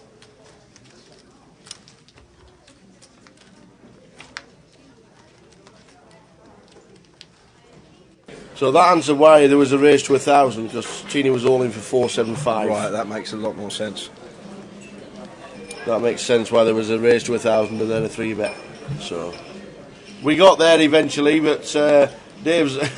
We'll just click the. We don't want to see the graphics mode for 10 minutes. It comes back, honest. Yeah, 155 so far, and you can re-enter until 7:30, I think it is. Is that right? It used to be 8:30. Yeah, 7:30. It's like we put the clocks back. Yeah, and we've all turned up early. We just don't get that extra hour's sleep. No.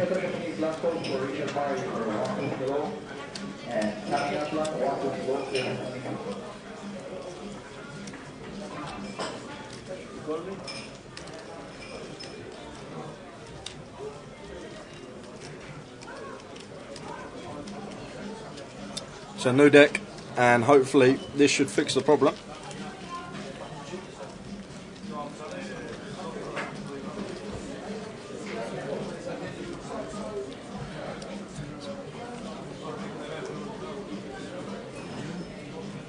We've got lots going on online in February. We've got the 10k cash game rake race. Different from the 10k profit leaderboard that you're probably all used to. It correlates with how much you rake at the tables and your position on the leaderboard. And everyone who rakes over £500 in February, you're in a free roll for 2 times 1k GUKPT seats. If you want any information on that, you can go to grosvenorcasinos.com.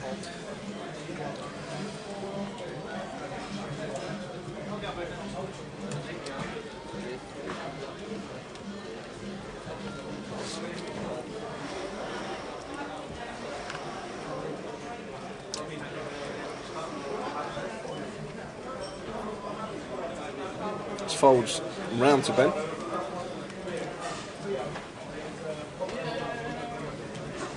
How many decks is that? Yeah, there's sometimes the cards do tend to bend with having them the chip inside them, unfortunately. Queen 3-4. So we've gone three-way to this flop. I can't see who the button's on, but Eric has acted first.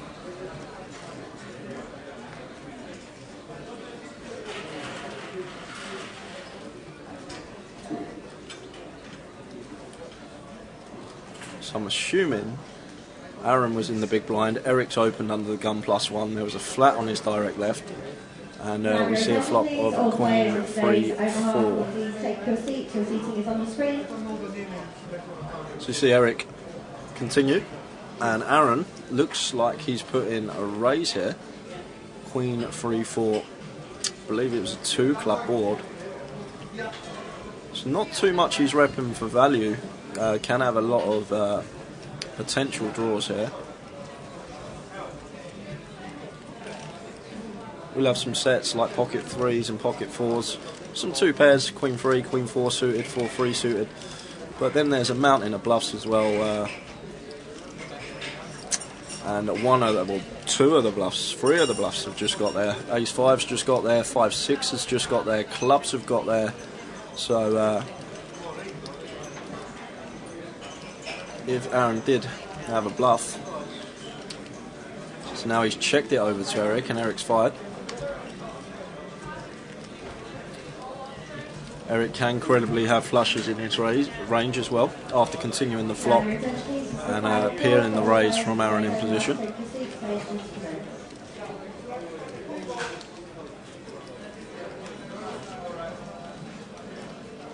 So Aaron in the tank here.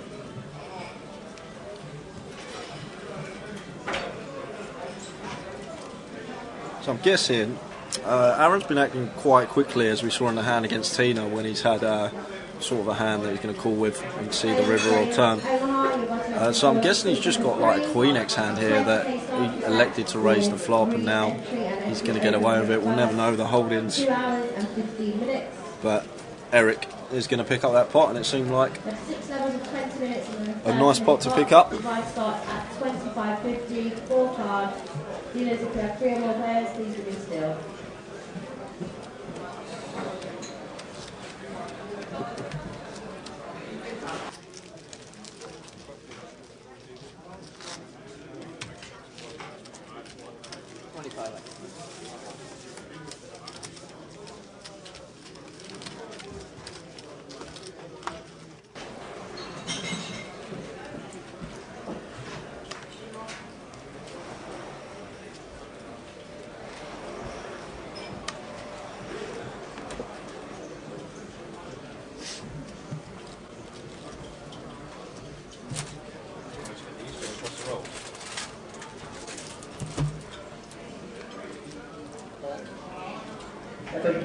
Crystal tonight, one to go. Crystal, one to go.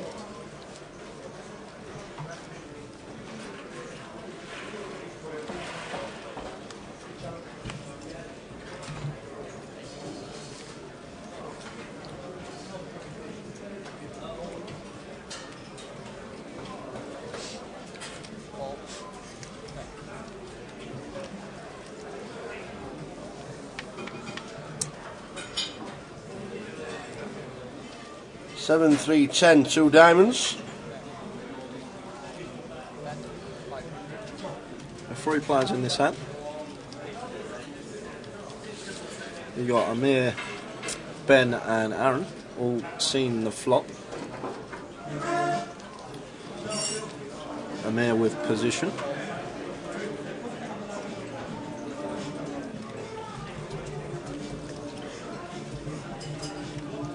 It's a bet of 500 from Ben. And Amir makes the call and will take a turn. King of spades on the turn. This time Ben elects to check and we see Amir fire and Amir going to take that pot down.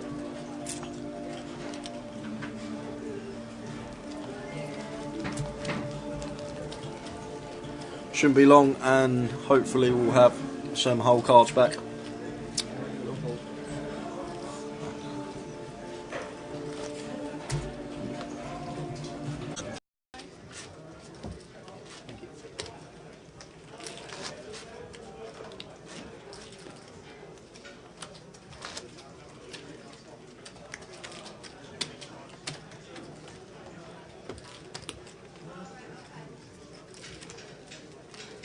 Michael Donnelly, 1-2, bottom of R. Michael.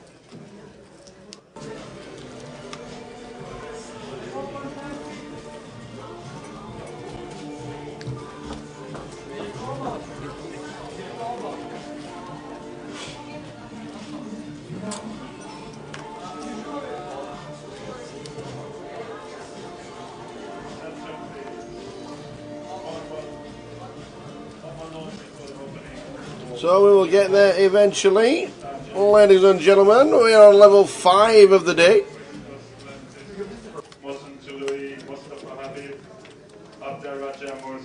Dominic, Sonny Batman, and Alfie Aja. Table 23, 1-1 hold and starting now. 750.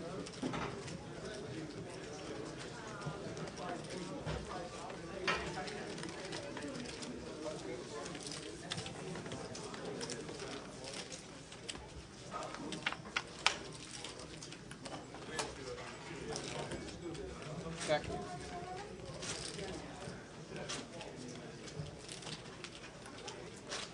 Bet 850.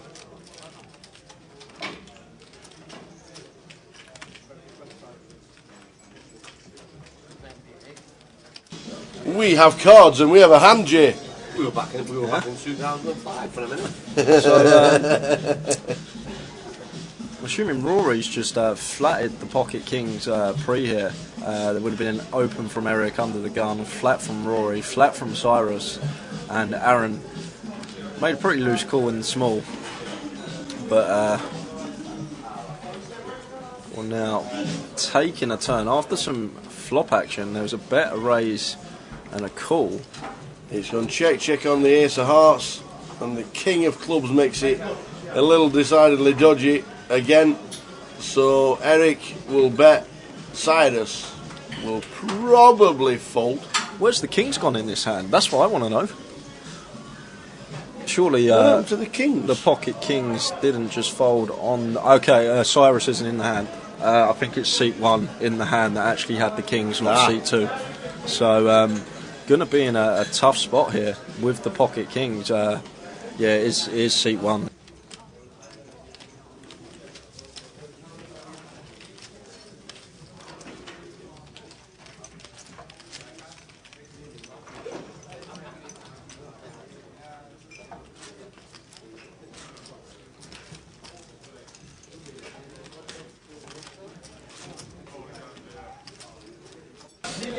It's a tough spot. It is. Really tough spot for Rory.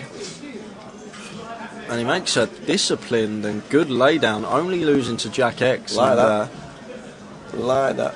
Under the gun open from Eric, and then called the raise on the flop.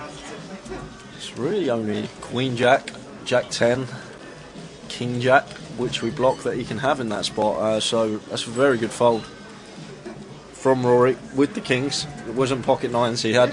Yeah. It was pocket kings. The Omaha has started with 30 players here in the club.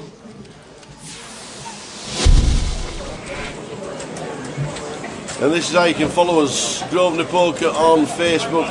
There's plenty of action on there, and also tokens to be won at Grosvenor Poker on Twitter, and follow all the action live on GUKPT on YouTube.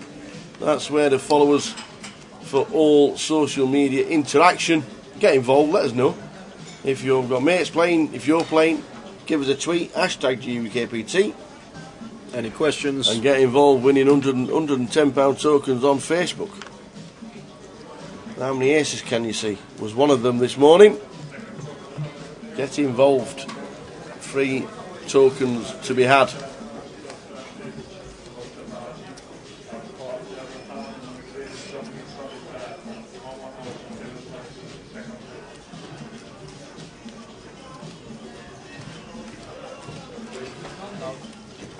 So Amir just limping under the gun with 4-3, and Aaron's going to follow suit on the button. He's going to over limp, and now Eric punishing the limpers out the big, making it 1k to go, but that doesn't do anything. Both players, Amir and Aaron, still come along with very marginal hands.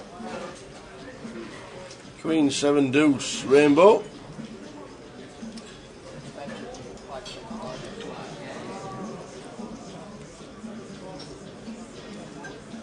It's a bet of 5-7-5 from Eric, and Amir getting floaty with just 4 high here. He has the nut low, does have some potential backdoors. There's one of them.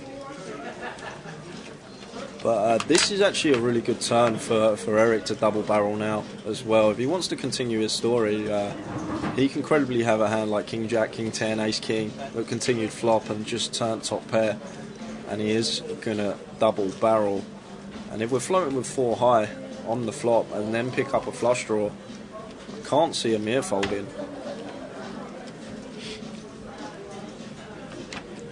It doesn't even look like Aaron's going to overcall here as well, which would be crazy, but if he does, he's got the best of it. But 7x should just be folding in this spot. He's counted his chips, he's got 30,000, then puts them in the muck. Yeah, it's the right fold. We can see he's got the best hand, but it's the right fold. And we'll see a river, which is the 8 of clubs.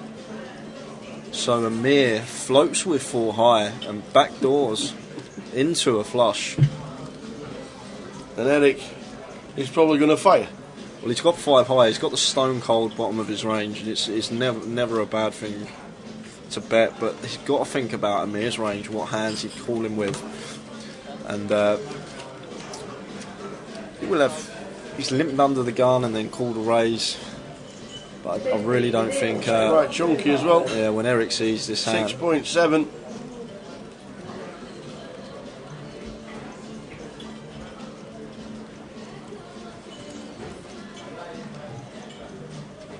Is it just a call with the 4 high flush?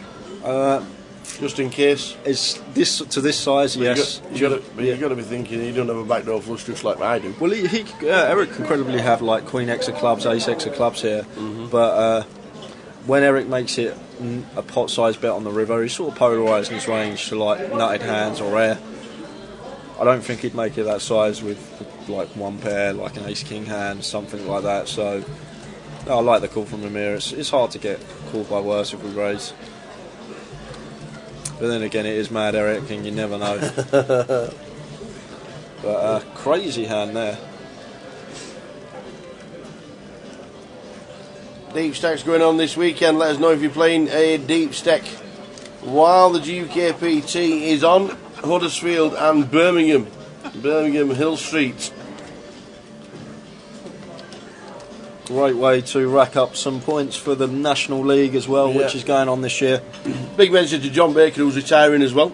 Moving on to Pastors New. Good luck, John. I was at the Goliath, always at the Goliath was John. He's moving on to Pastors New. Good luck to him. Huddersfield. I've never been to the casino in Huddersfield. I've never been. You've probably never been to Huddersfield. Never been Huddersfield, yeah, you're right. You probably don't even know where Huddersfield is. What junction on the M62 is Huddersfield? 7. Okay. Okay. M62 junction 7's Liverpool. Oh, okay. I think I've been on the M62 probably a handful of times in my life.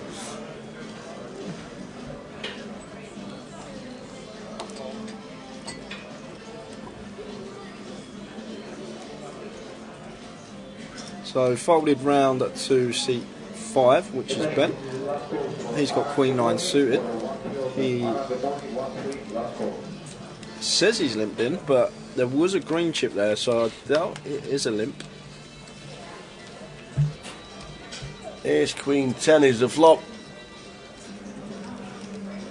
Ben connects on the flop. Not the best flop for the pocket. No. Breeze. Goes check, check. 7 of clubs on the turn.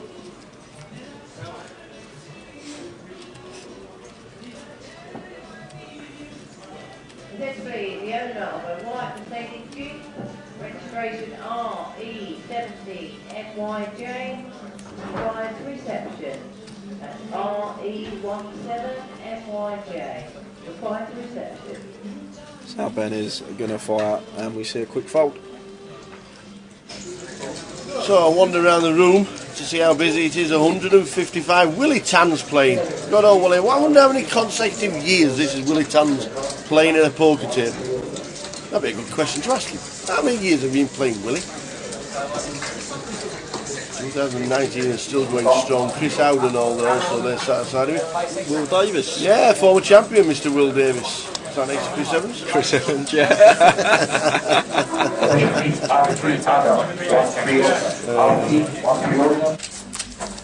Former champion, Mr. Chris Cunliffe, who turned up yesterday with a mop on his head. He's now had a haircut. Yeah. Have you seen it? And a shave as well. I've never seen it. A number 3 he's had from yesterday. How much? 20 quid? 30 quid. That sounds about right. I said I'd have waited to go back to Manchester. 30 quid for a number 3. But it looks a lot better for it. Yeah. Mitch Johnson in the building. So too is Alan Mansbridge. 30 quid. How much do you get your haircuts for? About 7. Yeah. So a fantastic look around the card room. 155 players are in the mix. It's great to wander around and see all the tables. The Omaha will be starting very soon on the stream. Left hand side. Look at that fantastic table. That is the centrepiece for our live stream. After getting down, walking down to the club room soon. Get in the club room. 2019 sees the 10th season that Mr. Jeff Kimber has been sponsored by Grosvenor Poker, and he's now in the building. Good afternoon, Jeff. Happy birthday. Thank you. Were you like unable to join us last night for festive for jovialities? Was you still ill? You know what? No, because I've been up early because doing more David Hay training. Ah. So I was up on the road at 8 a.m. So I'd been out the night before for my birthday, only for dinner really in a couple of days. Yeah, early doors training. And there's not been many 8 o'clocks in your clock, has there? I find it very hard to readjust. You didn't have to get up at that time. I stayed up till 3 a.m. last night and then slept till lunchtime. Yep, that's what it's all about. Are you playing the 4 card? Playing 4, 5, 6 card. 4, 5, 6. Probably not playing the 4 card. Yeah, gamblers don't like to play with 4 cards. Not enough cards. Not enough cards. Lots of runners, Tower. Super. 155 last time I saw. Online satellite had, I think, 8 seats yesterday, or 7 seats and 800 odd quid. There were only 3 seats guaranteed. See, Trigg was promoting it all day and then won a seat. Yeah, I watched the final actually. You got loads of chips all final, and yeah, just. He'll be down tomorrow. I'm going to play every single satellite from now on. Was what he told me this morning. Good old Mr. Trigg on his way down to play tomorrow via a satellite. Plenty of runners tomorrow, that is for sure. Well over 200 runners. Just going to jump back into the action here because we've got a hand brewing here. Is that a flush? Is that the nut flush? No, it's not a flush. It's got a flush draw. It's the 9 of spades. Yeah, we had a free bet out the small from Amir Pri after an open from Marty, and Amir continued the flop. Marty made the call, and now both players have actually turned a hell of a lot more equity if they're behind. Up and down for Marty and Amir with the nut flush draw, and we see a bet of 8.5k, leaving herself 9k back.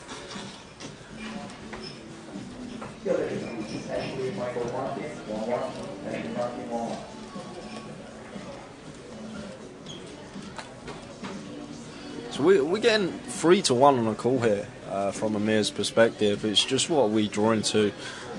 Obviously the clubs, but is our ace live, is our queen live? Because it looks a lot like Marty has like a king X type hand that she opened and peeled, like king queen, king jack, all makes sense. Maybe ace king that she elected to just peel in position. Another hand she can plausibly have here. So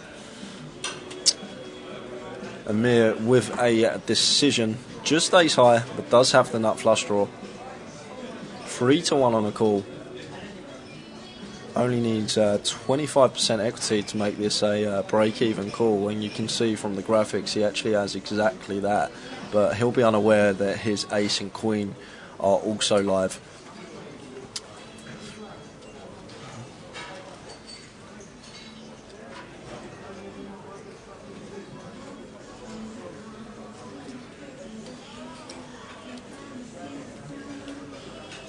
And he lets it go.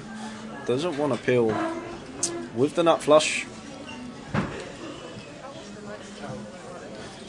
I believe that's all he was drawing to. A club, which means he wasn't getting anywhere near the right price to make the call with one card to come out of position as well. Makes it a lot harder to get paid on the river when he does make his flush. A nice little hand there. Just talking about the live stream on the feast table. You're not allowed to watch it at the table. I'll just go to the toilet for half an hour and just find out what hand you had.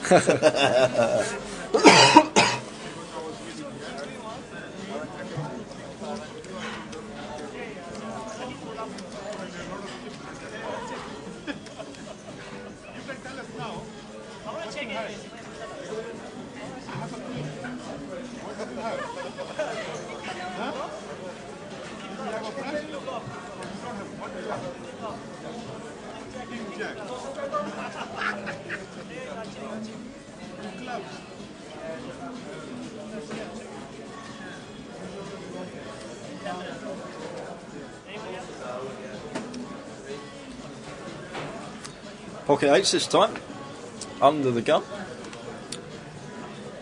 Makes it 750.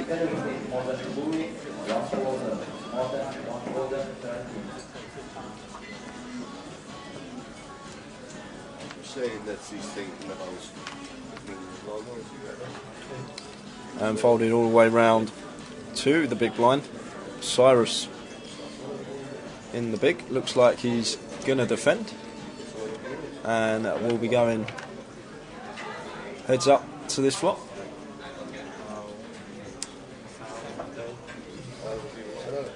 King 6, 9, 2 diamonds, all checked. Turns of 4 diamonds. You'd probably have bet the flush draw, so probably not too worried about the diamonds.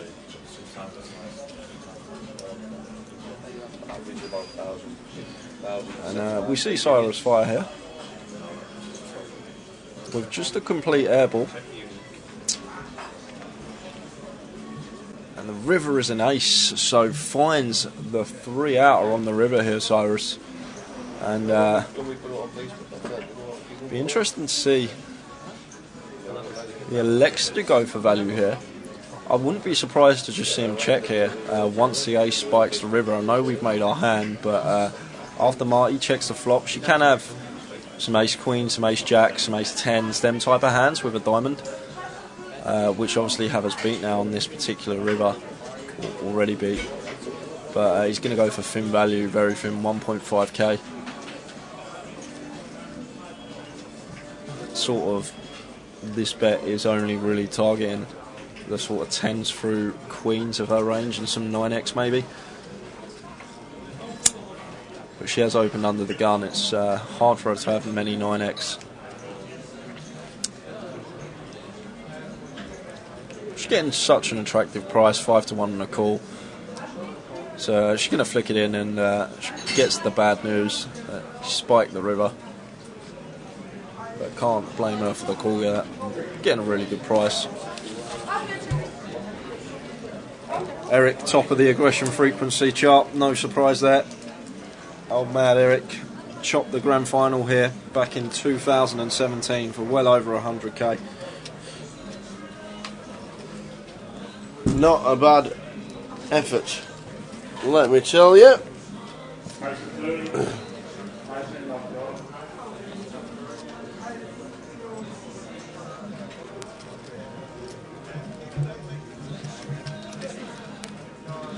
You just pulled someone's out. You turned monitor off. I haven't unplugged anything. Well, you've just turned monitor off.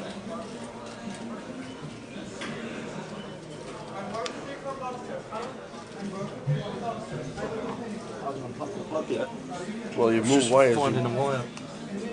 Because it's probably still on.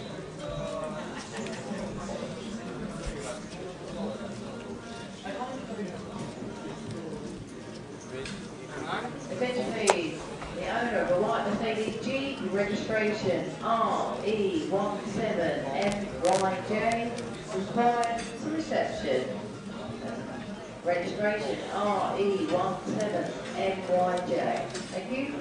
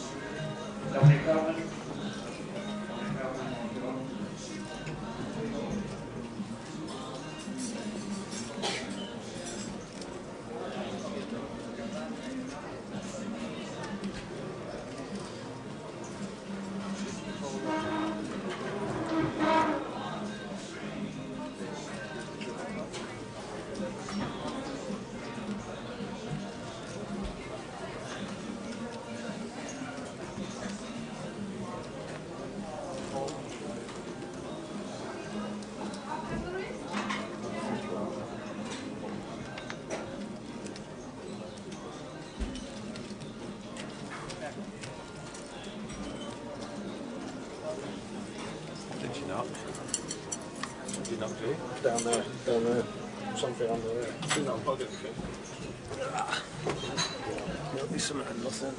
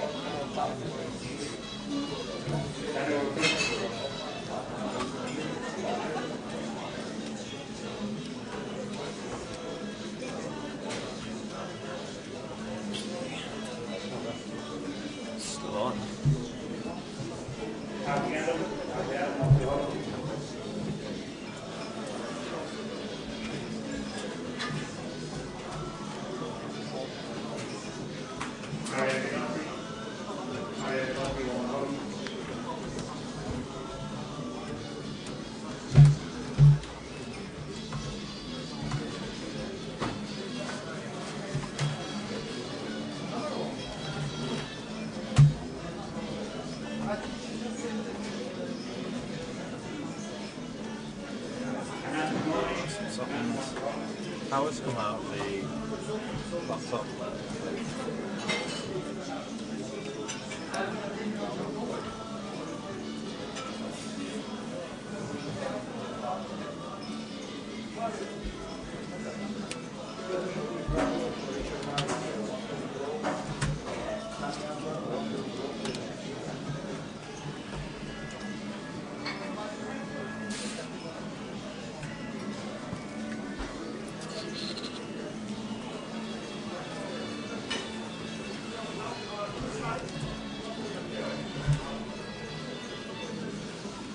Pending whites, 1-0.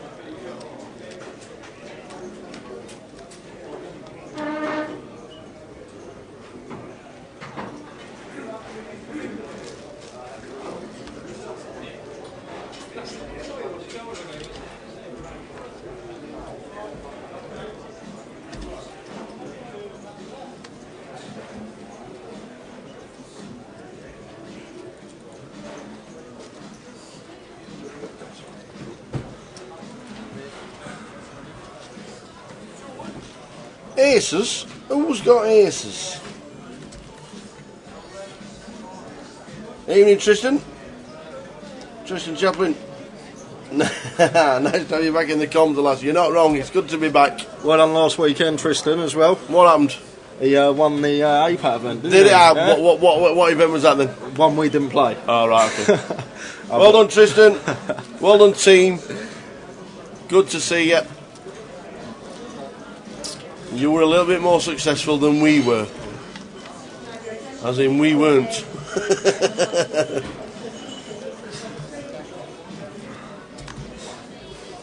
So just heard the shout in the back down the Omaha is just about to start. We'll give you an update during the night on the Omaha. We've got 15 minutes left on the clock for this level. And then blinds will be going up. Got a bit of action here. Aaron opening under the gun and Ben defending the big with 9-7. Aaron continues. Oh, it's a 9 on the turn. 9 on the turn for two pair. Not just any 9 either. The 9 of hearts giving Aaron the nut flush draw. Turning top 2. Going to be feeling very good about his hand right now. Ben has a quick glance over Aaron's stack after a bet of 3k.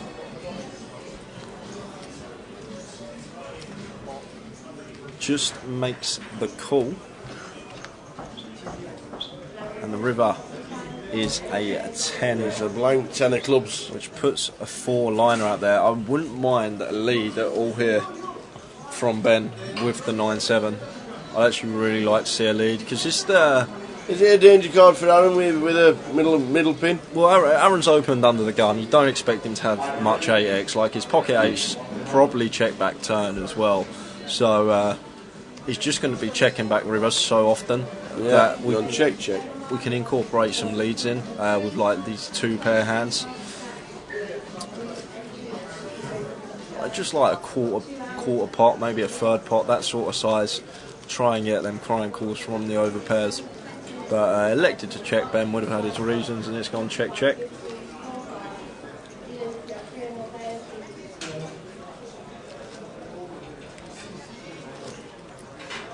You can find some good spots to lead river after calling 2 streets out of position. You can really find some good value spots on rivers that your opponent's just going to be checking back too often. Eke that extra bit of value out, or at least try to.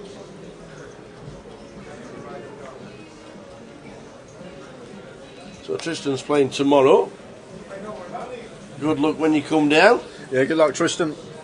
Hopefully a mirrored run from last weekend. It will be a bit different, but good luck for tomorrow.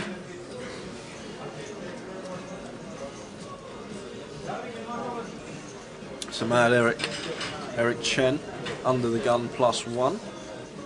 8-6 of hearts makes it 700. Amir Pills with the 9-8 suited. That gets Marty in on the button with the deuces. Ben Now may elect to come along with the Jack 10 in the small blind. If you could see everyone else is holding, he'd be flicking the chips in very quick. But it's small blind, worst position at the table. Can be in a lot of dominated spots with a hand like Jack 10. But once again, he's got Aaron behind him, so he may effectively believe he's closing the action. Wouldn't expect Aaron to get too out of line, squeezing wide in the big. Or maybe, just maybe, there's the fold. I don't fault the fold at all. Right to let that one go. I know we can see he had probably the best of it, other than the deuces of Marty, but we're just going to be in a dominated spot a lot of the time.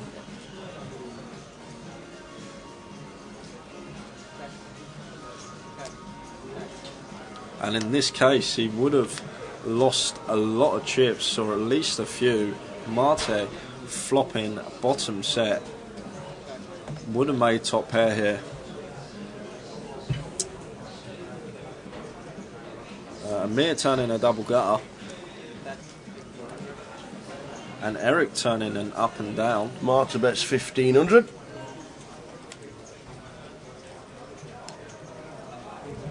Eric's got outs. He's not folding.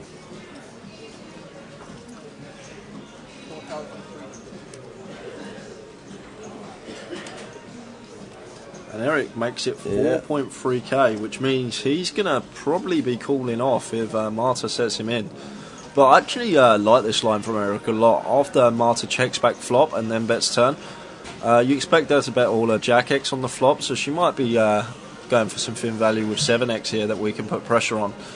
But she got trappy and elected to check back a flopped set. Just calls. Yeah, like it, but going to take a river, it looks. Yeah, paint it. That was painty. Now is Eric going to go for it? Or is he going to wave the white flag?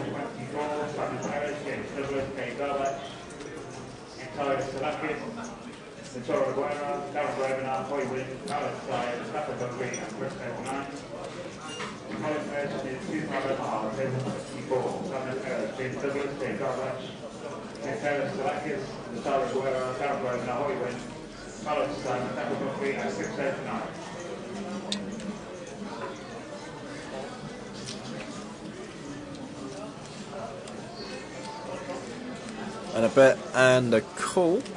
Not too sure about the sizing on the river. No, what I'm not the sizing was, but I didn't hear the size of the bet either. I don't think it was cold, but it certainly didn't look. I don't think it can't be that small. What was it, 390? Yeah, well, there's no 10 yeah, chips. No, there's no 10 chips in play. Might have been 3.9. Yeah, but then that puts Eric all in. But that was a yellow chip that he put in, so he obviously chip stack error. At what time does the late reg close? Late reg, your last chance to enter will be in just under an hour's time, closing around the 7:30 mark, somewhere between 7:15 and 7:30. Be around 7:30.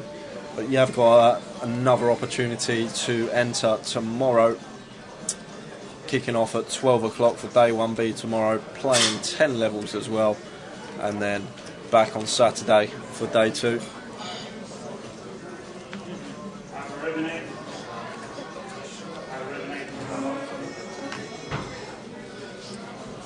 Yeah, it makes a lot more sense why Marta didn't move all in on the turn with Eric so short behind. Yeah.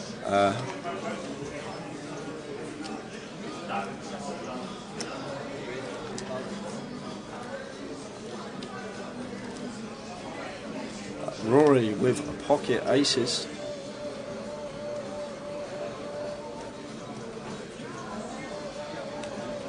Makes it 1k. So just under 3.5x there from Rory. If you're going to be opening aces, just open the normal size. You don't want to set alarm bells off for other players, and you want to give the big blind a nice price to defend.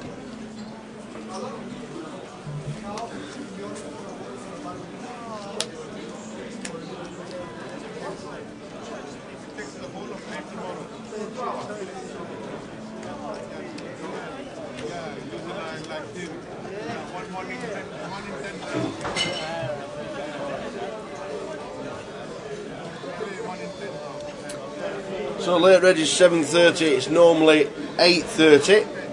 No, not normal. Well, it was when 1 p.m. starts. We're now on a 12 o'clock start. So we're still trying to adjust. Well, Tower is at least. I am. Yeah, I think I've lost an hour somewhere, and then all of a sudden, like, somebody's putting the clocks forward.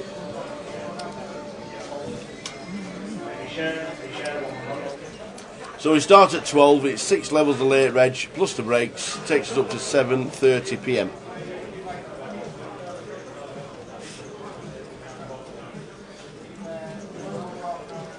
So Amir saw him limp the 4 Faria clubs under the gun a few orbits back, this time limping the King 9 clubs from the same position. That's going to incline Cyrus to overlimp. Marta is going to call, Ben's going to call as well. And Aaron, get the oranges out, because that is a squeeze. Makes it 1.8k with the King Jack of Diamonds. I like it a lot. Especially the GTOs. Oh, get out of the way. I'm making it 4k. Yeah, if you do Tower, you get it through as well. There you go. And then the flop comes 6-6 Queen, and the King Jack of Diamonds is like, look at this. About 2.5k, quick fold. Cyrus just go and set mine in there, but nice squeeze there from Aaron. A lot of people would just overlimp the 300 on the button and see a flop with such a nice hand in position, but it just gives you the opportunity to take it down pre-flop, and the more players that are out of the field, the closer equities are going to run. You're going to have more equity heads up, and then you're going to have 6-way, so like the squeeze, get the betting lead as well, so continuation bet can take it down like in that case.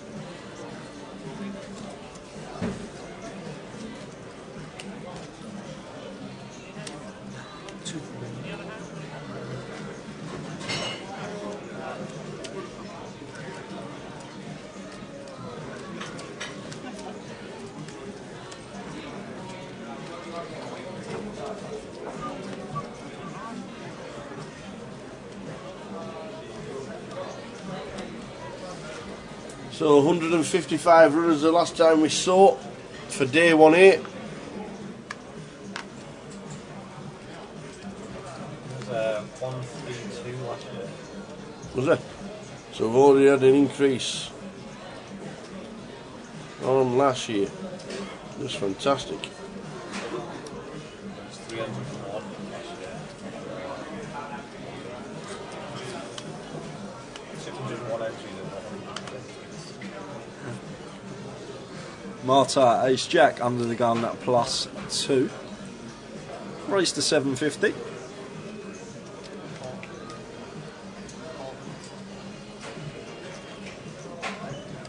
And gets called in 3 spots. Aaron with King 6, Eric 7-5 suited, and Amir Jack tray. 8-9 Queen, 2 spades. Yeah, not much for anyone here. Gut shot for Eric, Amir and Marta. Amir and Marta with the same guttable. Aaron with just King high. So first stab's probably going to take this one down, but in a multi-way pot shouldn't really be continuing into 3 players, so I expect Marta to just check here with the Ace Jack, as she does, and that's given room for Aaron. Once checked him in position, he's now going to fire. Amir going to call with his gut shot, calls the 1.6k with Marta behind, and that's given her an attractive price, getting exactly 4-1 in the call now, and ace can also be good as well as a 10 if she finds it, so she makes the call. There's the Queen on the turn, the Queen of Diamonds.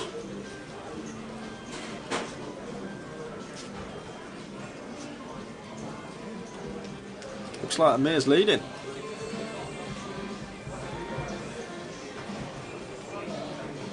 He might get it through. I think he will. Looks like, well, Aaron can't call. Nice bet from Amir. Yeah, nice little instincts to lead the turn there. Surprised to see him lead turn. Not a play that I'd suggest too often. Once Aaron bets flop into 3 players, Does look like he's very Queen X heavy, so that bet's never going to get a Queen to fold.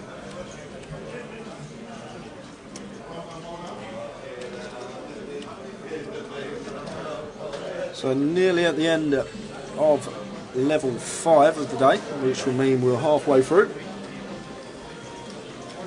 Blinds will be going up to 2-4, running ante of 50.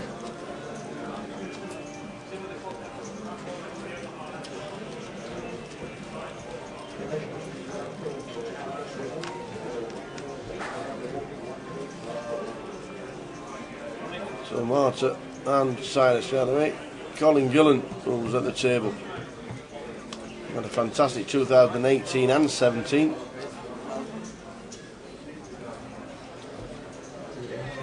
Aaron with a Jack 9 suited makes it 1k.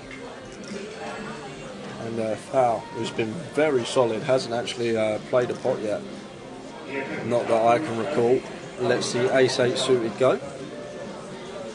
And Amir has been getting involved in a lot of pots. He wants to see a flop with the 10-5 suited. And Rory gets out of the way, so heads up.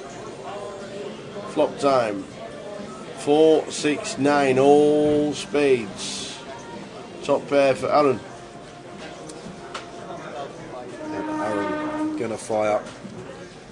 And Amir lets the 10-5 go. Yep. Very loose pill in the small against an open.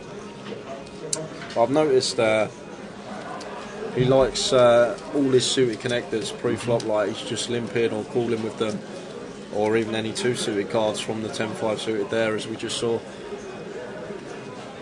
But Amir getting involved in lots of pots, wants to see lots of flops.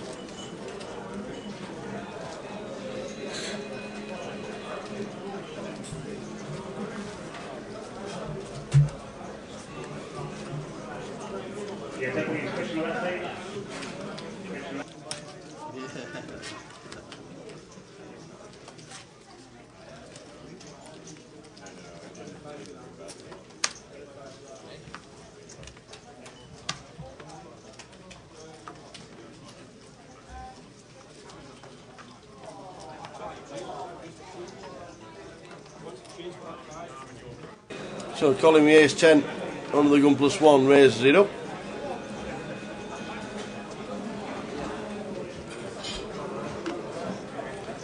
Raised it to 800.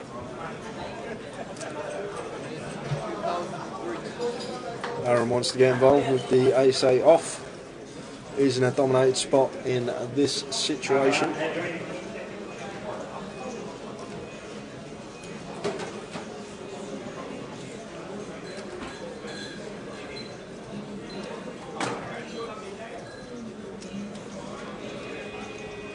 Well, that makes sense. It's actually a free bet from Aaron to 2.3k with ace 8.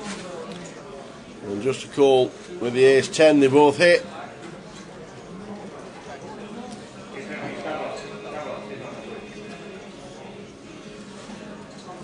So bet of 3k.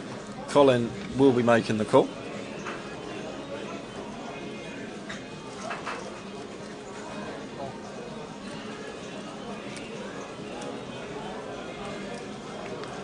So a bet and a call of 3k. 9 on the turn. It doesn't change anything. Bang in the middle of both players. So he goes check, check. And cemented with the ace 10 is Colin. Had the best of it. Now cements it. Value bet? Yeah, after Aaron's check back turn, I think we can exclude like ace jack, ace queen, ace king from his range. So I don't really go too big here. Very big. He's got 9.5k. Like a lot of the time, Aaron hasn't got an ace here.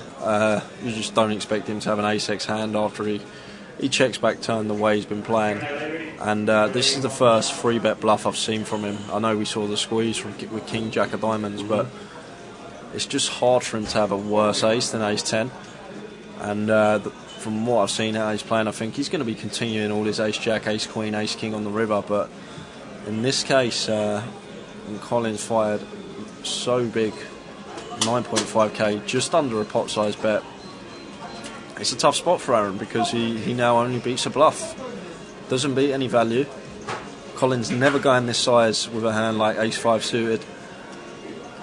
It's probably not even value betting ace-5 suited, it's more of a check call spot. So Aaron's got to come up with some hands that Colin can have for value and can have as bluffs. And on this board texture, ace-7 deuce, after he calls in a 3-bet pot, and there's no real bluffs there. There's not a bluff that he can have. He'd have to be turning a hand like 7-8 suited into a bluff, which is just unlikely. So I think we just give him credit for hands like sets of 2, sets of 7s, and then like ace-9 suited, ace-7 suited, ace-deuce suited, and ace-10. But Aaron does pay it off. But I think we need to find a fold in that spot once you break the hand down. Colin just can't have any bluffs and isn't value betting any worse aces. It becomes quite a clear fold when you look at it from the perspective on the flop once he's called the bet. There's just no draws he can have. The only real hand, like I said, is turning 7x into a bluff, which I don't think he's going to be doing almost never.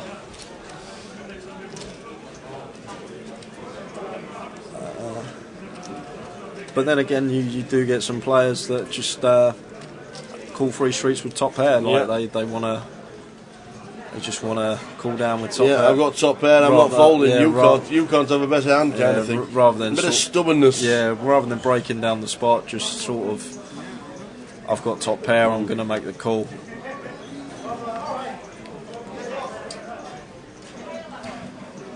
So that's a great start for Colin. If this is his first bullet, came to the table with starting stacks. I'm assuming this is his first table and first hand. He's increased his stack by around 60%.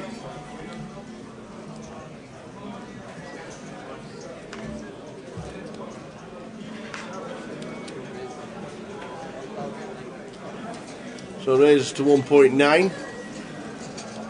Does Amir with ace-10. Ace-10 off. Eric sees the flop with Queen Jack. And the flop of 7, 6, 9. Yeah, complete whiff for Eric. A mere flop's a gut shot, but it's a quick bet fold.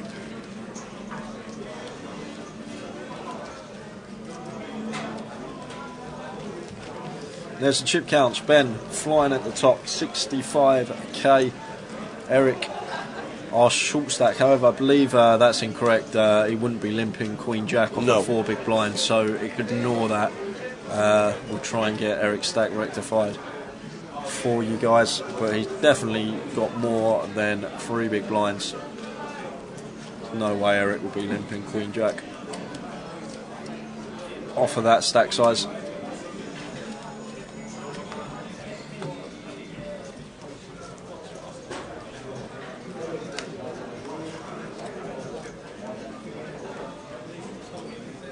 Attention please, alternates 2, 3 and 4 for a season overall.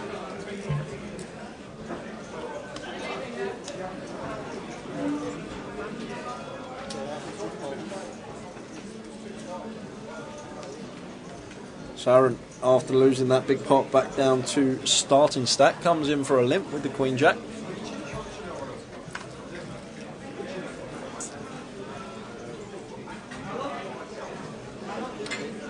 And Amir, ace king suited in the hijack. Makes it 1.9k to go, almost 5x. It's a really big size. But still gets action from Aaron.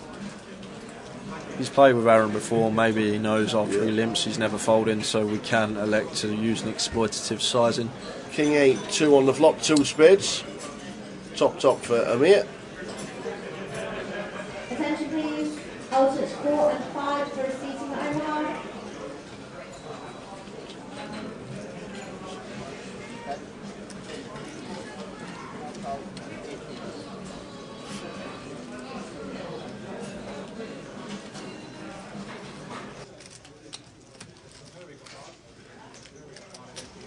Okay, and 4.4k, and Aaron's not insta-folding here. He will be. He'll think about it. I think he'll get out of the way.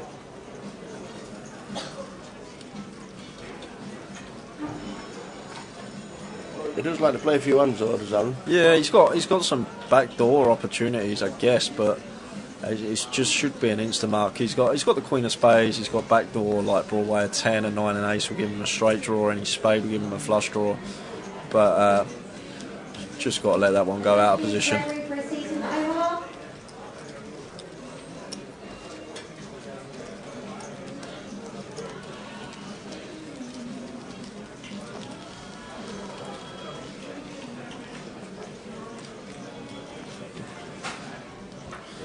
So good evening, everyone.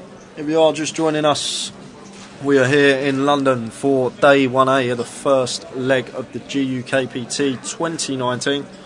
Season 13. Season 13. Season 13. I would have been 11 when you started. All right, chill out. Wouldn't have even been able to spell poker. That long. Yeah. Season 13, February 2007, Bolton. First leg.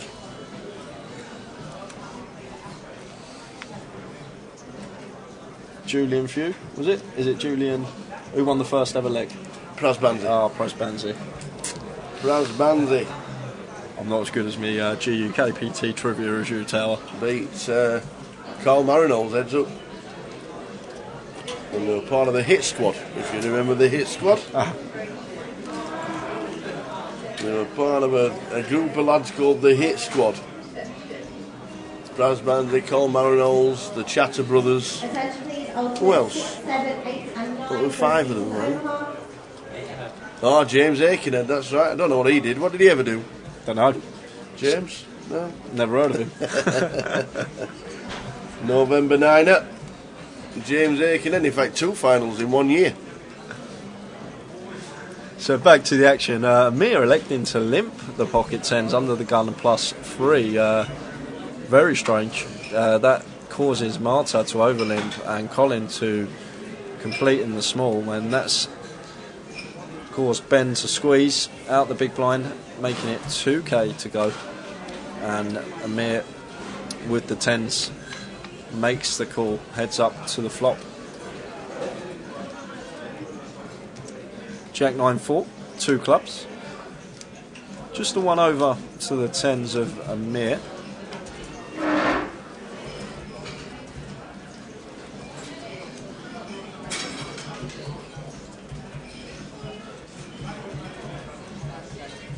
And Ben checks and Amir checks behind. 4 of clubs on the turn. Amir with the only club out of the 2 players. But he checks back again. I'm surprised Amir didn't fire after being checked to twice. We can feel quite comfortable about our pocket tens. There are some traps in there, jacks and 9s that our opponent can have, but I'd feel pretty confident on the turn with our tens there, trying to get some value. And the river is the ace of clubs. Ben checks once more, and now after making our flush, we can go for thin value here as Ben.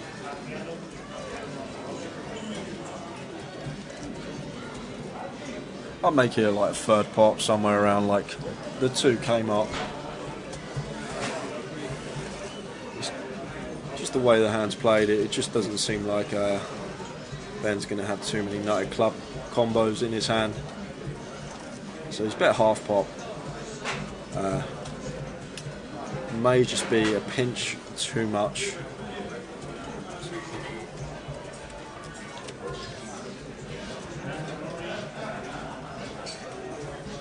Nah, that's flicks the minis. I can't call. It's a good fun. It is. It is indeed. So if you're making your way across to London, there's no snow at the minute. It's forecast a little bit of snow today, but it hasn't materialised. So if you are coming from wherever, safe trip down south, across or up. The Geordies have made it the way down. So Dave Morlin and John Bousfield in the building. They'll be playing tomorrow. That yellow snow doesn't taste nearly as lemony as it looks, does it? It doesn't. You're right. We haven't had much down here in the south. We haven't really had a winter, apart from the last couple of days where it's been 4-5 and whatever it was. I just hope we don't get anything that the east coast of America has had. Right, unlikely. You get to see the news on the east coast of America. No, thank you. You can keep it.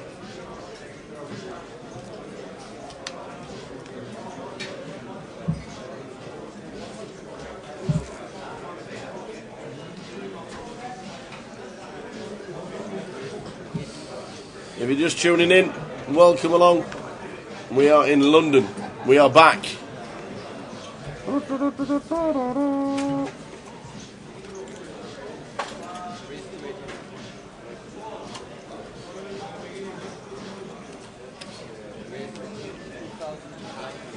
So we got Ace King against Ace King here.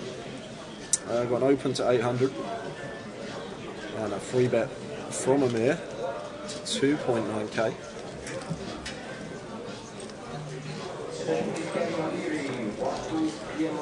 Very, very large size here from Amir. He's elected to go like 3.7x. More standard size is somewhere between 2.5 and 3x, but without not folding, she's going to make the call out of position and will take a flop. Now it's going to be interesting. Who's the aggressor?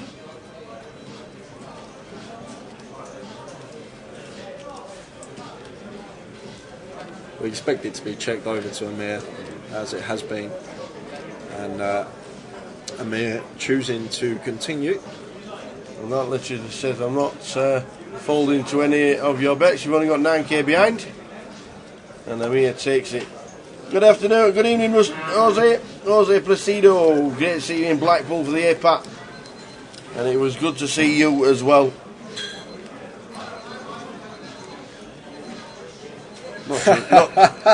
Not too sure any of that last I've got to read section is correct. Not even sure any of that's correct. Good to see you, Russo. He even had the goggles on and everything. He got the lots. He got the big glasses, the hat. Loved it. Loved Blackpool.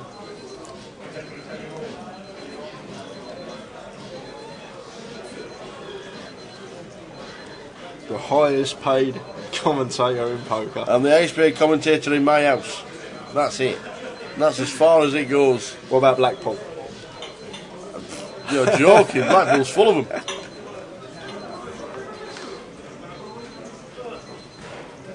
It was a great weekend for the APAT. They've got an event in Vienna. I think I might find out where the dates are. We'll go over. They've got Vienna. They've got Edinburgh. I'll try and find the dates for Edinburgh. See if I can get up there. And they've got... Is it what team event again? They've got Vienna. No, there's only one team event of the year. Team event. I think there should be two at least. It's brilliant for the community. It's so good for the community to have a team event. So much fun. Ace King 7, the next flop, 2 hearts. Yeah, big flop for Aaron here. Nut flush draw and a pair for Aaron, who decides to check. 8 on the turn, so that does actually bring an up and down for Eric, and we know how aggressively Eric plays his draws. And Thow's now moved in front with the 8s and the pair. Doesn't look like he's got no more than a bowl of rice in front of him from what we can see. And Colin, once checked to him twice, he's going to fire 1k. And Eric makes the call, and so does Aaron. Becomes a 4 on the river, checks through, and Aaron going to get the good news. Eric hasn't been eliminated. He's still in. Eric's chips now need to be put in properly. He's been wrong for most of this level. Don't know what Eric came to the table with, but whatever it was, it must have been missing a note.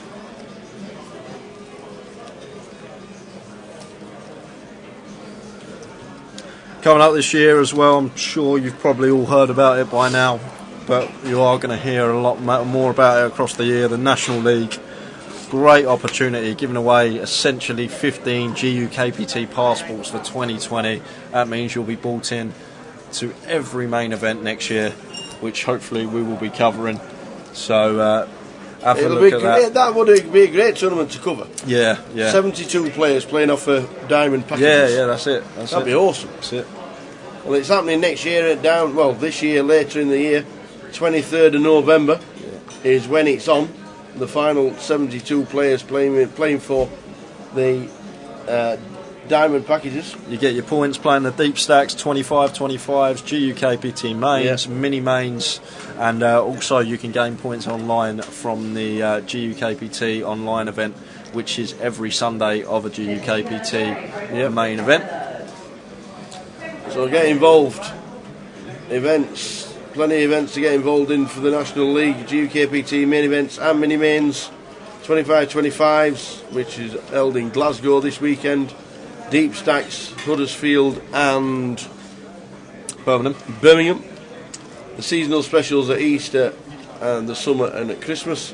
And the Goliath, the UKPC High Roller, and the online event, the new online GUKPT event. So plenty of ways to get involved and get into the top 72 of the National League. So we've got an all in here. Eric all in for his last few chips. A bit more than 225, unaware of what the actual stack is, but Ben does have him covered. But Eric has Ben in a dominated spot, so could be well on his way to a double up.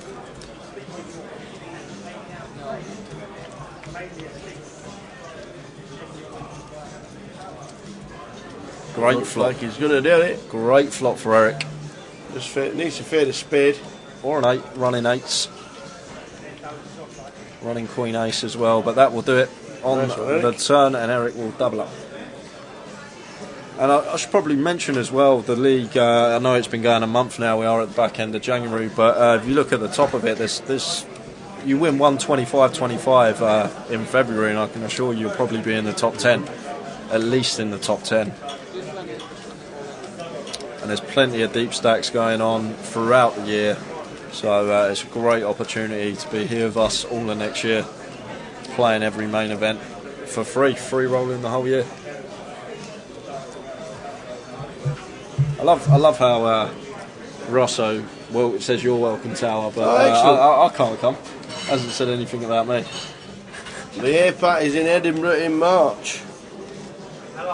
We will find the dates out and might stick it in the diary and bring up the clubs. Hey!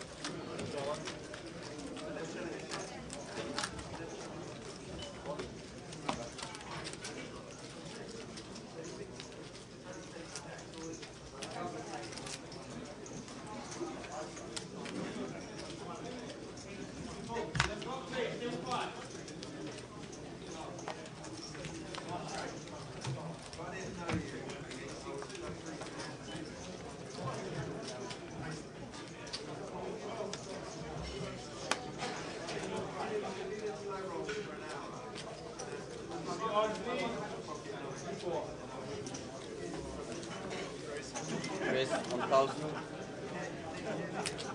Raise 2,100.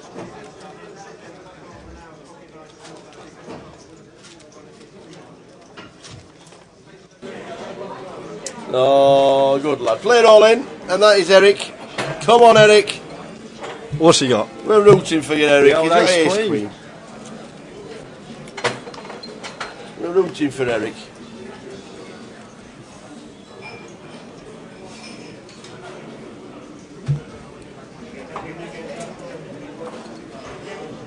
So I'm assuming there was a limp from Ben. Aaron made it 2.1k. Wow, Ben going to come along here with 10-7 of clubs. Eric potentially on his way to a triple up. Does have the best hand, but Ben does have live cards. Going to need to fade a 10-7 or deuce on this run out. Unless he can find an ace or a queen. Ace, There it is. 9-6. There it is for Eric. We've got a gutter ball for Ben. Aaron with the ace bets. Ben will see the ace deuce. Aaron shouts just a deuce. Just a deuce. Eric says fade a deuce.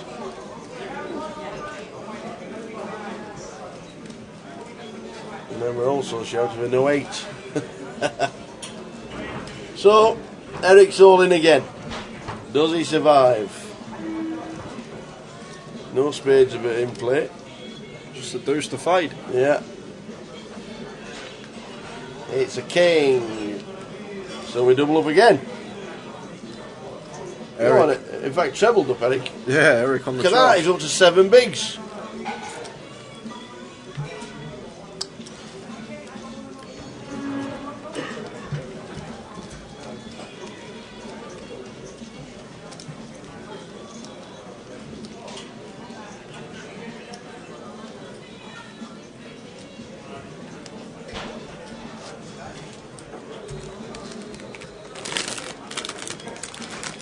Oh, hey.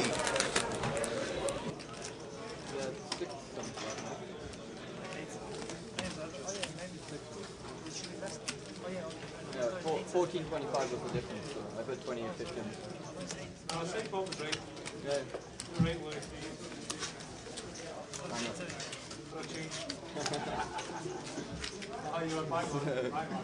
Risky one coming from you.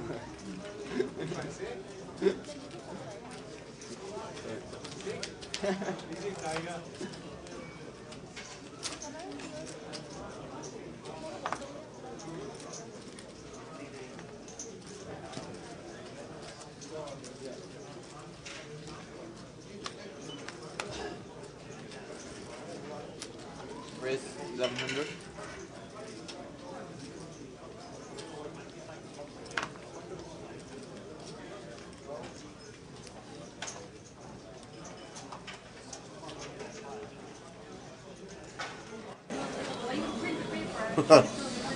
From one short sack ninja to another. Thomas receipts in Omaha.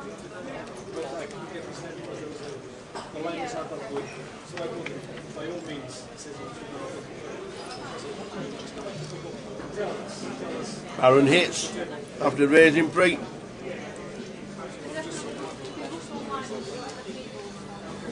But we have got action though, because Marta has flopped the nut flush draw after defending out the bleak with ace deuce.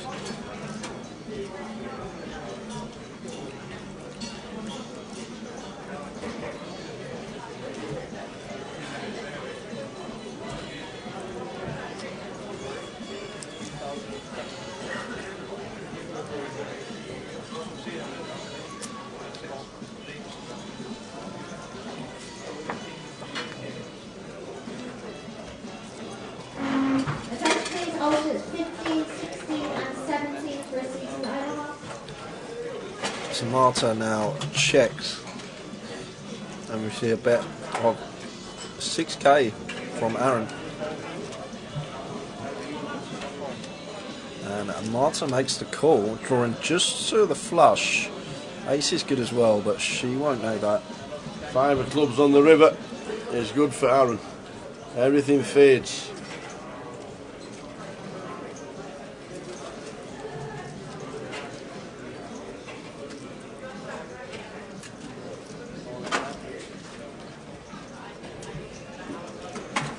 And that will do it. Aaron stands up. I like he's standing up and putting the coat on and everything then. I remember on PKR years ago. Do you remember PKR? The software used to stand up when you was all in behind the chair. There was a button that said stand up when you were all in. You used to put your hands on the hips. Brilliant. Please, Winston, for a seat in the overlap.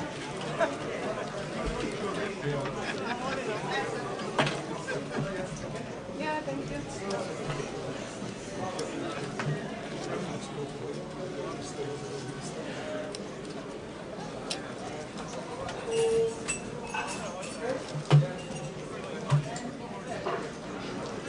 Whenever you need to check, do here, final date, right?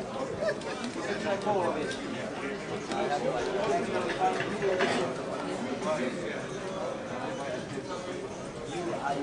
advise you why so you can already buy. I advise Please, Ram, for a seat in the tournament.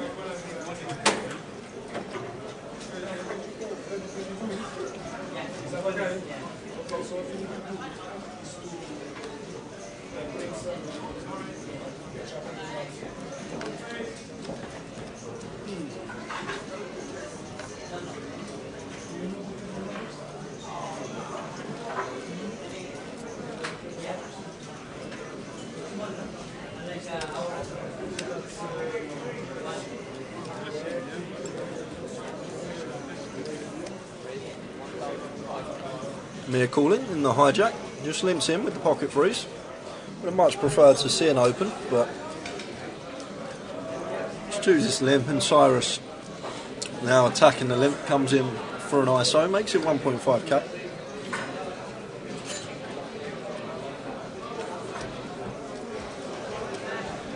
Celebration, we had a 15-minute break after the hand.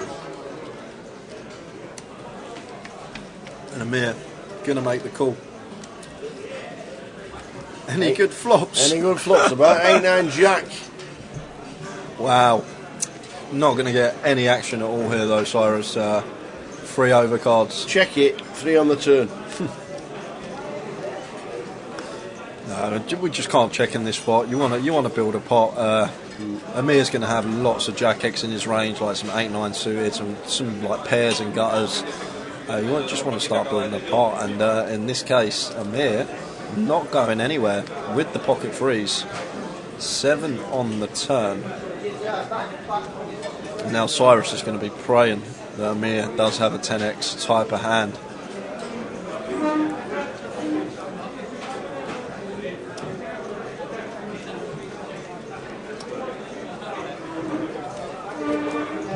Better 3,000. This should go check fold.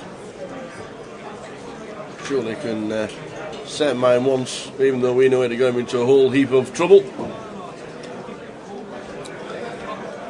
I don't think it's a set mine on the flop. I think he's got a plan in mind here, Amir. We've seen some out of line stuff from him already this session. We saw the float on 2 streets with 4 high. Repping the flush, maybe? Oh, well, repping the straight. That's probably what he's thinking. When Cyrus bets so small, it may look like Cyrus is just betting this size to check back river, assuming Amir's going to play and flow. So that could be the thought process here, but eventually he lets it go. But the freeze, expect to just pass on the flop. Strange to see a call. What about his reasons? But he has been up to some wacky stuff, Amir, from what we've seen so far. Been limping a lot of hands pre-flop.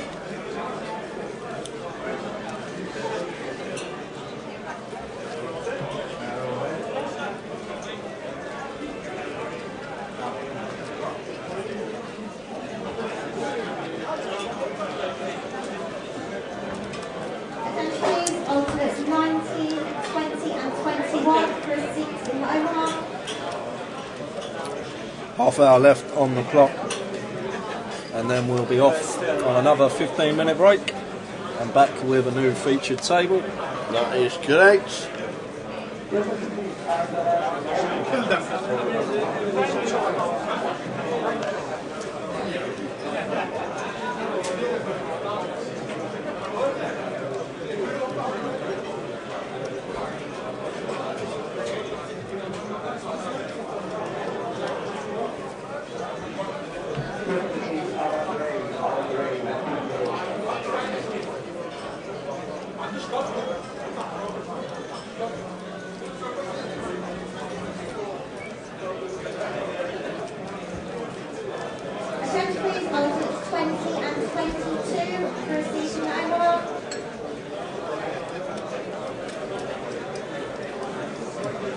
So Aaron, opening King 3 suited under the gun, makes it a full 3x.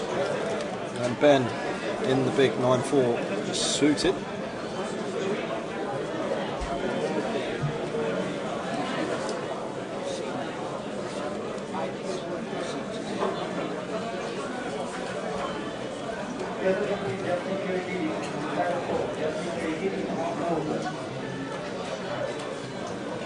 Gets out of the way. Evening, Kevin. Kevin Jackson, how are we doing?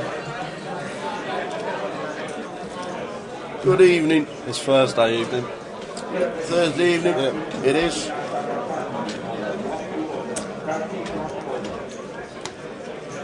Razor Kev.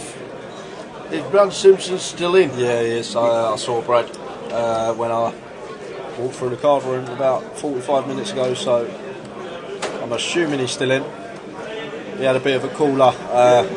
He had ace-4 on a queen 4-4 flop against queens. Yeah, and lost a chunk of his stack, but he's still in, still going. Wishing him the best. His first £1,000 on the GUKPT circuit.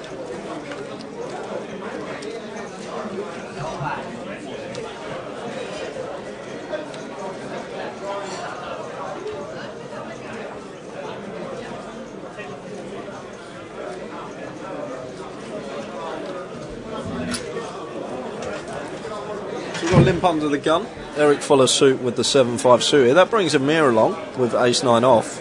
And Cyrus, potential squeeze spot here. I can't see Cyrus just flatting with ace-jack suited in the hijack, and there's the squeeze. Makes it 2k. Like the sizing. 5x over 3 limps. Pretty standard.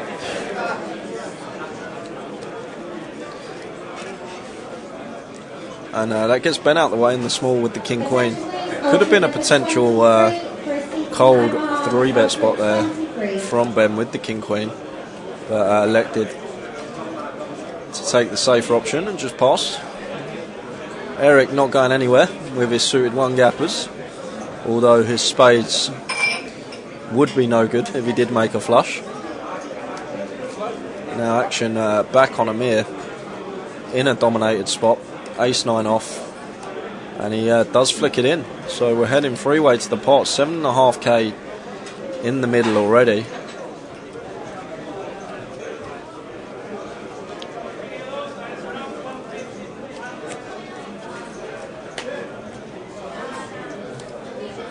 It's a great flop for Cyrus after squeezing.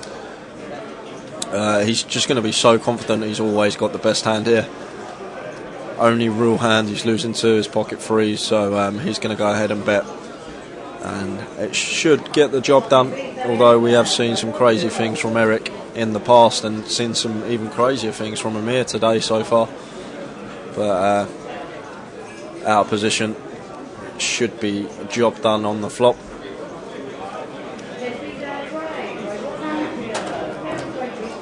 Takes it down.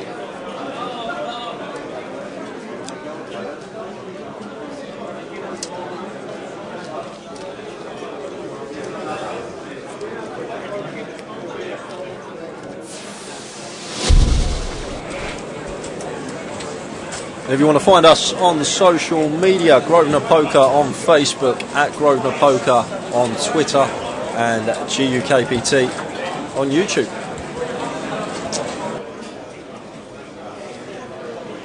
And there's lots going on this year, guys, regarding tournaments, the league that we've mentioned before. We've got obviously 2 G-Coups, one in May, and then there'll be one towards the back end of the year. We've got the new 2.5k buy-in grand final in November. There's so much going on, so make sure to keep yourself informed. Any questions, get in touch, and we'll be hopefully be able to provide you with the answers. But I can't stress enough about that National League. It's such a great opportunity to free roll yourself for the whole year next year. And there are 15 packages essentially being given away. So make sure to have a look at the details of that and try and play as many comps as you can to get yourself some points.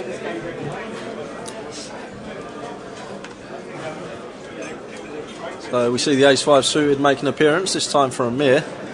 Makes it just under 5x, 4.75x here. Huge size. And actually gets Marta to fold King-Queen. A hand that she probably would have called against a more standard open. And gets the job done for Amir. Them sort of 4x, 5x, even 3.5x sizing, what it does, it just sort of isolates a better range against you. Like, people are going to peel a much tighter range. So then, especially with a hand like ace-5, we're going to be in a dominated spot quite often. Like all the pairs, all the better ace-x, it just sort of isolates that range. Like, we're not going to get calls from hands like 10-9 suited and king-jack off and things like that. And in this case, Marta folding the king-queen. And the better players will also pick up on it as well, sort of making it that size. But Amir has been doing some unorthodox things this session. But he's stacking the chips at the moment.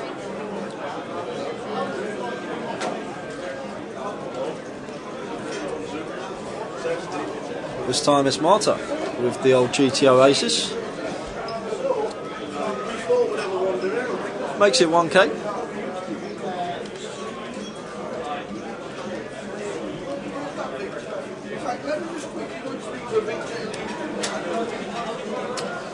More standard size from Marta, just a 2.5x.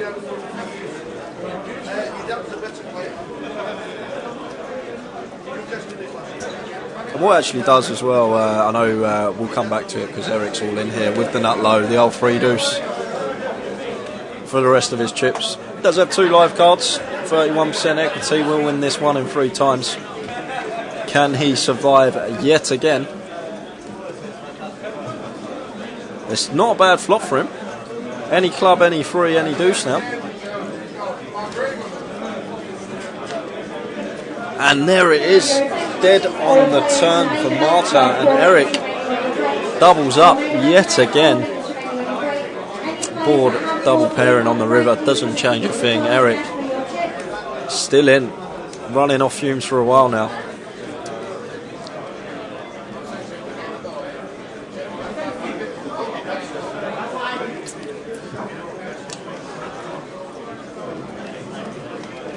Side event, Omaha is running. There is an alternates list. If you are coming down to play that, reg for that will be open until around 8:15. So if you are on your way down, just bear in mind there is an alternates list for the Omaha.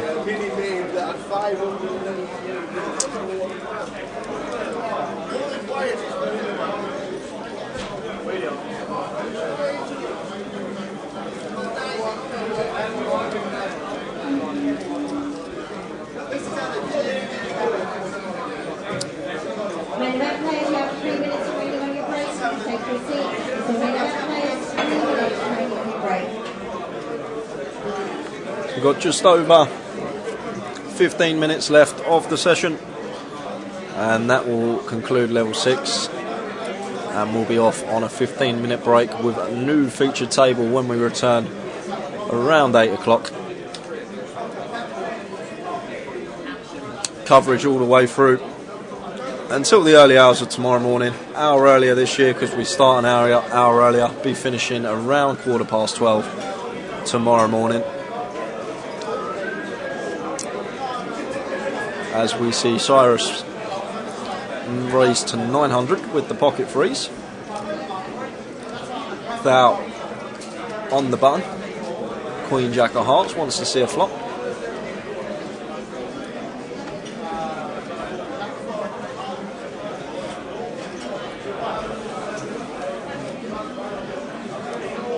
Wow, huge flop. Without. Not going to get any action here though from Cyrus. May get the continuation bet, which in this case is 1k. But other than the continuation bet, I don't think she's going to get a penny more. And she makes the call. In today's main event, take your seats. Play will effect 90 seconds. Former players, please take your seats. Any Turn is the 6 of diamonds. Expect Cyrus to shut down now after being called on the flop. He checks it over, and with less than 1 SPR. Okay, third checks back. Just playing it a bit deceptively. 10 on the river. And Cyrus checks, and I think now we can move in. No, she's checked behind again. So twice she had a chance to move all in, but elected to check. And taking notice of hands like that is important.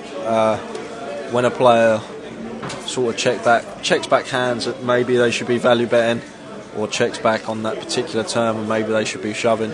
It just means, like, on river decisions, you can make better decisions against them if you're pretty sure they're not going to be value betting like one pair hands, like top pair hands.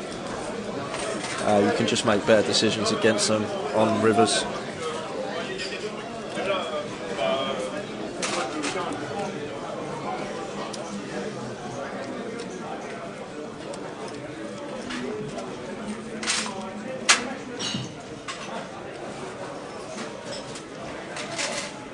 Players and dealers in the main event, your new wine level 250-500 with a 50 ante. Please begin still. Players entering this flight are now closed.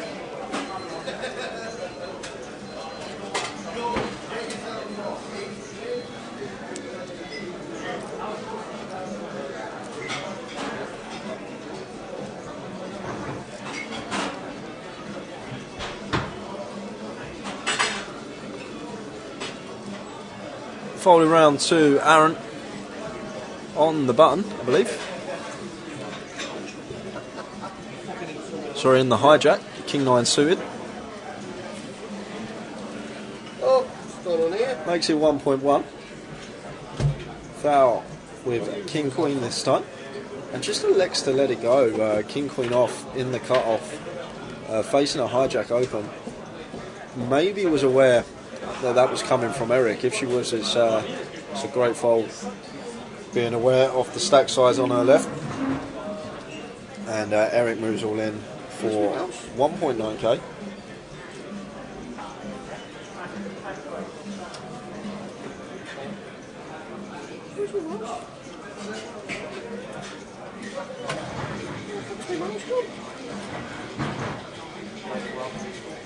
And Amir cold calls in the small, and Rory gets out of the way in the big blind, and action back on Aaron here.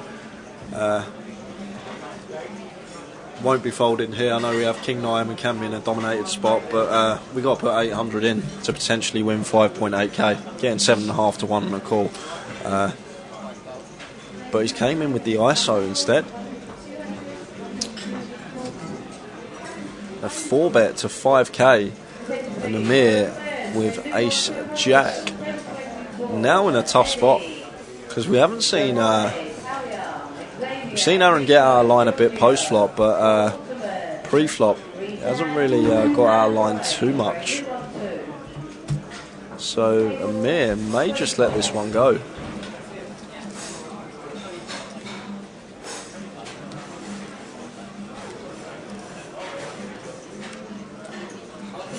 But you never, for value, Aaron's never 4 betting a worse hand than Ace Jack.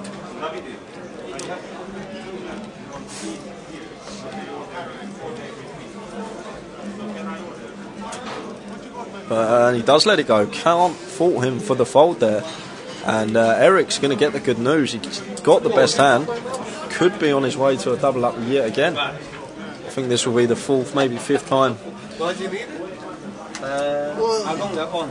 There's some at the back. That's it. Yeah, there's loads at the back. That's mine. So Eric needs to fade a king or a 9. Packed away.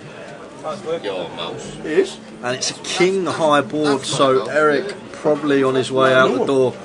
Don't need the old one then. Needs to find a free outer on the turn. Queen of diamonds. Now he's got even less outs. Only 2 outs, and one of the aces has been much drawing to the case ace that's left live in the deck. Ace of hearts. Oh, 7 of diamonds. So the King 9 of Aaron plus Eric eventually. Eric was a grinder. He heads to the rail. I'm sure he'll have another bullet either today or tomorrow. Lee Nicholson says, how many entries, Jay? I'm not sure. What would you like to have a guess at? I'm going to go 181. Oh, you're miles away.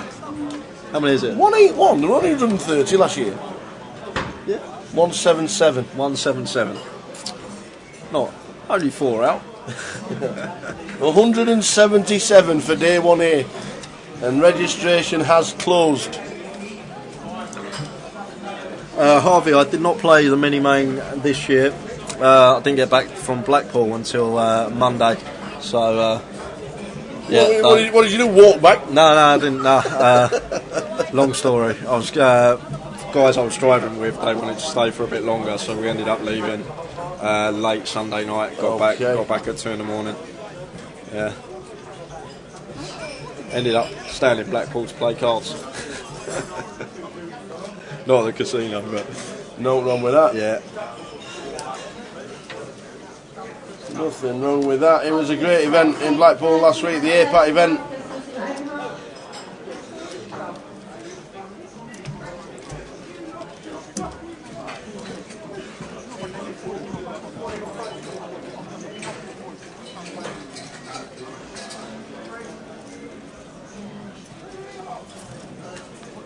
But I'm sure if you're playing it, Harvey, I'll definitely be playing all the Luton mini mains, 25s, deep stacks there this year. I'm going to try and play a few more tournaments this year than I did last. You could end up on the leaderboard. Yeah, what happens then?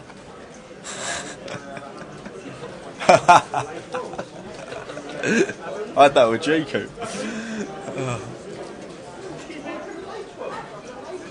Got his own avatar, this lad. Online.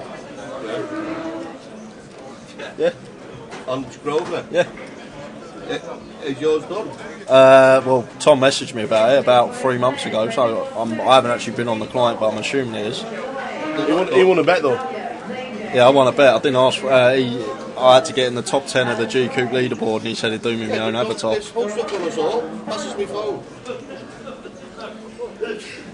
I've seen yours.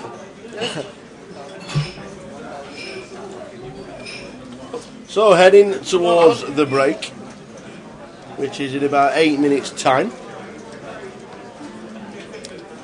177. There was 133 last year. And that's the towers underneath. They're not on.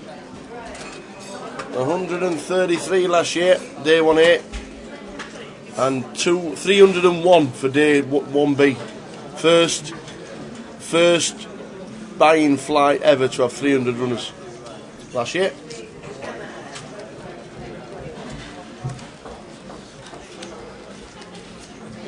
Yeah, I haven't actually checked it, but he messaged me like 2-3 months ago, grand final time about it. Well, considering we've got loads coming up this weekend that we'll run through at the start of level 7.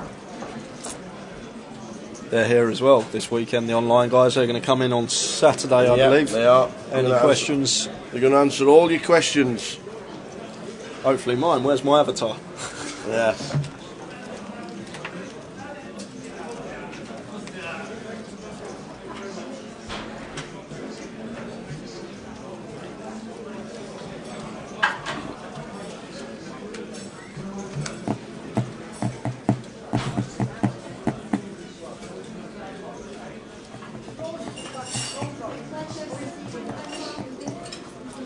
Kev, side events. There's no side event on Friday. Saturday, it's the £250 Texas. Yep. And on Sunday, it's the 75 plus 75 at Bounty. It is indeed, to finish off. Yeah, they're the side events this weekend. Any information, you can find it all on the GUKPT website.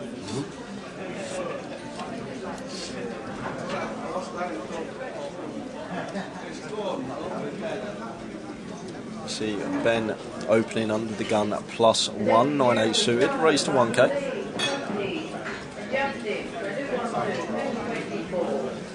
No free bet from Foul, but she just flats, calls the 1k with ace queen of hearts.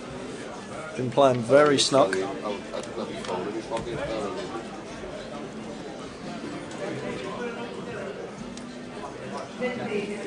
Flop of 7, 4, 6, 2 clubs. Up and down, straight draw for Ben. Marty with a top pair, and Thou just completely with ace queen. Yeah, I don't think I do, but I'll speak to Charlie and see what he thinks, because he's done this before. So Ben going to continue. Yeah. And we see a quick fold. Yeah. And I'll Marty. I'll speak to him tonight. I'll definitely come back to you tomorrow. Yeah. And I'll get the trailer for you in that case as well next week when we get home. She won't be folding here. She's got top pair. Expect her to call. Yeah. And Marta does call. And we're going to take a turn. Alright. Which is the 3 of clubs. So Marta now picks up a flush draw to go with her top pair. Nothing changes for Ben. He's still a 9 high. But no, I'll get on to you tomorrow and let you know. Nice one, cheers. You expect Ben to take a 3-1 here. It's just a disaster if we double barrel and we get shoved on and don't get to realise our equity. Marta just calling out the big blind as well. She's going to have all the 5x. She's going to have flush draws, and I like the decision not to double barrel and just take a free card off and see if we can get there.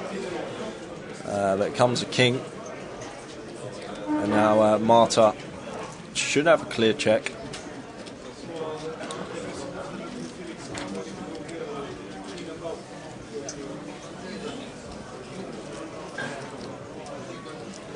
As she does. And now it's whether or not Ben wants to bluff this river. There's a lot better bluff spots than this one. I think we should just give up. Marta can have lots of 2-pair combos. She can also have some straights and flushes, but very rarely you expect her to lead most of the time with those type of hands. And Ben now is going to fire. It's just, what are we representing here? That's the problem we got as Ben. We've opened under the gun +1. We've continued on the 7-6-4 board like we've got an overpair. It's gone check, check, turn, king on the river. Would we really value bet ace king here? What are we trying to get called by if we're value betting a hand like ace king, king queen? They've just got there on the river. All the king X would be checking back on this particular river. So then when Ben fires this river, it just don't really make too much sense. Like, what hands is he not continuing on the turn? It's like value hands. Just looks like an airball. Just doesn't. Story just doesn't make too much sense. Great call. It's a great call. Well done, Marta. Great call. Just not really much with repping there as Ben. If we've hit the king on the river, we're never betting it for value. We snap check back. So what we're representing once we fire, and Marta figured it out perfectly and takes down a nice pot.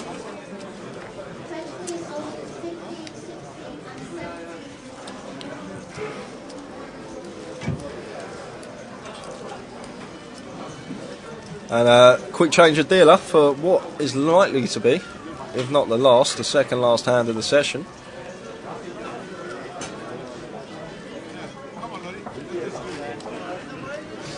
It sounds like it'll be last hand, because they're just saying why are we changing dealer for the last hand, but it's all done on a time basis rather than hand basis. We get the new table with us for the start of level 7. No real dramas so far, is there, Jay? No, we haven't really seen during the day too many hands. No big hands at all. That's probably the start of season 13. That's probably the best hand we've seen all day. The one we just saw, and that wasn't exactly a big pot. It was a great call.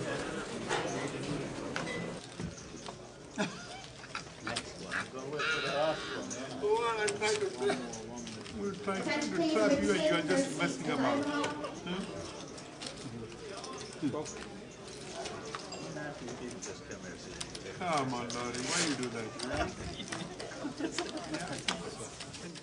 So it could well be the final flop of level 6. King, Queen 5. 2 pair for Marta. Nice flop to bet out on. Anybody with the king will be coming along, but she wins the next hand as well. Oh, she gets Aaron calling with a Jack 8, floating with Jack 8. Completely floating. Ace of spades on the turn. Aaron now bets out, repping the ace. And Marta instantly calls. 10 of spades on the river.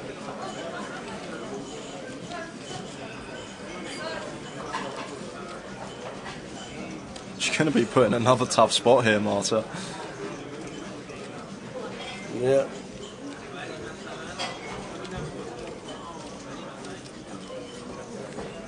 So check and a bet of 7. So Aaron's just floated the flop with Jack high here, I see.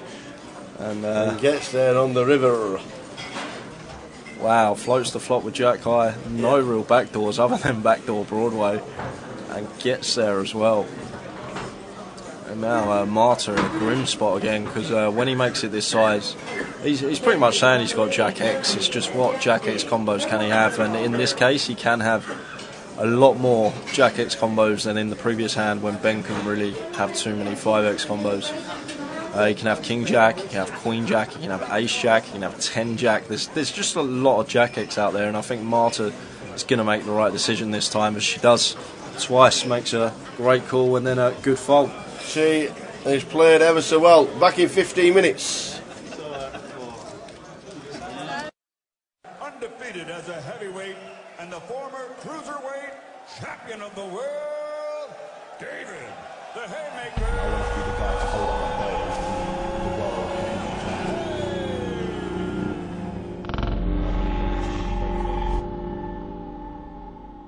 Time to hang up the gloves and retire as a professional boxer.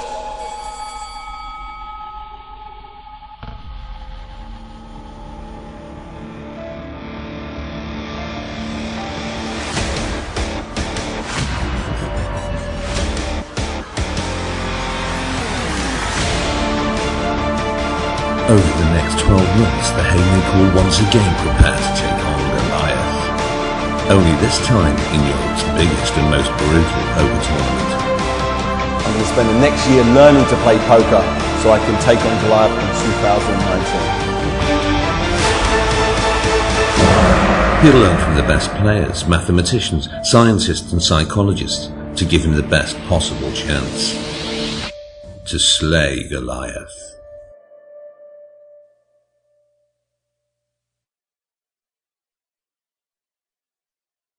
Undefeated as a heavyweight and the former cruiserweight champion of the world, David the Haymaker.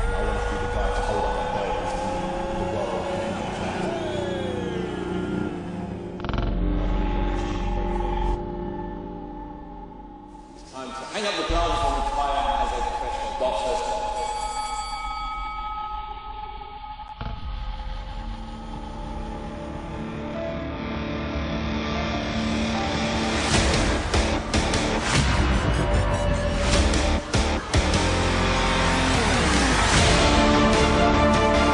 Over the next 12 months, the Haymaker will once again prepare to take on Goliath. Only this time in Europe's biggest and most brutal poker tournament.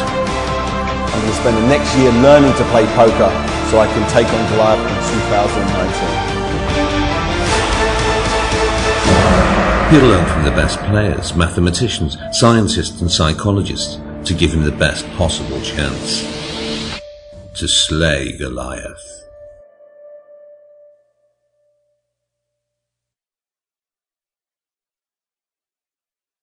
Undefeated as a heavyweight and the former cruiserweight champion of the world, David the Haymaker.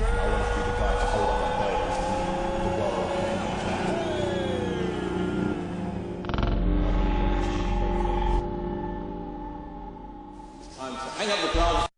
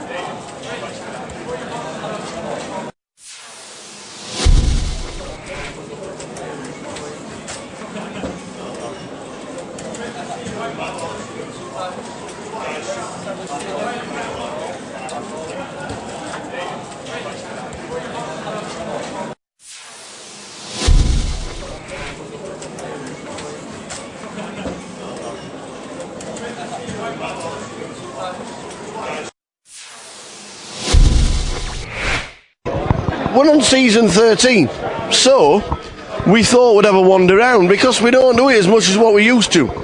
So we need to find players. Where's that Victor? In fact, let me just quickly go and speak to a Victor Eliukin that I know. Good evening, young man. How are you? You're supported the GUKPT down in London for years. That's correct. Your dad's the better player. For sure. You cashed in this last year. Yeah. Your dad cashed in this last year. Yeah. Your dad's already cashed in the mini main this week. That's right. Well, we chopped it basically. We came second. I mean, so yeah. Not bad, is it? Yeah. It's not bad. What does it mean for you when you come to London for a GUKPT to be this popular? Well, it's a fantastic tournament, isn't it? I mean, like really, there's no EPT like anymore in London. So this is basically the biggest tournament. Well, this is the grand final, obviously, in London nowadays, isn't it? So you can't miss it. You go to Vegas, you do the World Series. You can't really beat this card, can you? When it's full, and when it's like this on a day one like this. Well, listen, I mean, it's a great, card room. It's a great tournament. It's a great structure. Really well run. So yeah. And your dad says to me, word in his ear, if you don't cash this week, there might be trouble. Yeah, exactly. Well, I want to ask you a question though. Like, who's going to win the Super Bowl on Sunday? Let me ask you a question. The Rams. The Rams, really? Okay, I'll make a bet on the Patriots then. Yeah. Victor Eliukin Jr. Senior came second in the mini main that had 588 runners. I want to have a wander round. We go to the bar. One of the quietest men in the bar. Can I interrupt? One of the nicest men you're ever going to wish to meet, ever. No, this is how they do. Come here and get the cuddle. Just like, how are you, man? Yeah, all right. Yeah. How are you? No, I was just having you can have a chat with young. You can have two with the lambs. You can do whatever you want to in 2 minutes. I'm just going. This is season 13, mate. It's a long time, innit? How many seasons have you played? Can you remember? I know the very first tournament, very first GUKPT I played. The owner of the GUKPT put me in. I sat with Romanello and Martins. There was like a back room or something, and I know that was my very first one. And I don't know what year it was, but the second one I played is Manchester, our final table. Yeah. So I know what year was that Manchester? 2000 and Mark Goodwin won in 2008. So no, it must be 2000. No, it must be later than that because I was only started playing 2010 or something like that. 2010-11. But I played with Mark Goodwin actually. But that's how I met Brammer as well. So it was a very memorable tournament for me. Who won the first ever GUKPT? That was like Cardiff or somewhere, wasn't it? No, it was Bolton. Bolton. 2007. Praz. There you go. Praz Banzi.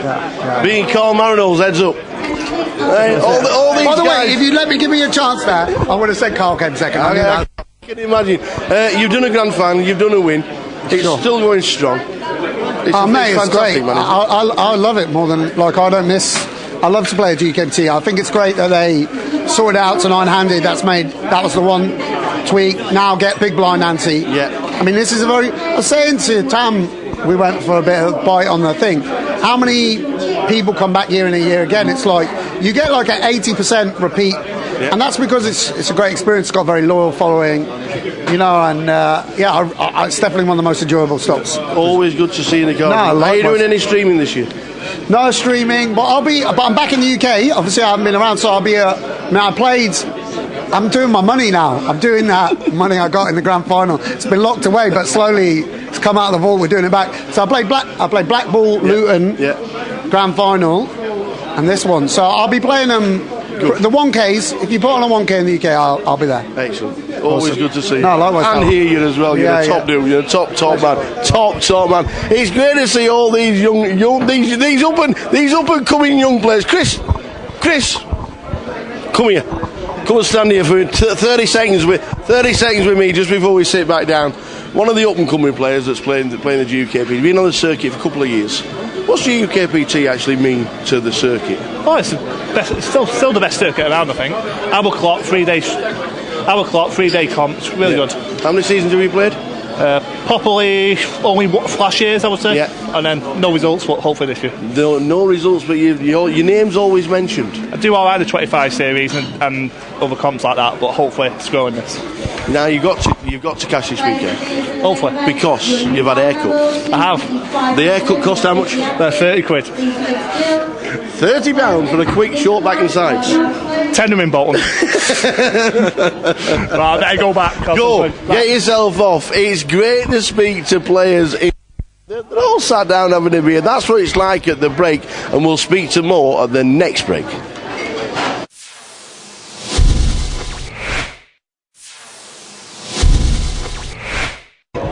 We're on season 13, so we thought we'd have a wander around because... Thanks for that, Tower. A little walk around the room while the players were on their 15-minute break. Get some insight on what's going on the outer tables. And we're back for the penultimate session of the day. It's flown by. How good was that, walking around and talking to the guys and having a chat about old times and new players and old players? Great. I think it works really well. It breaks up the feature table action, and it's something different. I really enjoy it myself, seeing what everyone's saying, what's going on. Welcome back, everybody.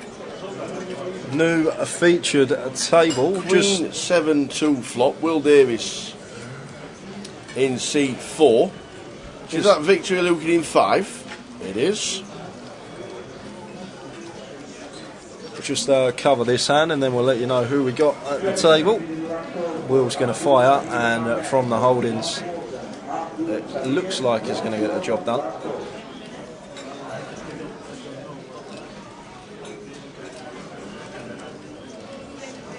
As it does, and Will going to take the pot. So in seat 1 we've got James Morris, seat 2 Ahmed Al-Bawani, seat 3 Nathan Manuel, seat 4 Will Davis, seat 5 Victor Lukin, seat 6 Umar Zeb, seat 7 Aksat Mawaji, seat 8 Simon Randall, and in seat 9 Keith Talkington. So there we go. Level 7, buy-ins have finished. 2 former champions on this table. Victor Lukin in 5, and Will won Luton back in 2017, I believe, or 2016. I think it was 2016. Went on to chop the grand final that year as well. Over 6 figures, 120, wasn't it? Yep. It was a really good 3-4 months for Will, I remember.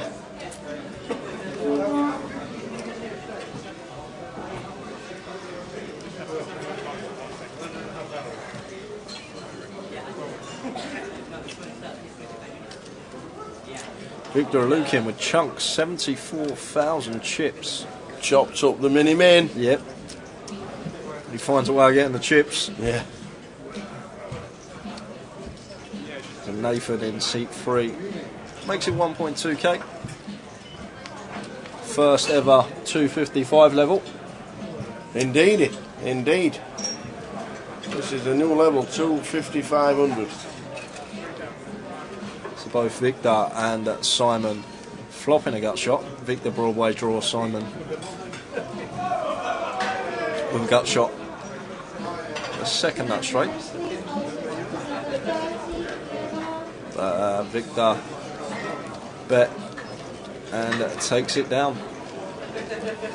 So Keith 82,000, Victor 77, and down at the bottom Umar's got 9.1.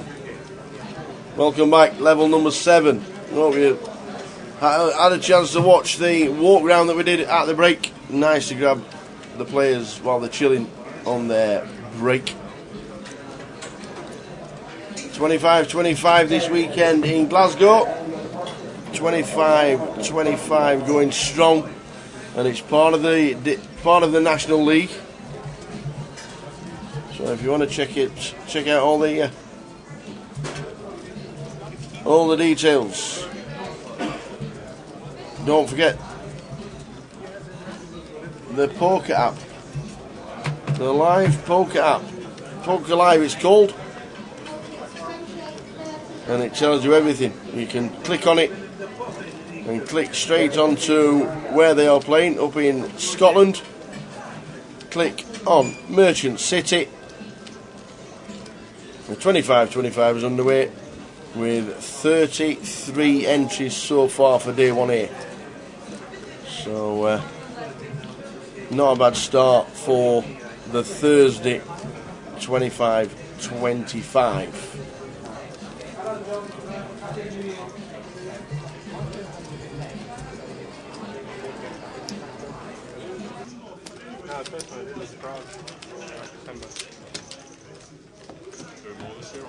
Hopefully, yeah, probably Barcelona, not Monte Carlo. You get champions. Wouldn't do Monte Carlo otherwise, would they? That'd be an excuse. I'm not saying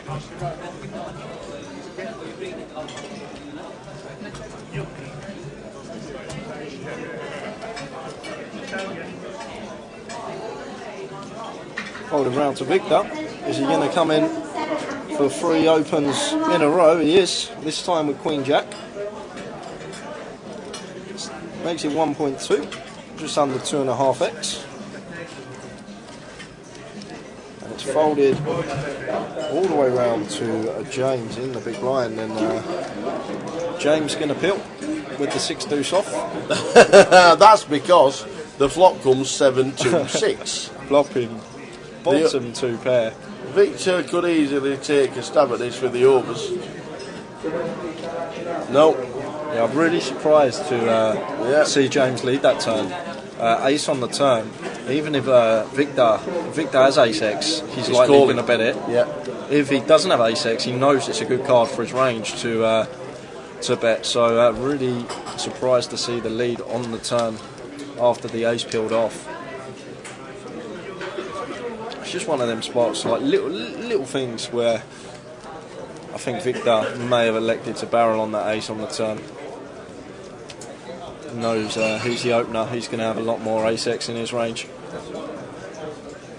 Did we get the confirmed numbers, Tower? I think it's 177. 177, unbelievable turnout. Just quickly confirmed that, but I'm sure it's 177. If we get 300 again, like last year, we could... where are we going to fit them? I don't know, in here. They'll have to come in here with us, Tower.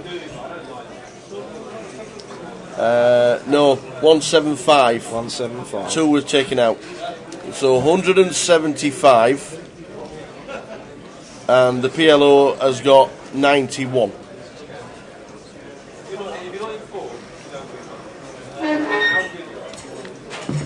Would anybody turn up for a 10 pence rebuy in the Vic? I think. Do you think you get 150 runners for that? I'll probably get more. 10 pence rebuy. Be a 100k prize pool. The way this place works. There is nothing that doesn't work down here at all. Victor opening the 4th pot in a row and takes this one down. So 250, 500 running ante of 50, level 7.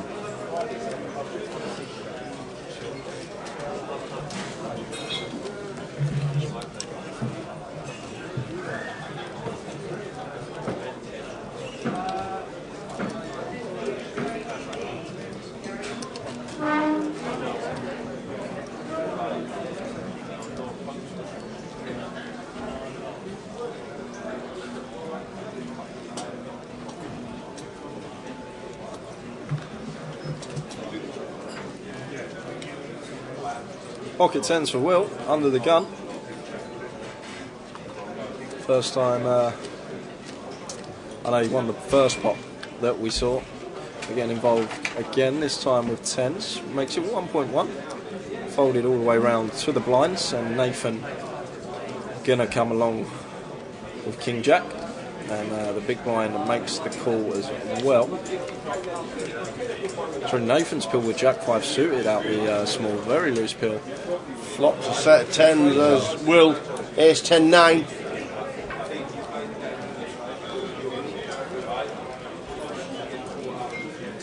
Nathan's option in C3. He checks. Will bets 1.8. it's a winner for Will Davis, grand final champion.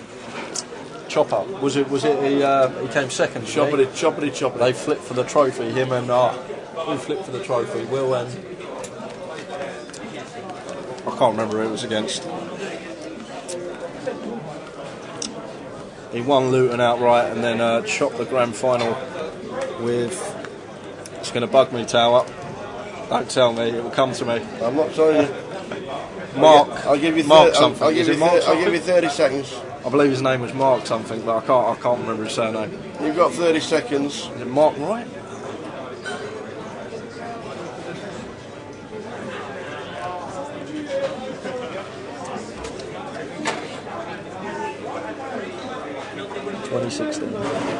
You've got 10 seconds. You've got 5 seconds. Who did you say? Mark Wright. Exactly correct. Well done. And Tama, on one of his final tables, came third.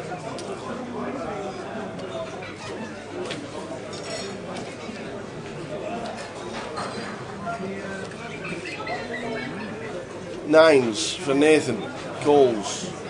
There's 1.3 to Cole after initial race from Victor with Ace King. Ladies and gentlemen, in the building, the Joseph Beavers. I've already said hello today. Hi everybody. You well? How are you? All good. All good indeed. How's the Omaha going? I just had a rebuy. Oh. I got Corished. Oh, do I? Oh, that's like getting Maloud. Similar, very similar. Similar. How's it going in here? Yeah, all good. Big numbers today, eh? Fantastic. 177. What did we have day one last year? 133. Wow. You know how many played day 1B last year? How many? 301. What are they going to put? That's what we've said. Well, no, where are they going to put? I'm not here tomorrow. The biggest day 1B ever. I'll be here Saturday. I'm not playing the main. You're playing this side. Super Bowl party. Yes. Who's going to win the Super Bowl? Rams. I said in September, watch the stream back. In September. Tower tipped the Rams at 16. I don't want to know who's going to win it in September. I want to know who's going to win it on Sunday. Well, if you'd have backed the Rams at 16s in September, how much have we got on? You'd have been on a juice. Have we got a sensible bet? We've got double that. Tenner? Yes. It's all right. Yes. It's all right. We've got fortunes on at 16s on the Rams. Nice. There he goes, check with the 80 clubs on the river. I'm going to get a drink before I go back. Nice one, buddy. Get yourself back into the Omaha. Alright, I might see you in 10 minutes. See you in a bit, Joe. Joe Beavers having a re-entry in the Omaha. So Victor flying already 30k stack increase since he's been at this featured table. Wins another nice pot with Ace King. It's a form game. Somebody will listen one day. They're well honest. You've been saying it for years, Tower. We have. We have. Now your attention please, all players in today's Omaha, you have 3 minutes. Well, it does work that way because like morale's a massive thing in poker. If you start winning tournaments, start running deep, like confidence is huge. The worst thing at a poker table is when your confidence is low. It's you just don't make as clear decisions as you normally would if you was on a high, for example. After a few deep runs.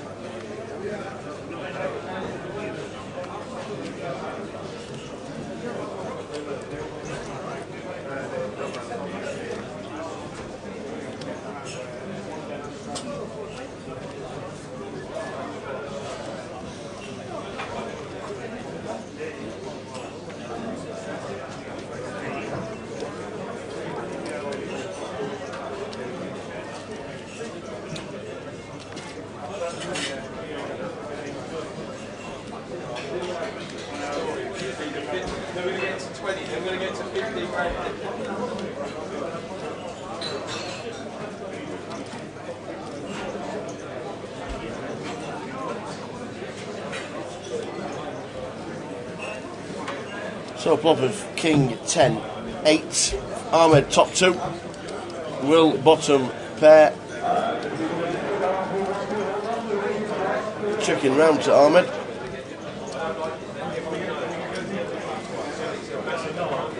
In fact, James sticks in a bet of 1.5 that's raised up by Ahmed, and that should do it. Indeed it does. This is the final call for all players in today's home and hard to take your seats. Local hard players, please take your seats.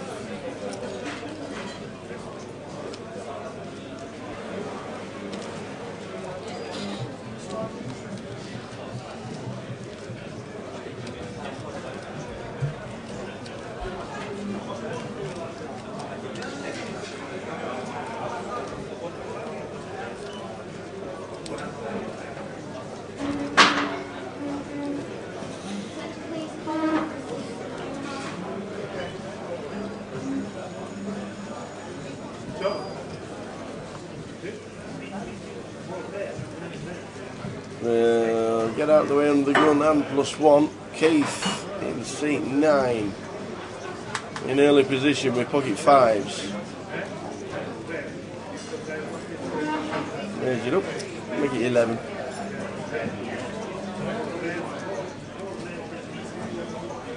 Make it 15. 3x with the 5s. Ahmed Pills, Queen Jack suited in the hijack, heads up to the flop. Queen, Jack, 2 all hearts, top 2 to Ahmed, but a bit dangerous with 3 hearts flopping. Yeah, as we spoke about a bit earlier, it's just so hard to flop a flush in this game. You just because there's 3 hearts on the board, you can't be scared of a flush. And top 2 here is going to be the best hand almost always for Ahmed. Facing a bet of 1.5k from Keith. And obviously we've got 2 options here. We've got the flat option and we've got the raise option.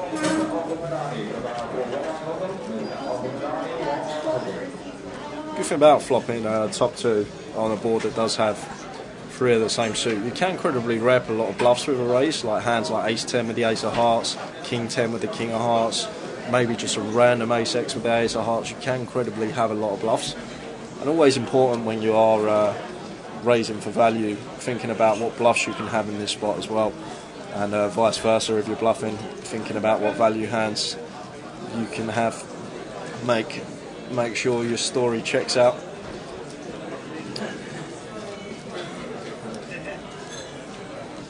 And Keith in the tank, but just got to let this one go, because even if Ahmed did have a bluff here, hand like ace 10 with the ace of hearts, we're basically flipping against that hand anyway, so we're either crushed, drawing to 2 outs, or maybe even 1 out if Ahmed did have a heart in his hand, or we're basically flipping out of position. There's just not much going for us, and rightly so, yes, lets the 5s go. Yep.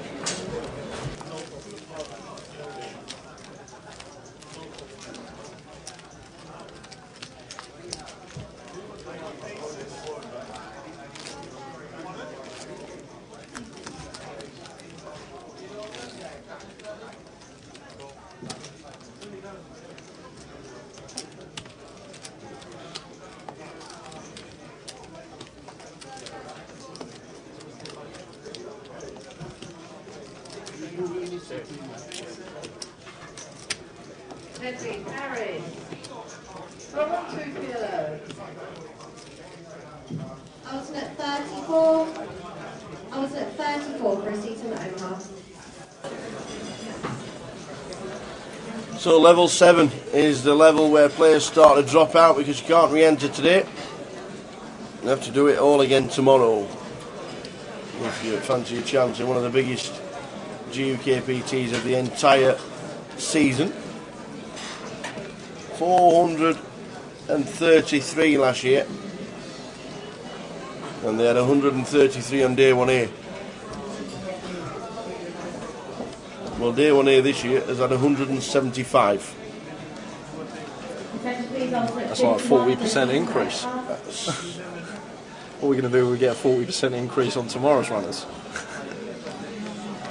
Evening, Luke. You're indeed back for another year. How are we doing, Luke? Come to the table here, 10, 6, 4, flop. Nothing for anybody. Yeah, Nathan still with the best hand. Was the original opener in the hijack. 8 of diamonds on the turn. Doesn't change anything. Nathan's still with the best of it. Axat now does pick up the second nut flush draw. And that misses. Yeah, Jack on the river. So Ace High actually going to take this one down. And Nathan going to pick a small one up.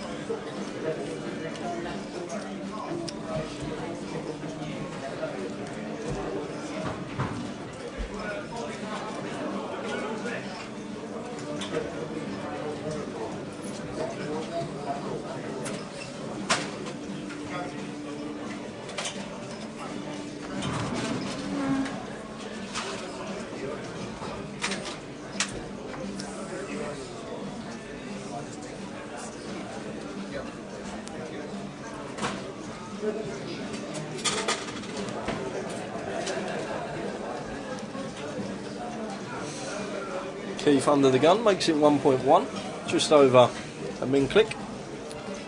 Ahmed with pocket 5s.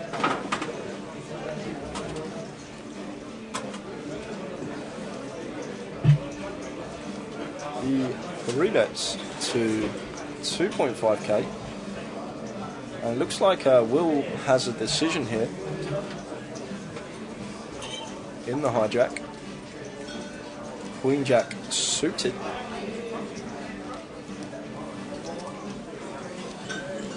And Will is going to make the call. Cold calls. And the old Queen Jack of diamonds. And action back on Keith. Well, Simon firstly has to act in the big blind. 10-9 suited. Most people see a flop with 10-9 suited on it. In this scenario, not really. No? You're going to be out of position to what's likely to be 3 players. And then you've also got the scenario where Keith 4 bets when it comes back to him. There's always potential of him doing that. And when Will's cold called the 3 bet as well. Well, the flush draw there. King 7, 9, 2 diamonds. Got a gut shot and a flush draw for Will. The nut flush draw for Keith.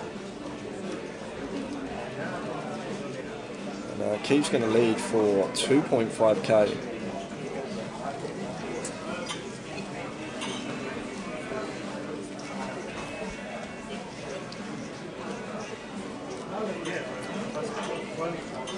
And action. The 5s, I think, will go into the muck from Ahmed in seat number 2. Yeah, indeed they do. And now Will Davis won't know it, but he is in a heap of trouble. Could be if curtains. He's racing for the flush. If this is a diamond on the turn, this would be curtains. But Mr. D.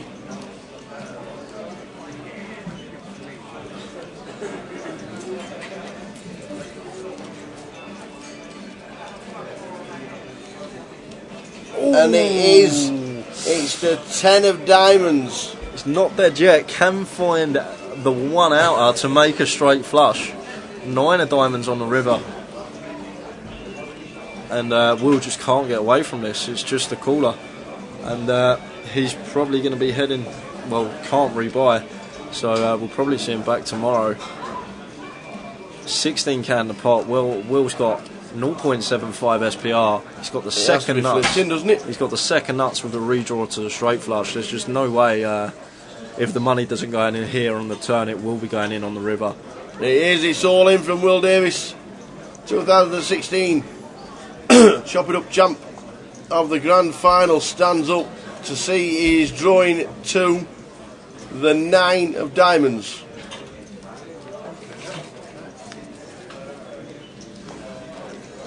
And it's a Queen of clubs, so we're going to lose Will Davis. And a nice pot there for Keith in seat 9. Cold deck. Wowzers, wowzers. Will Davis eliminated. Level 7.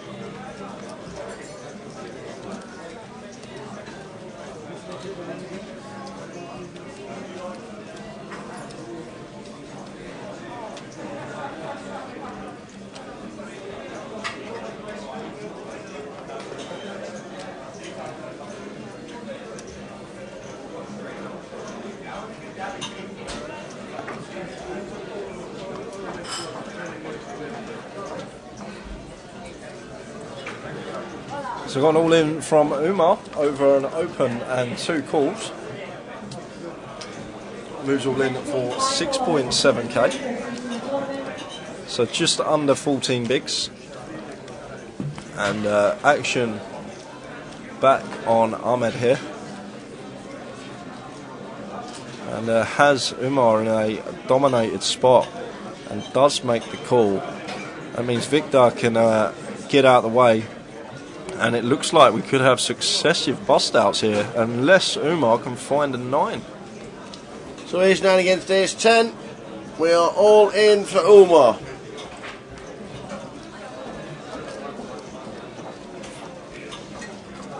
Attention please, Michael Dunlevy for a seat in Omaha.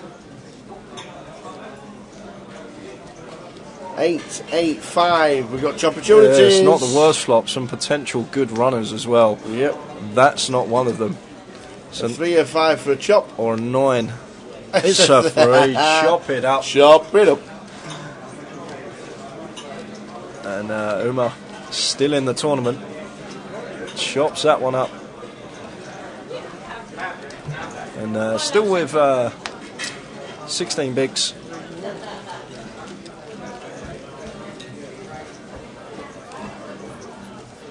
Victor with chunks at this stage of the tournament. 100k is a great stack.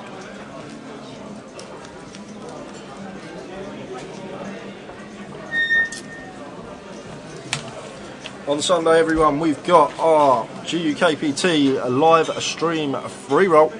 That's at 6 o'clock. If you're watching the stream, we'll be giving the password out. Usually around 3, 4 o'clock Sunday. That's when that's given out. And also coming up this month online, we have got the 10k cash game rate race. It's a bit different from the usual 10k profit leaderboard. Your position directly correlates to the rate you generate on the cash tables, and as well as that, there's going to be a free roll for everyone that rakes over £500 to 1k seats up for grabs in that. And on Sunday we've got our first ever GUKPT tournament, online tournament, 10k guarantee, £110 buy-in, and the points of that actually go towards the National League as well. So if you are looking to try and top that leaderboard this year, make sure you get into the GUKPT event on Sunday. £110 buy-in, 10k guarantee, and that's a 6 o'clock start with 3 hours of late registration.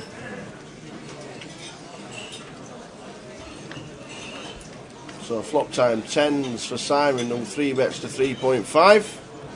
Sees a king 3-6 flop. Yeah, 3 out after the rack set here. Makes the best hand and checks it over to Simon. Still think we can be continuing here. Just because there's one overcard to the 10s, we can't necessarily just give our opponent credit for that overcard. So we want to start defining their range, and I actually like the choice to bet 10s here. If we had a hand like queens, I'd lean more towards check. But with 10s, we just want to deny equity to like hands like queen jack, ace queen, ace jack.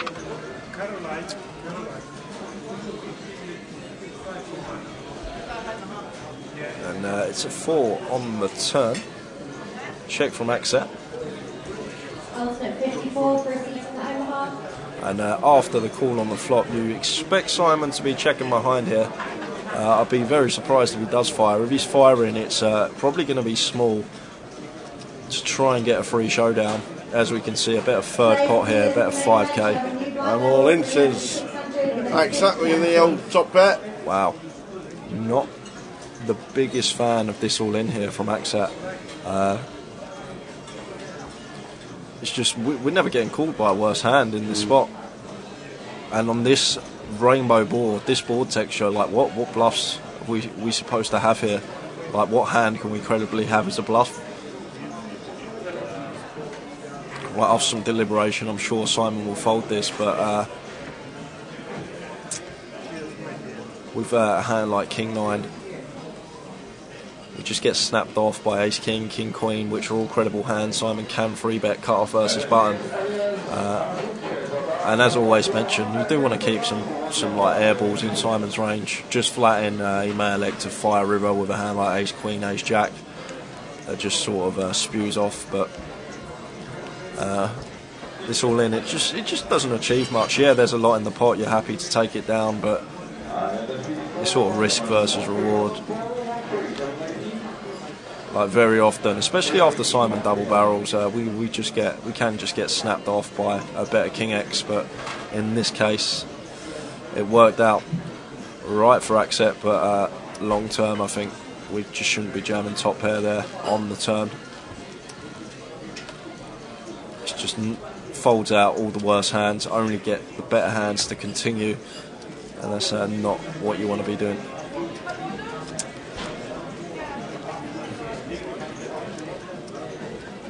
We may have been scared of the 3-liner to a straight, didn't want like a 5 or a 7 to peel off, but then once again you got to think about the range of hands that Simon can have. He's 3-bet the button, so he's never going to have like any 5x or 7x. Well, we shouldn't have too many of them particular hands.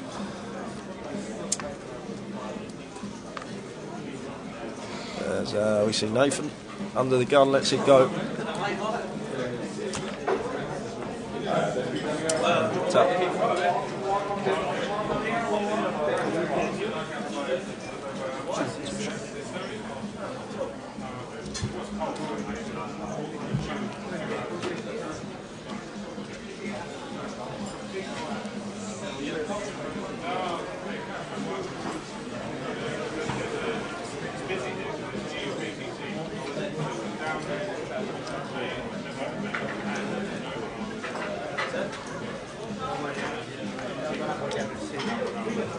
So James, blind on blind, raises the Jack 6, and Ahmed having none of it.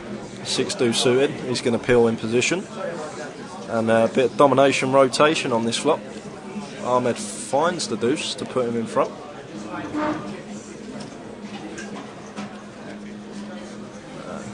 Check from James, and Ahmed bet of 1.3k, and James getting floaty here with the Jack 6.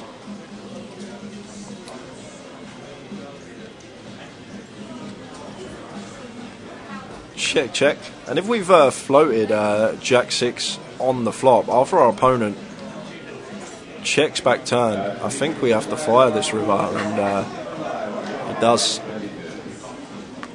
If you are floating, always got to have a plan in mind, and that could have been James's. If his opponent checked back turn, he was always going to lead river. But there are just better candidates to do it with some plausible backdoors, like Jack 6 was just an airball there. But nice play nonetheless. Picked up a small one.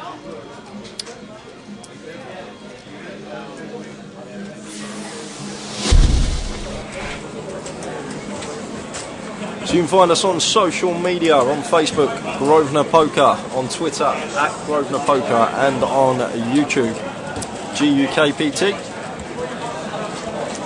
You can also join in via Twitter, the hashtag GUKPT. Any questions, anything you need to know about upcoming events or this event itself, just put in the question and I'm sure we'll get back to you with an answer. But just going to stop there because we've got a hand potentially brewing. Umar, pocket kings, under the gun at +1, makes it 1.5k, and he's playing a stack of what was 16.5, 17 big blinds around there. And Keith with the pocket queens. I can't see any scenario where this doesn't all go in pre. If I'm Keith, I'm not flatting to trap because he should be aware of Umar's stack size. He's happy to try and get it in against him with the queens. And there's the 3-bet to 4.5k. Comes back round to Umar. He's going to double check his hand. He's all in. Do the kings hold, young man? That's the question. I'm going to say yes. I'm going to say yes as well. Thank you. Let's go for a yes. Let's go for a yes. It doesn't have the diamonds covered, so the queens now can find running diamonds. That's not one of them. So just a queen to fade for the double up. Yes. And it's a 10. I'm just cheering for the queen here. Keith Torkington loses just about as small amount as he can with queens. Umar was all in for 9.3. Just over 10% of his stack. Not even a dent. Keith still flying 70k.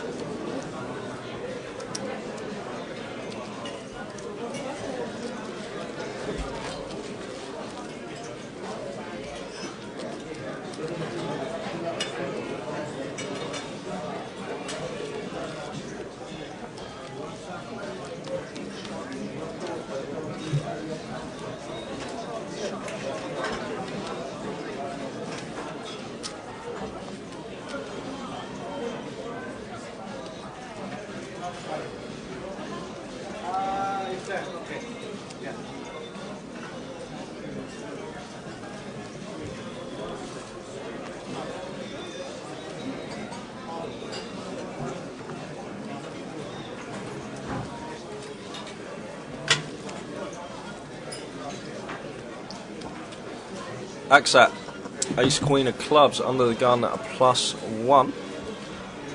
Makes it 1.4. Simon disciplined but good laydown. Lets king queen go on his direct left, and now Keith 9-8 suited in the hijack. Do you lose concentration when you're having a massage? To be honest with you, when I used to play tournaments a lot, I used to get a masseuse quite often, and I don't know, it just like relaxed you. I don't know, I don't think I lose concentration at all. I think if anything it helped. It's just like kind of zen. But no, if anything, I think it helps. As we go 5-way to the flop. I think this is our first 5-way flop of the day. I think it is, you're right. And it's day 1-8 and the blinds have been very small. And not much here for anyone. The pocket 8s of Nathan is actually the best hand here. Ace Queen of Aksat does have a lot of equity. But it's Keith who's going to take a stab into 4 players with just 9 high. Go on, Keith. And this is a bit of a level because from everyone else's perspective at the table, you think, hang on a minute, he's betting to 4 players How here. has everybody whiffed that flop and the first bet wins? I know. 500. I think even Jack X has to fold there though. Like when you got someone betting into, it's a race pot, it's not like it's a limp pot, and you got someone betting into 4 players, it just screams strength. And nice little pick up there.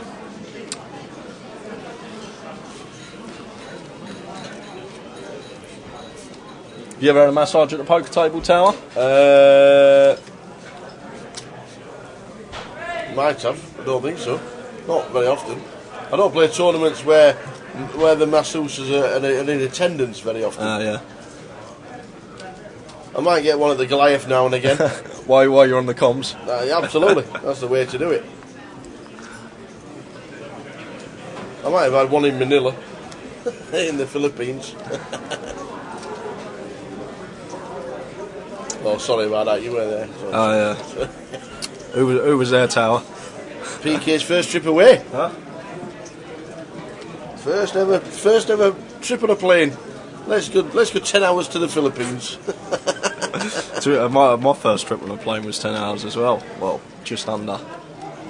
When I was younger. Logs, you're absolutely spot on. That was a perfect spot, and everybody whiffed it, so it was perfect.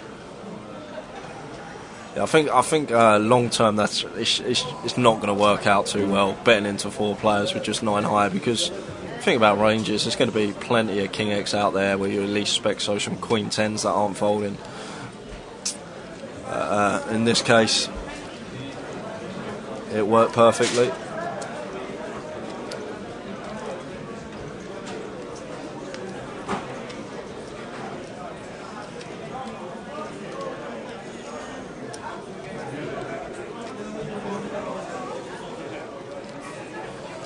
That's a really nasty river for Simon, but he just can't fold, getting 7-1 on the call.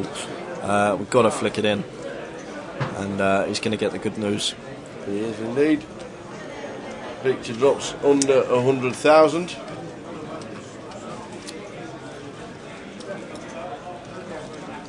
What's you doing in the Philippines anyway, Tower?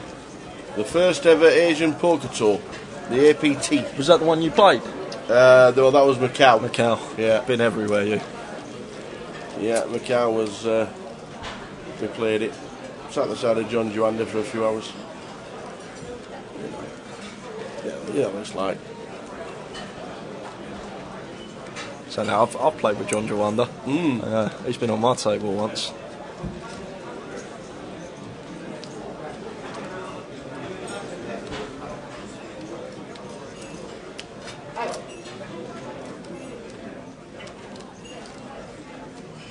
If you want a game of poker this weekend, the deep stacks are already starting. They are in Huddersfield and Birmingham.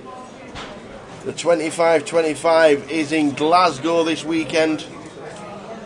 Go and support the local tournaments, and those 2 tournaments add for your chance to get onto the National League leaderboard. The National League run all the way through the year, and the final is here in London on the 23rd of November. The top 72 players playing off for platinum packages. And if you can't make the playoff, what you got to do, you got to finish top 5, and then you don't even need to play in the playoff. Top 5, get the diamond packages, all your accommodation, £2,000 worth for the year, as well as your main event entries on the GUKPT. And if you do make the playoff, if you are in that top 77, you actually have £200 locked up as well. Everyone that doesn't win a platinum package during the playoff will take home £200 at least. So it's a great incentive to try and get at least in the top 77 of that National League this year. And if you do, hopefully we'll see you next year, which seems like a lifetime away at the moment, Tower.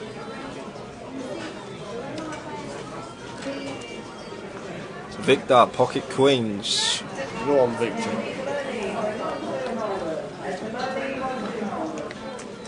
Makes it 1.5. Simon makes the call. Top set on the flop for Victor. Check, check, snap check from Victor Alukin there. Maybe a bit of a live tell. Let's go check, check again. It may actually get him paid this particular river. Simon checks, Victor bets, and Simon is going to let it go. I think he's going to call Tower. Let it go. He does call. Nice one. I thought he was just letting it go. He's got really cool there, I think. Victor can have like some ace highs. He's checked twice. He's can't fault the calls with the pocket fours, but that was a lightning fast check on the flop from Victor Alukin.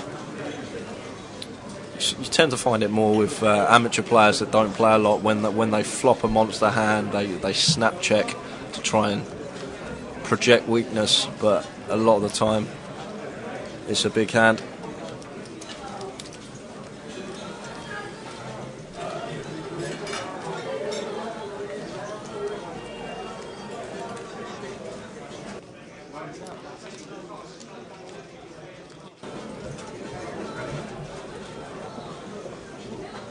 It's up on the händerna mal kurz upp under handskjuven.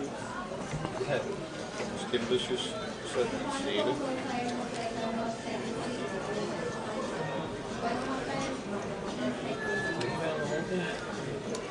Va?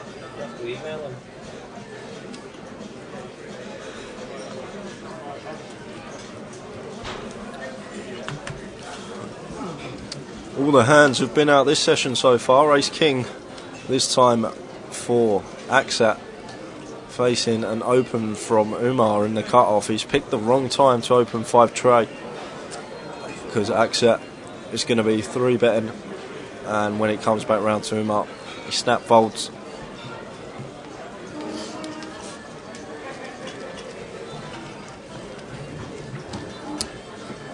So blinds 250, 500 for another 15 minutes, and then we'll be heading into level 8 of the day.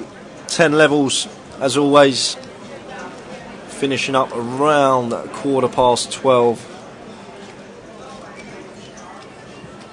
And then we'll be back tomorrow for another 10 levels of coverage. Earlier start this year, rather than 1:30 on the live stream, it's 12:30, 12 o'clock in the club.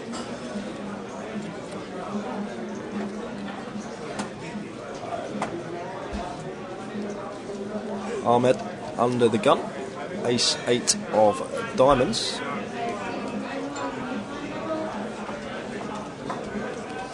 Raised to 1.1k. And Simon on the button, 8-7 of clubs. Won't be folding, flicks in the call. Keith for 3 suited in the small. He's going to get out of the way, and James loose defend here with the 10-5 in the big, getting an attractive price. Wow, look at this flop for Simon, flopping a pair and an up and down straight flush draw. It don't get much better than that. And Ahmed, the original openers, also caught a piece, flopping the same up and down as Simon, but he's crushed in this particular spot, drawing to just an ace that isn't the ace of clubs. The turn, deuce of hearts. An action on Ahmed, who has an easy fold now, facing an over pot size bet on the turn. And Simon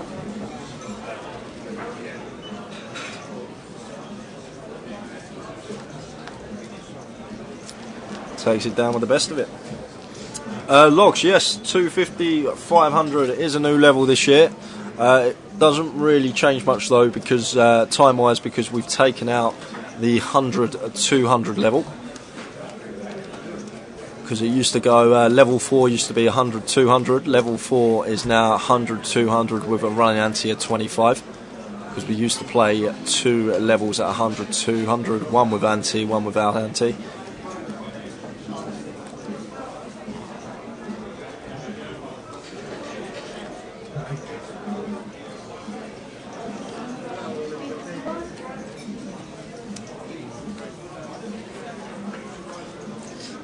$10-7 of hearts for Umar, makes it 1k, just the min click. Looks like it's going to be folded round to the blinds. Can't see Keith continuing.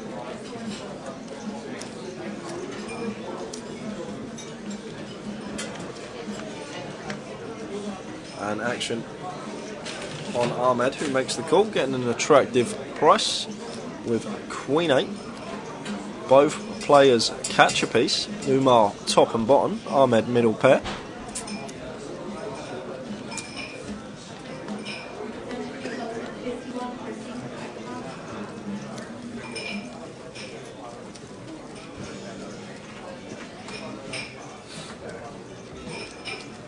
And Umar fires, and Ahmed gets out of the way.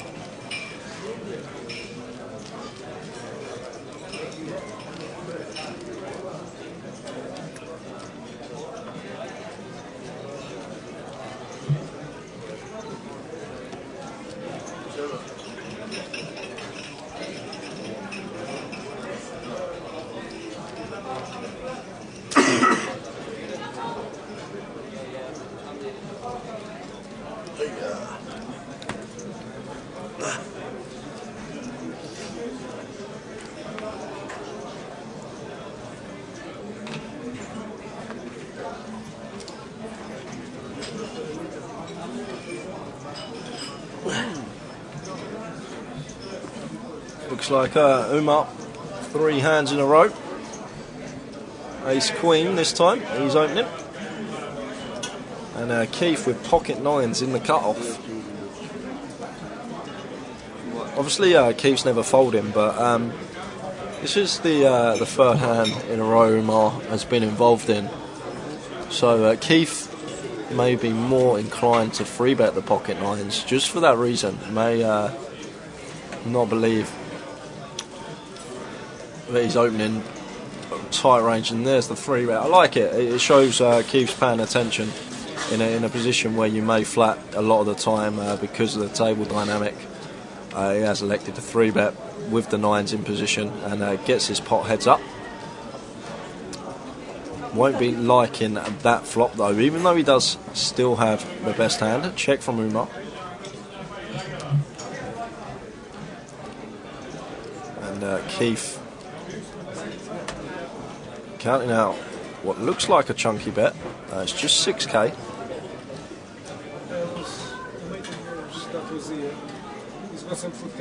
5.1k. Oh, yeah. Okay, tell me. Because I've got the soup, I don't know if he wants to come for the soup, but then you have the rest. Is that it?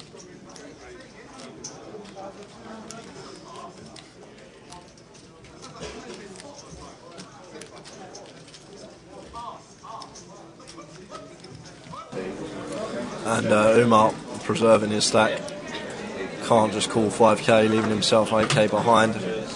Log says he's a 250 and 500. Yeah, I've covered you done it. that. Covered Yeah, it. Covered it.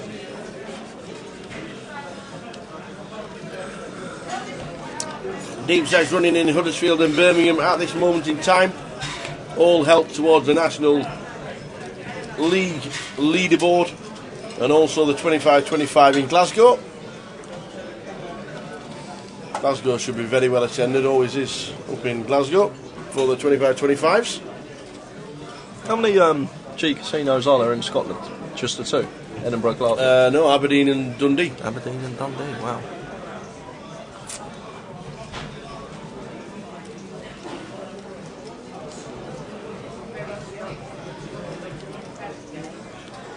Ace 9 suited for Keith in the hijack. Expect him to be raising.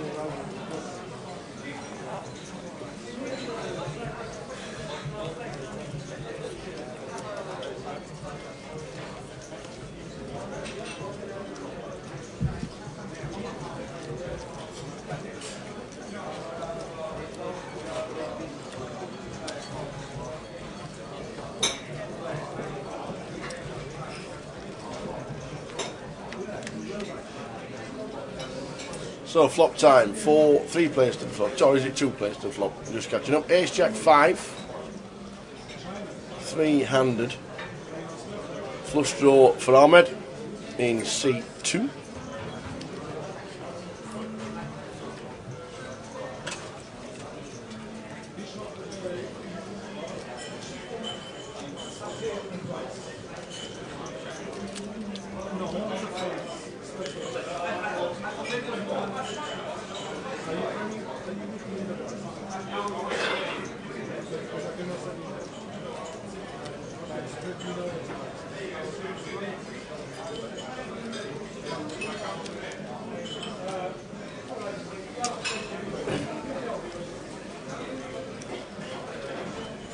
Seven of diamonds on the turn.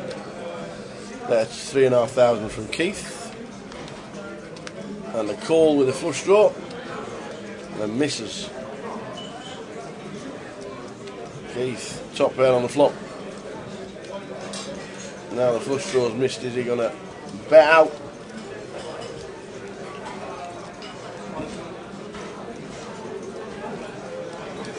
Indeed he is.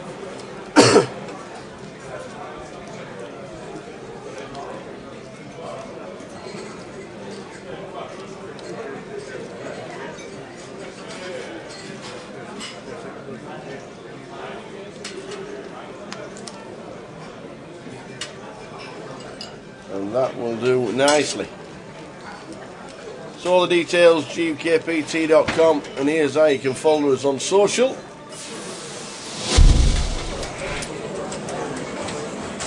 Facebook, Grosvenor Poker, at Grosvenor Poker on Twitter and YouTube. Follow all the action live and watch all the videos at your leisure. GUKPT in the box, and you can watch it whenever you want. Pause it, rewind it, watch it again, send it your mates. Plenty of stuff on there, the GUKPT seasons we have done before.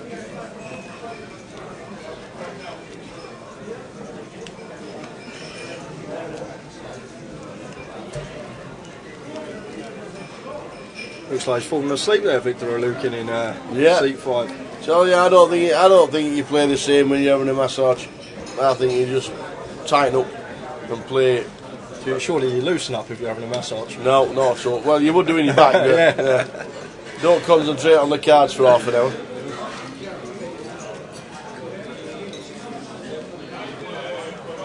So open from the hijack from James, King Queen, Ahmed makes the call in the cut-off, and Nathan elects to rebet Ace Queen on the button.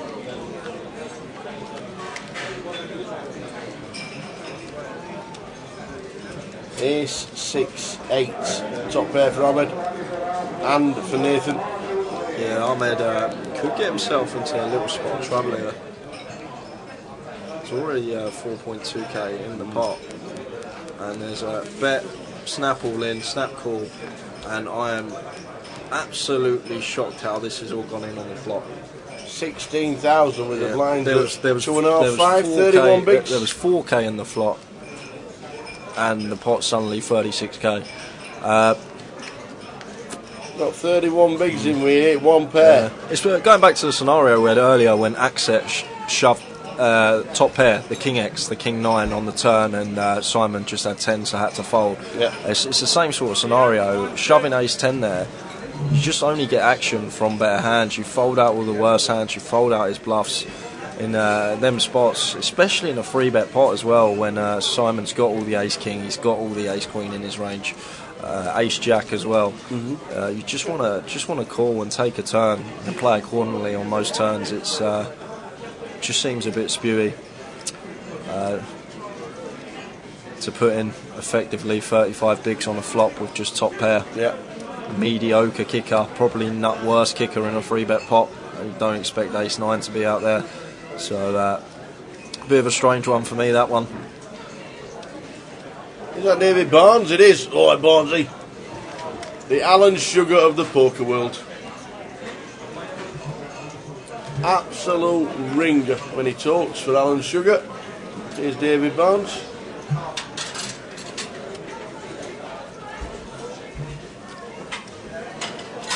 And has probably played as many GUKPTs down here as we've been to.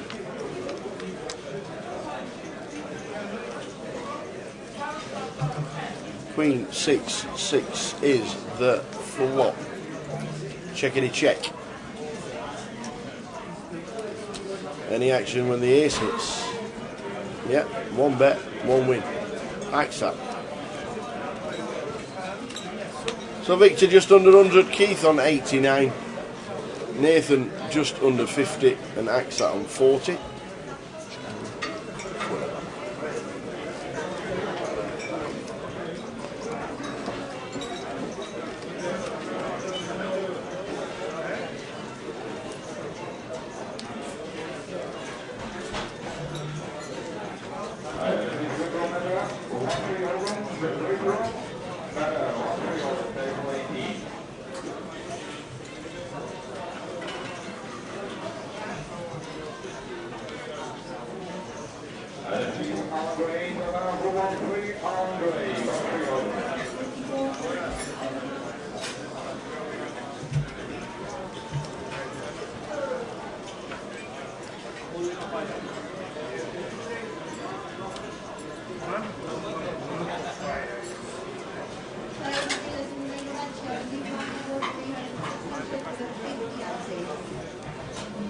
So 3-6 with the 50 next level.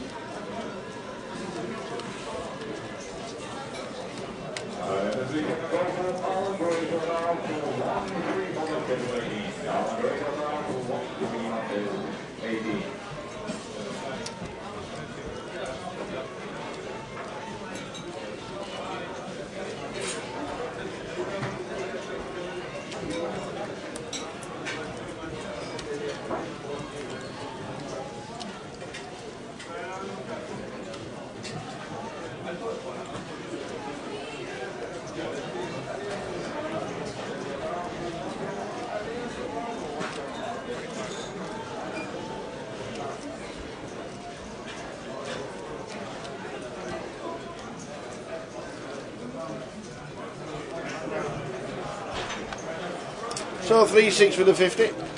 Next hand, which is now level number 8 of the day.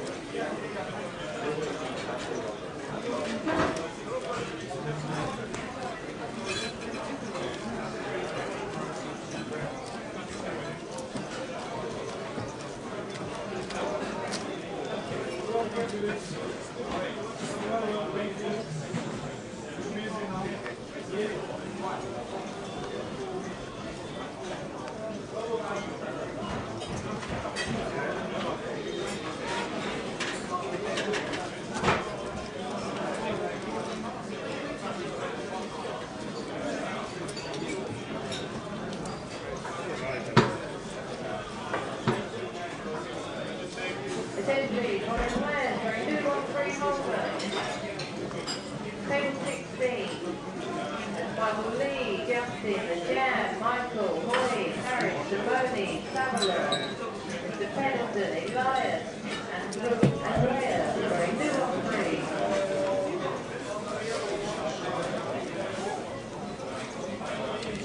5 for David Barnes. Raises to 1.5. Called in 2 spots. Oh, Queen 10, 8. I thought Keith was calling in seat 9, but he didn't. Check, bet, fold. Yeah, can't continue with the 5s on that board. No.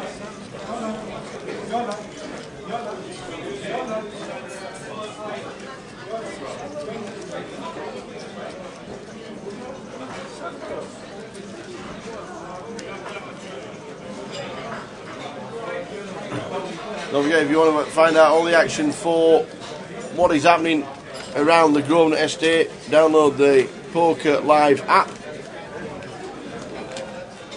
Plenty going on. Plenty to get yourself into the Poker Live app. Download it today.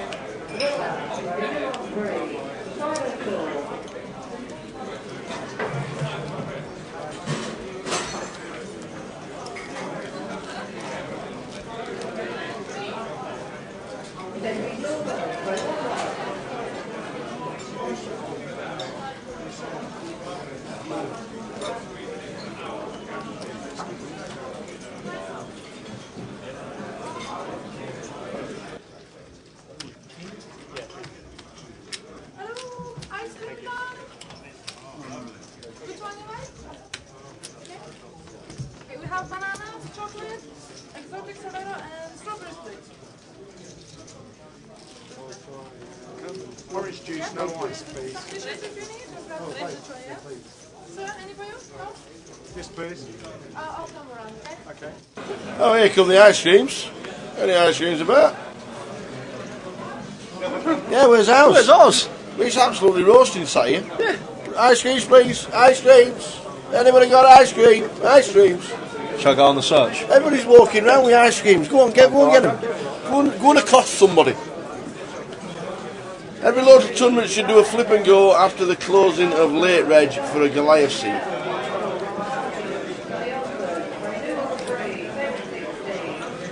I think flip and go should be part of the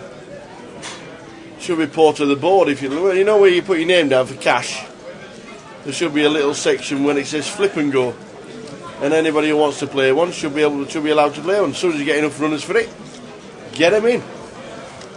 Should never stop you playing them, ever.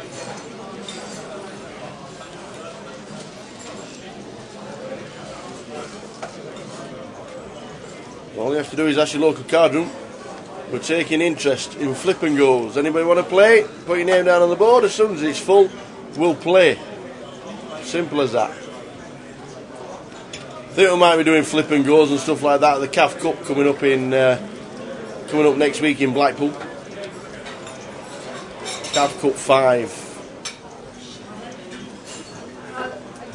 The charity event for Derek Kavanagh.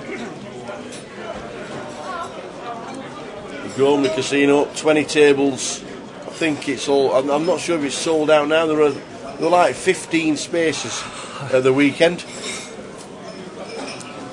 No good. You come back empty-handed. Yeah, no good. I think they've already been out, and I don't know. I don't know. Radji don't know. So how can they walk past us? I don't know. How? Even people in the bar have got them. Not even at the poker tournament. Exactly. So yeah, I think there'll be flip and goes going next week at the CAF Cup. It will be a busy one. A bit of music, DJing, comparing from myself. Every time I look up, Victor's got ace, king or queens. Yeah. And it looks like he's asleep, so nobody's any idea what he's got.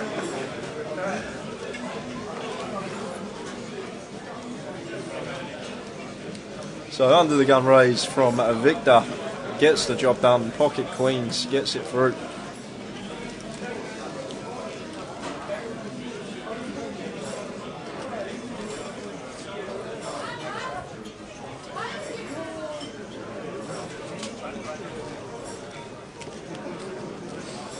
It's going to feel weird finishing an hour earlier tonight. Yeah, but we started an hour and a half early. Yeah, this morning. You don't realise it though, do you? Yeah. Oh. You know when I set my alarm for 8? When I set my alarm for 8 o'clock. Yeah. Yeah. And then past. Ah. And then 8:45. Yeah.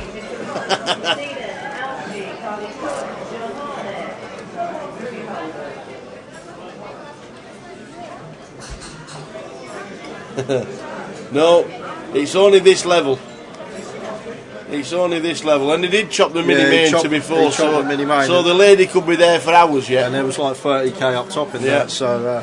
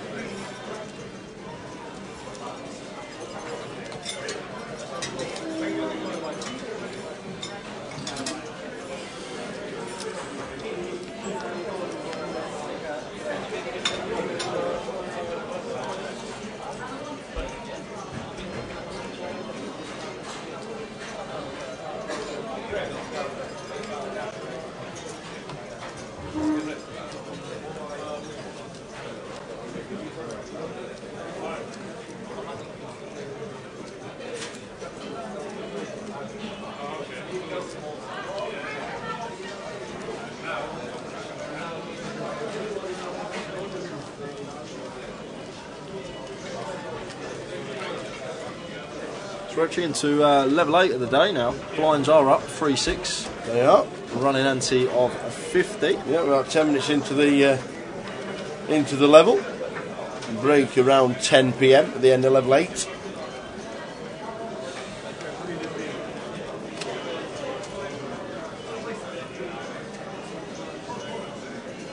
been a fairly quiet day at the feature. There's not been too many action hands. You expect it early on in the day, but as the day goes on, stacks get shallower, you expect more action, but not much as of yet. There's still just under 3 hours left of play.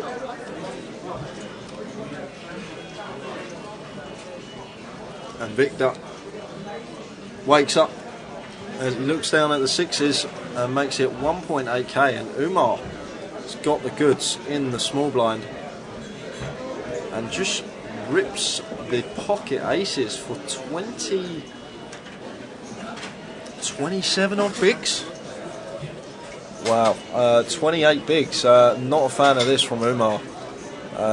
Button open. Button's going to be opening a wide range of hands and ripping pocket aces for 28 bigs. We're just going to fold out such a large proportion of Victor's range, but in this case he's managed to get a call from sixes, and Victor bows his head. Probably the only person in the room that would call 28 bigs. 28 bigs with sixes. It's just think of his range, really, range of hands Umar has. We're basically hoping for a flip or we're crushed, and it's the latter in this case. Yeah. Good flop. Very good flop. Two sixes to fade, or a 5 or a 7 for a sweat. One of the 2 sixes in the deck, and we're going to miss it. We get a good double up. We do, in fact, nuts. Bit of overkill. Yeah, second nuts on the river. Bit of overkill for Umar. Harvey Norris was in the chat box earlier. Didn't realise he was laid up in hospital. Harvey, if you're still watching before lights out, then get well soon, young man. Yeah, get well soon, Harvey. He was in the chat box earlier.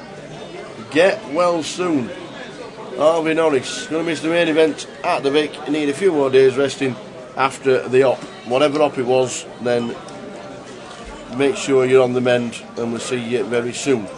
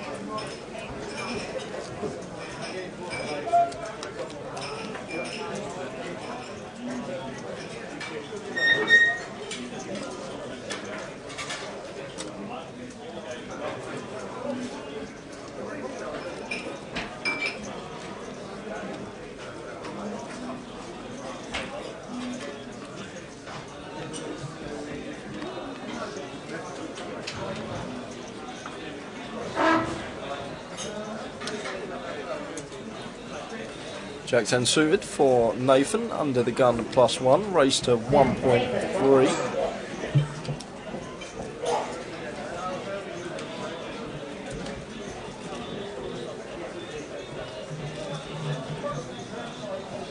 Call from Victor, call from Umar, and really surprised we didn't see Akset take this squeeze spot with ace queen on the button.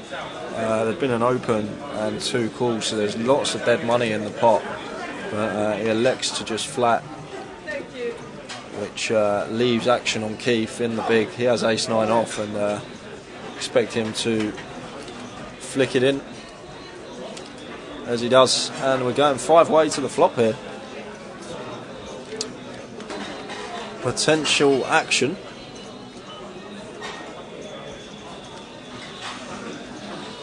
king 4 deuce. Umar flops the best of it, flopping top pair. Everyone else completely whiffs. Umar the only player catching a piece, and he is in the cut-off, so you expect it to be checked round to him. But Keith is going to donk lead ace-9 here into 4 players. We saw him lead 9 high into 4 players earlier, and it got through, but I think in this particular scenario it's not going to work. And Nathan gets floaty with Jack 10 suited. Maybe the news of the previous hand has filtered through to the players, but donking into 4 players with just ace high, no draw, not recommended. It's just so hard to get through.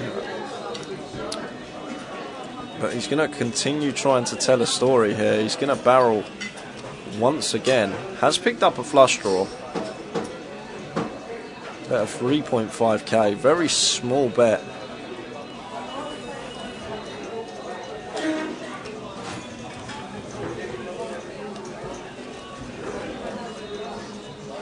And Nathan, who floated the flop with some nice backdoors. He has caught middle pair here, but after the double barrel from Keith, you expect him to fold. And action on Umar here. Getting 5-1 on the call, so he won't be folding. Has position. Shouldn't be folding. Only needs to be right 1 in 5 times. And then he also has the insurance of the 7 of spades. If a spade does fall off, in this case, would be no good. As Keith, wow, lets it go.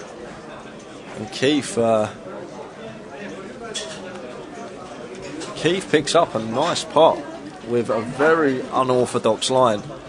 That's twice we've seen a play that's probably not going to be profitable long term, working out in the short term. And he scoops the pot. He led into 4 players again with air. And won again? Yeah, but this time he had to barrel the turn. What a lad.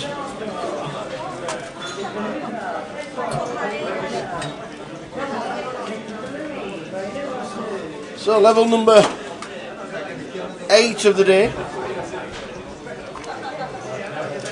Plenty going on.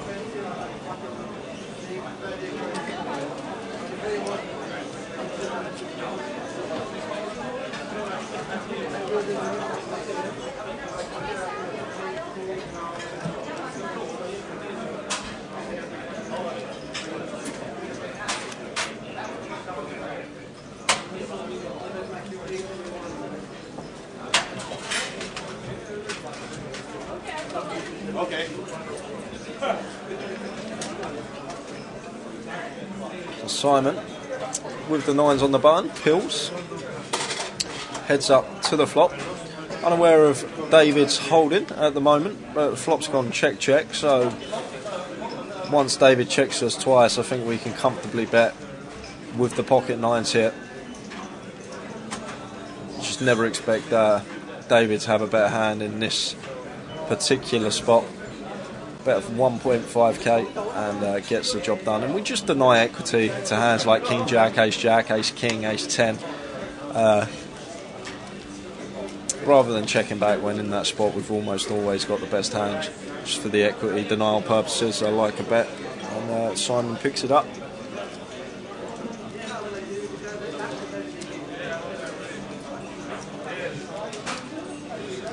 It is absolutely packed, isn't it? There's not one table anywhere, and I hope they're all on Grosvenor Poker on Facebook or Grosvenor Poker on Twitter and telling us how busy it is, and GUKPT on YouTube watching the live stream. That's what they should all be doing. It's a busy old card room, not one empty table in the building. And also Friday,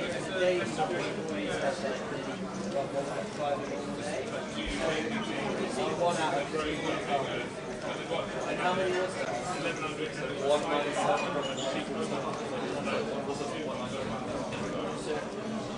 Comes out, I think, 5.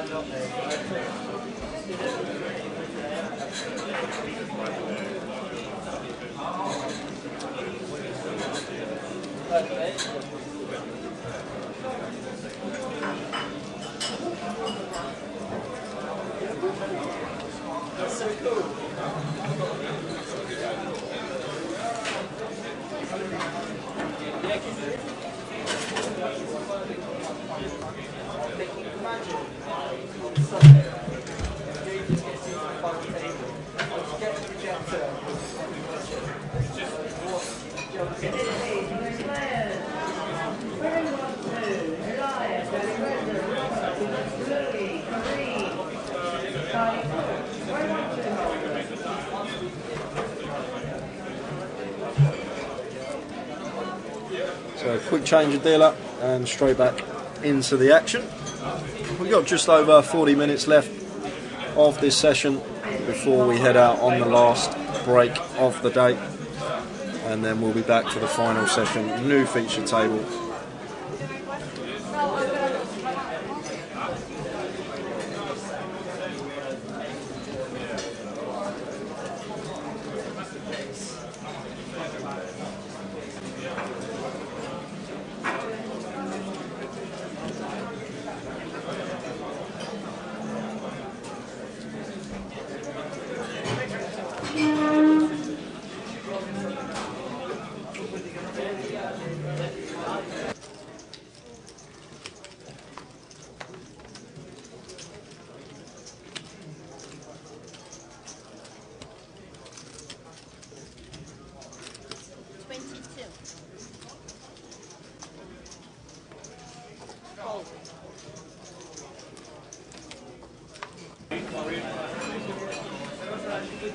So welcome aboard if you're just tuning in. Thursday evening, GUKPT for the live stream. Season 13. AXAT with a very big open size here.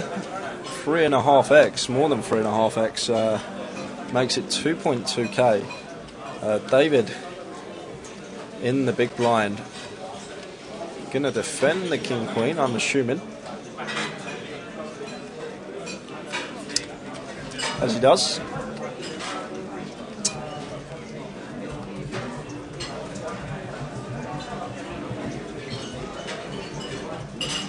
Flop of 8 deuce deuce. Expect AXAT to continue here.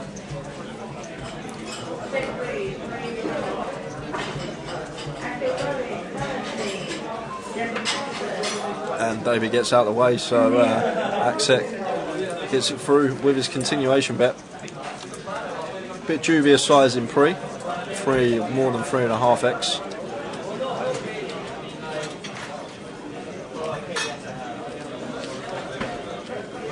The great thing about going a smaller size as well with your opens, you give yourself a better price on just taking it down pre-flop. The larger size you go, the worse price you give yourself of taking the pot down. Whereas if you choose a smaller size, like the more standard between 2 and 2.5x, you give yourself a much better price of just getting the race through.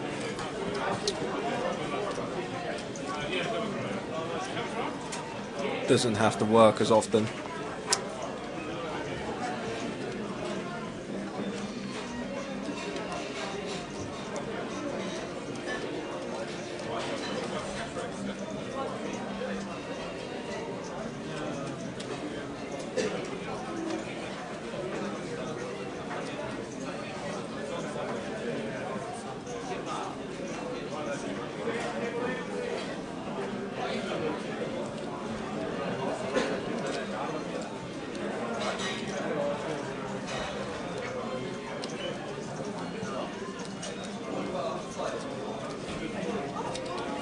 Ace Jack for Keith, raising it up in seat number 9, so 2.2.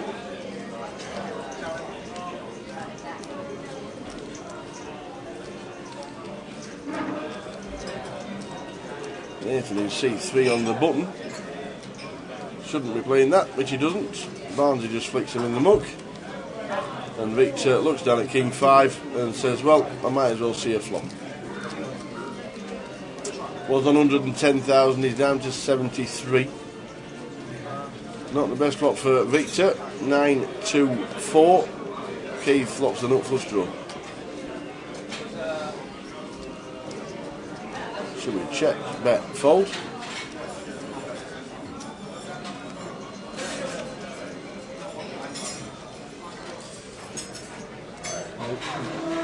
Forward falling asleep again there, Victor. Working them up. Yeah, he woke up to defend his big blind with trash. Now, plausible defend King 5 suited. One of the better defends we can have in the big.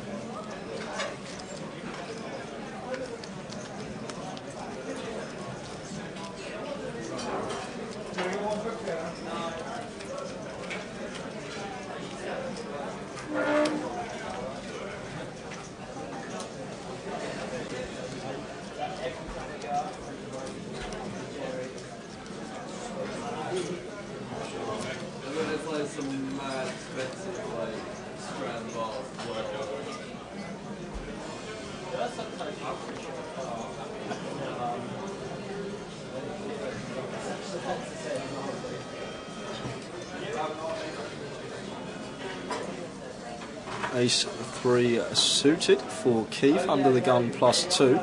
Chunks of chips. Here's chip leader on the table by Street. Him and Victor. And Victor's dropped down to 70. It's a 2.2k to go.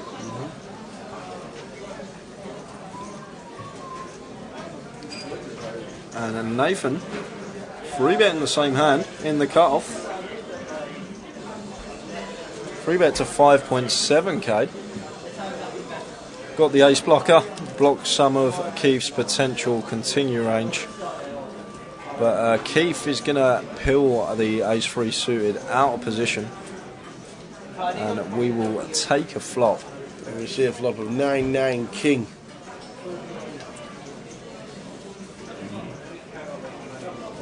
So it should see Keith check to the aggressor, and Nathan near the bottom of our range here, 3-bet range, so I'd like to see a continue on this particular board. It's a paired board, it's king high.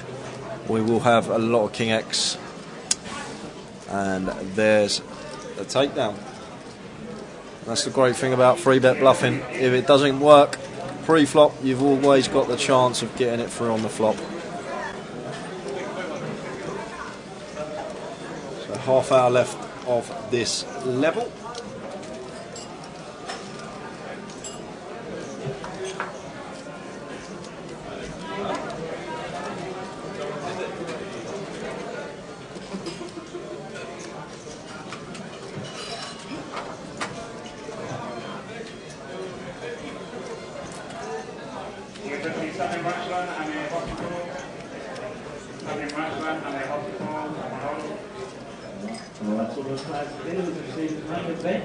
After you finish the hang progress, you'll be on a 15-minute break.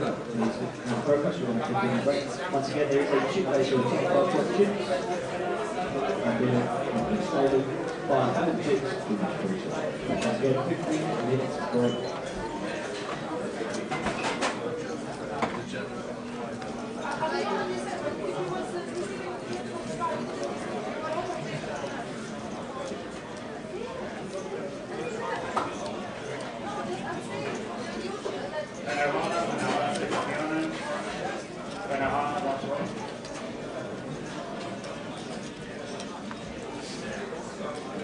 So Victor on the button with Queen Deuce. Raises to 2.2. Umar has him strangled with Queen Jack.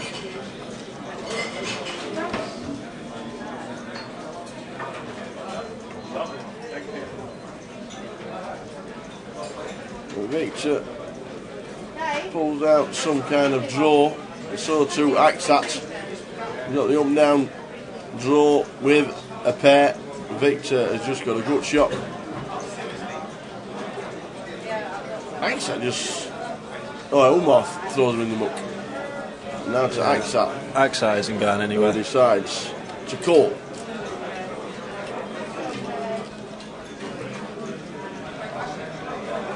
Jack of Hearts on the turn.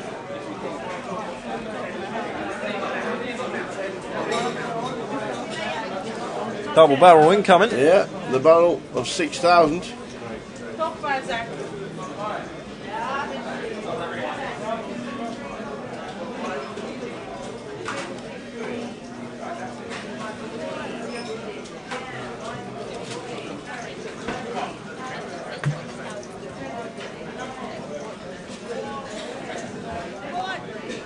You're not going to bet 600. That's angled. Oh, I don't like this. Oh, there's 15,000 in the pot, and Victor said 6. Well, he's not betting 600. No, the ruling's going to be. It will go at 6k. It will go at 6k. Well, I hope it does. It goes on initiative now. Well, at least I hope it does in this time. I'm sure it does. I'm sure Raji's going to make the correct ruling. Oh, that's wrong. That's terrible. That's terrible. I don't understand that rule. There's 15,000 in the middle. Whether the blinds are 6 or 600. That's sure, I don't know. Victor's fault, I suppose, for just saying 6 and not 6,000.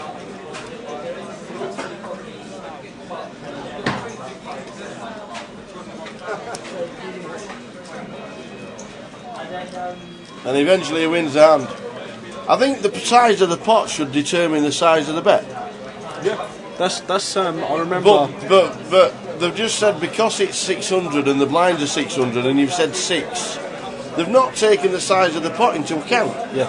And surely common sense says he's never betting 600 into a 15,000 pot. When I played the mini main in Luton last year, I had that exact scenario, and Yanis came over and made the ruling. And he said the larger bet goes because of initiative. He says the size of the pot. Yes, what it's that's exactly on. right. It's just common sense. And, yes. We all know it was the player who made the mistake by saying 6 and not 6,000. But when there's 15,000 in the middle, he's never betting 600.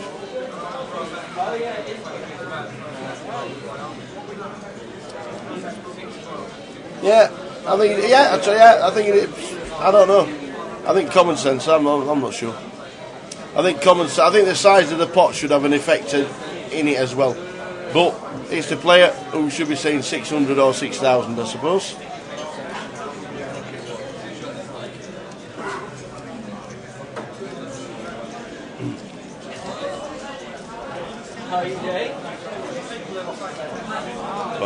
Ben raises to 1.4. King Jack suited.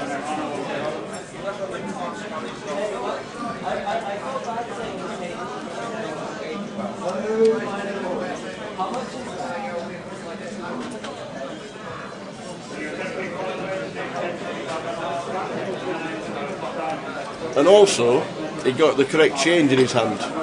He got a yellow chip and a white chip, which exactly. is 6,000. And yes, but I suppose the rule says it's because he said 6, it's 6. It was sorted out because he bet 6,000 on the river and he won the pot. We're going 4 to it. What's the chances of this being a high flop? Slim. 8 high. Oh, very close. 7-5-3. It's a gut shot for Umar, and it's going to be one of them first bets going to take this one down.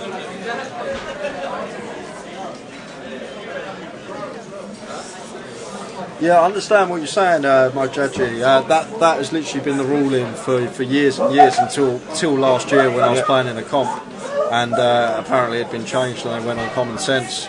But then I've just seen, obviously now that it's gone the other way, so I'm a bit unclear now. Yeah, but he also had 2 chips in his hand that total 6,000. Yeah, exactly. That also should make a difference as well. It's just they went on common sense when I was sat at the table. I wasn't involved in the hand, the ruling of it. Jack on the turn as a 7-9 flop was bet by Ben and called by Umar. Ben then hits after floating. Is that Ben Marigheads in C2? I think it could be. And, Lee's got it correctly. I don't say anything at all and just put the chips in. Yeah. Which, when you got 2 chips, it's exactly that, isn't it? Yeah. 6,000. But it's hard. It can be hard when you say you've only got higher denomination chips and you want to bet an amount. You have to say it verbally. Yeah. But if you do have 2 chips in your hand and they total a certain amount and it's over the bet or over the big blind, then that would be the bet. Yeah, because when Yanis made the ruling last year, I was actually shocked that it went on just the common sense, the size of the pot. Yeah. And, but is that not correct? Yeah, it's a correct thing to do. Like, I was like, it's a great ruling. Like, I think that's what you're meant to do. But I know people say it's wrong because of angles and whatnot. And, yeah. But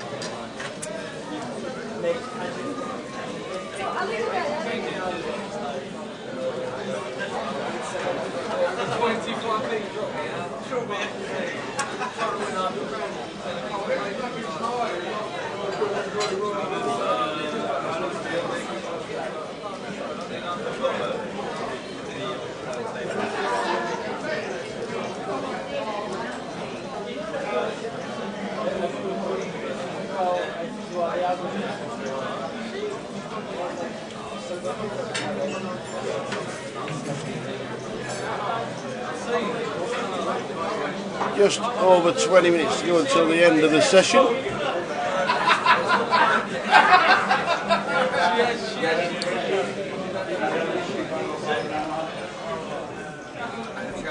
Ace Queen makes it 1.5k.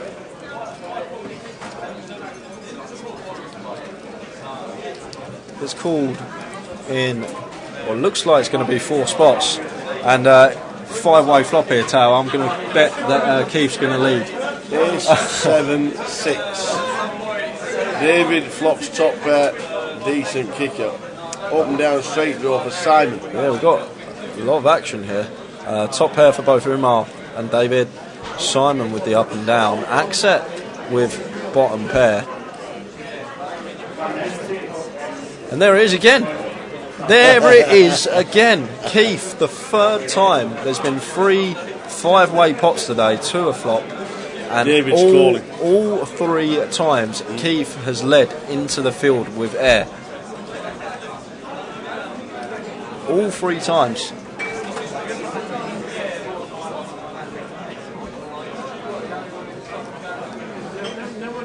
David actually raised us to 4.5. Now, if everybody remembers that once we open a 4 or a 5-way flop, Keith has got it through. He's bet again, and this time he's giving it up by the looks. Indeed he does. And gives this one up. Renee makes a good point actually. What if the guy snap calls and then Victor goes, no, I meant 600? Because he's put a 5,000 chip in and a 1,000 chip in, which makes 6,000. It can't be anything else. That would be, if it had been a 1 chip, totally understand. Yeah. If it was just 1 chip, but it wasn't, it was 2 chips. And I think that was the difference. But so if anyone's playing tomorrow or Saturday and you make day 2 and Keith's in the field and you go 5-way to a flop and he leads, I'm going to suggest raising him. I think it's going to make you money long term from what I've seen today.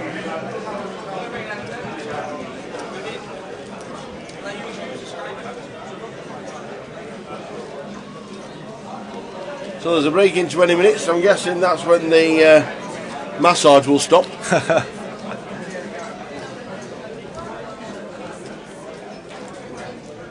There's a 2-hour massage for Victor Alukin. Yes. Yeah. Is it, what is it, £1 a minute? Yeah, £120 that'll be. £120.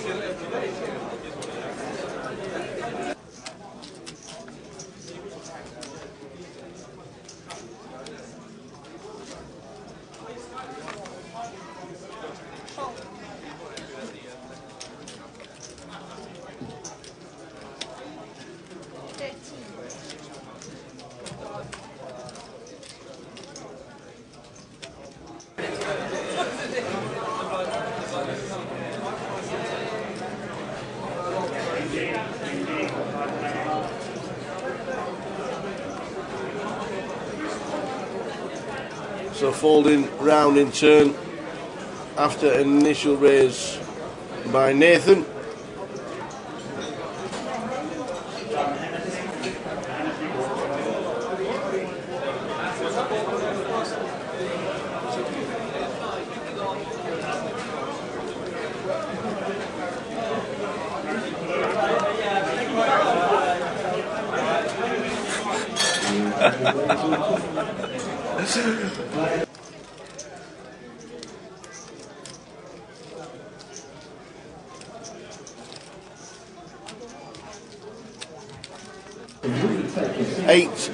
Queen 4-6 is the flop. Top pair for Nathan. Yeah, just the one over to the sevens of Simon. Bottom pair for David. Gets out of the way. Middle pair for James. So everyone's caught a piece. But don't expect Simon to continue here. I know it's just the one over card, but going back to what we spoke about before, betting into 3 players, you just give your opponent credit a lot more. 2 of spades on the turn. However, he has picked up a potential flush draw here. It's only 7 high. And now Nathan checks it over to Simon.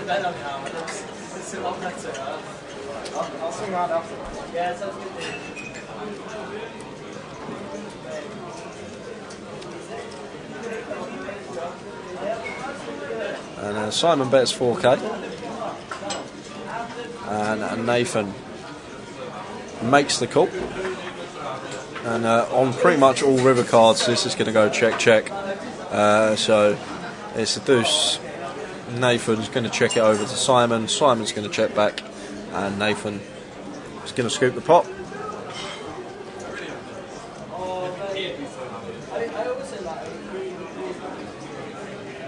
There it is. Check, check. Simon gets the bad news. And a nice pick up there for Nathan. Andy, stay back.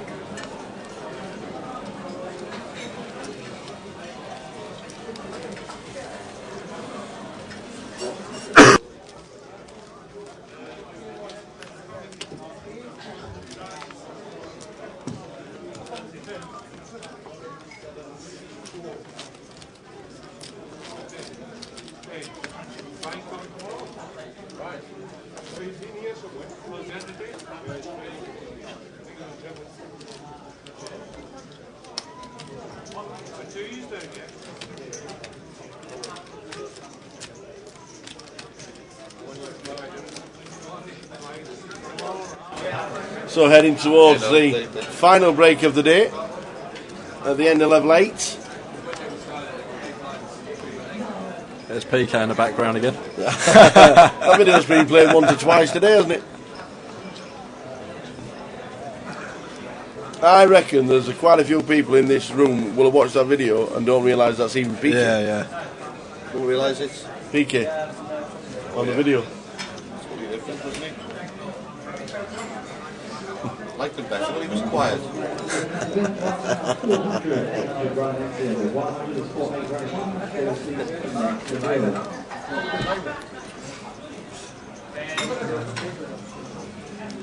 So Umar under the gun at plus 3, ace-8 off, makes it 1.5k.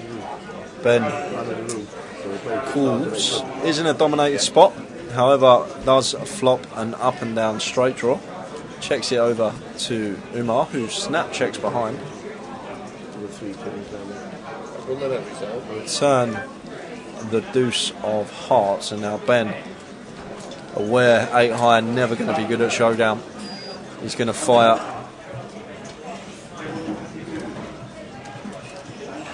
And get a quick call from Umar. And we'll take a river, which is a 9. It's a 9 of clubs. So that's the nuts on the river for Ben.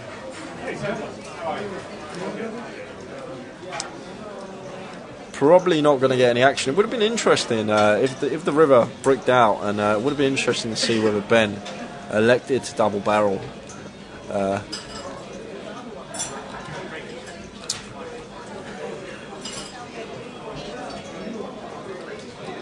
And he fires river and gets a quick fold from Umar. But if that river comes a brick, interesting to see if he would have bluffed at it and try and sort of target the ace highs, the 8s through queens that Umar would have in his range there.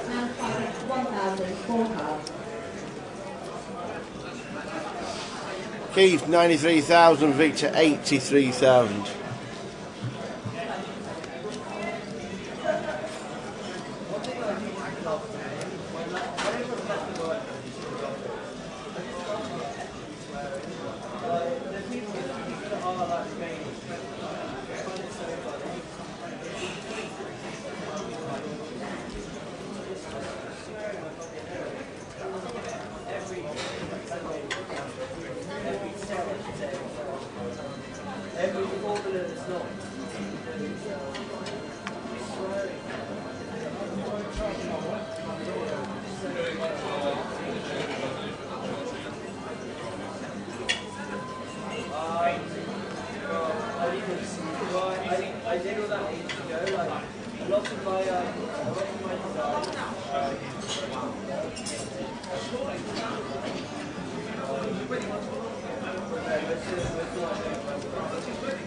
Raising up with the ace-8 to 1.3.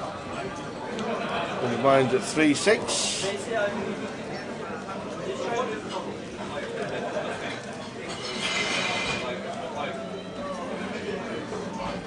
Eight on the turn.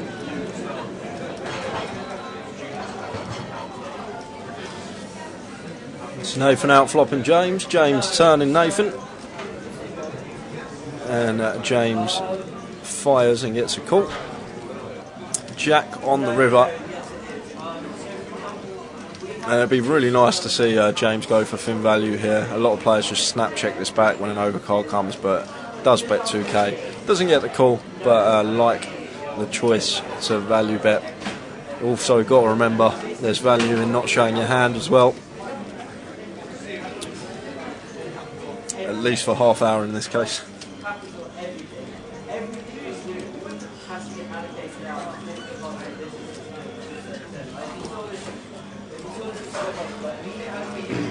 Final warning, Michael.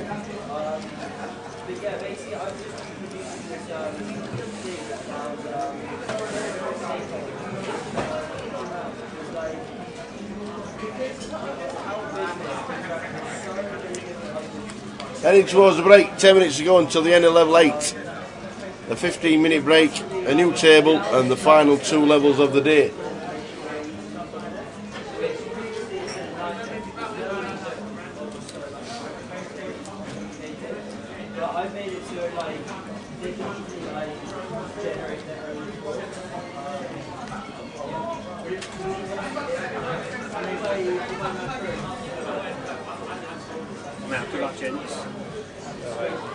Oh, Chef Brad. But ace king is ace queen. Yeah, queen on the flop. 26k all in. But it's going, isn't it? Yeah, it's unlucky. Unlucky, Brad. Unlucky, Brad. Chef Brad has just come to tell us that his ace king didn't beat ace queen.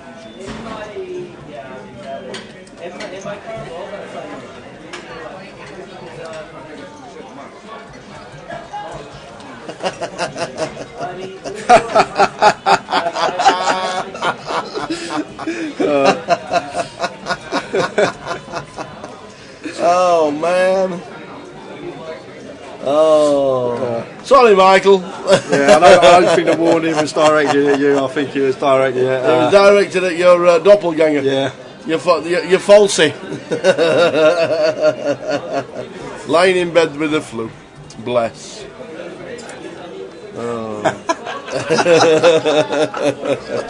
Oh. Great when one replies to himself. Yeah, that's brilliant. Back to the action. Jack 7, 10 flop, 2 spades. Axat flopping top pair, top kicker, 3 overcards for the 5s of Ben. Umar with just ace high, backdoor nut flush draw.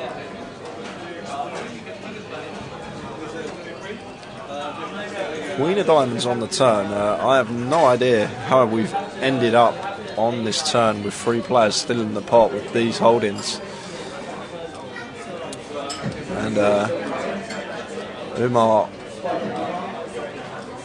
Right, okay, that makes sense. So Ben's actually not in the hand. It's David in seat 4 who is in the hand, unaware of his whole cards. But after it's check round to Axat on the turn, he's going to fire. and gets the job done.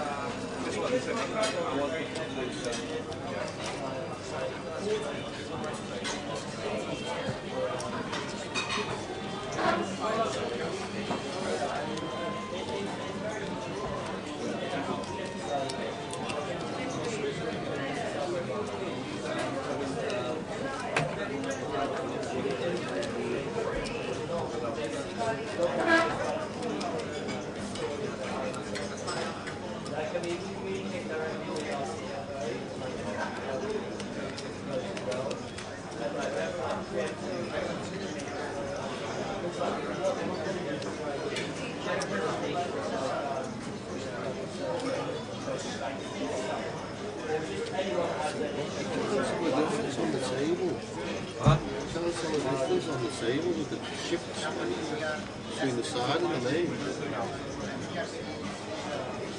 There's no tables down there. One anymore.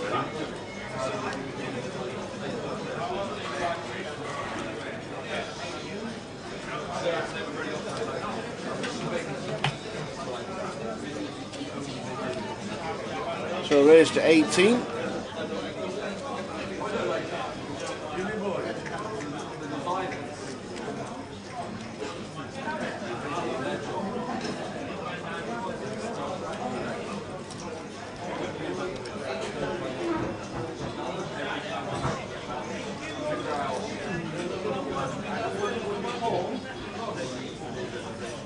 Folded round to Victor. King 3-4, 2 diamonds. Siaksat continue here, just the one overcard to his pocket fives, and Victor Lukin lets it go.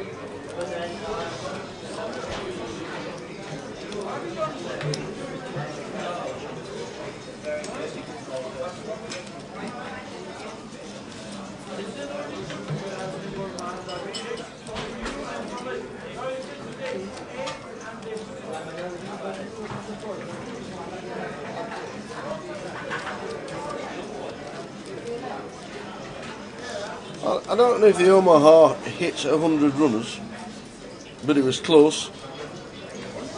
Very close indeed.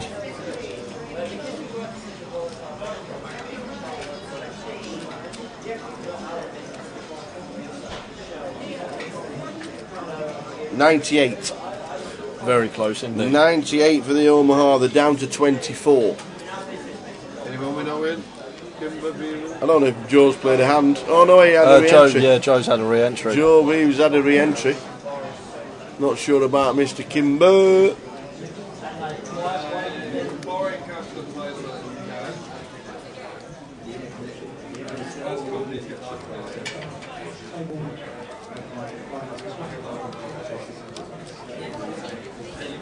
Bit nice 3-4K up top in the Omaha. Be worth winning. Yeah. As we see Nathan's picked the wrong time to open. The 8-6 off in the cut-off. Been insta 3-bet by David and a quick fold.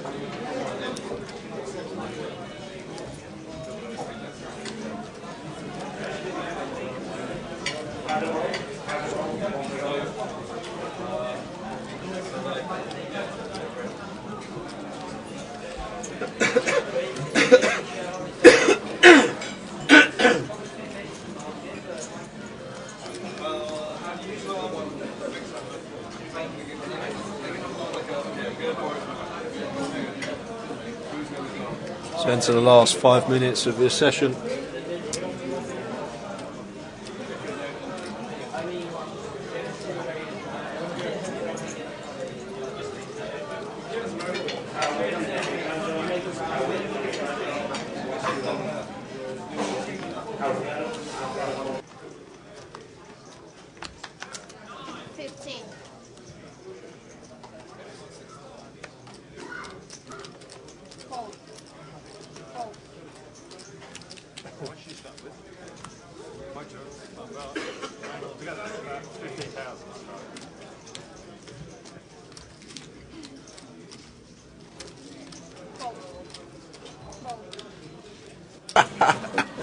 Saying nothing.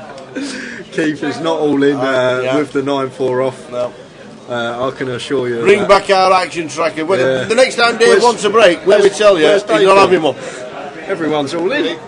Everybody's all in. I'm all in. There's the 4 all-ins with 9-4 and ace 3. Good lad. There he is on the computer. Good on you. High five the action tracker.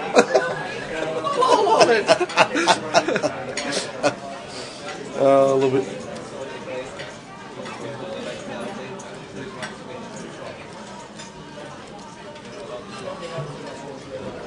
Wake up, Victor.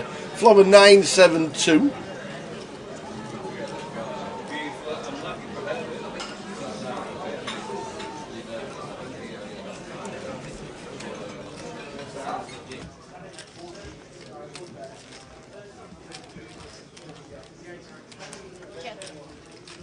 All in. Fold. Fold.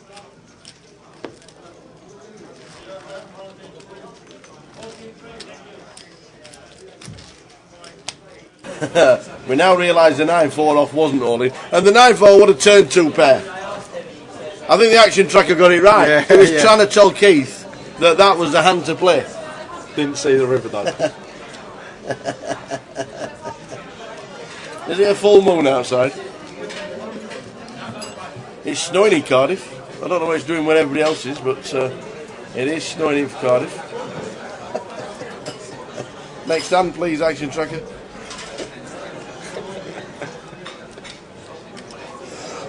No, there was a reason for it. I just couldn't see past him. I was asking him to move.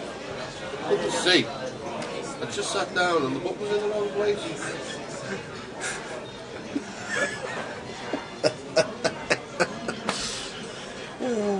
Love it. New month eve. Aye, it's February tomorrow. It is. January has passed us by. We are on a break after this hand.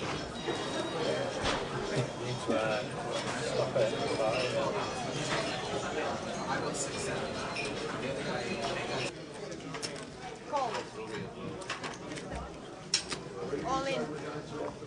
Here. Fold. Thank you.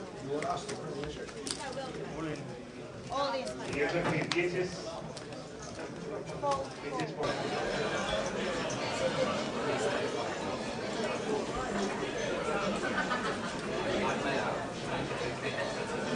It's gone all in here. Last hand of the session. Umar has found deuces and 14 big blinds. And Simon has woke up with ace king behind him, so we're off to the races. And, Two's still in front. Yeah, needs to fade a 10 as well now. Counterfeit outs for the ace king, as well as a 5, so no Yeah. 10, 5, ace or king. And it's a deuce for nice, good measures for the all-in Umar. And that looks like the last hand of the session, which means we're back at 10:15. Stop it in YouTube. Back at 10:15 p.m, ladies and gentlemen, and we'll need a refresh because we have to stop and start for recording purposes. Back with you in 15 minutes.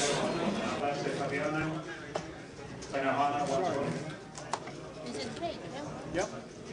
So, seat number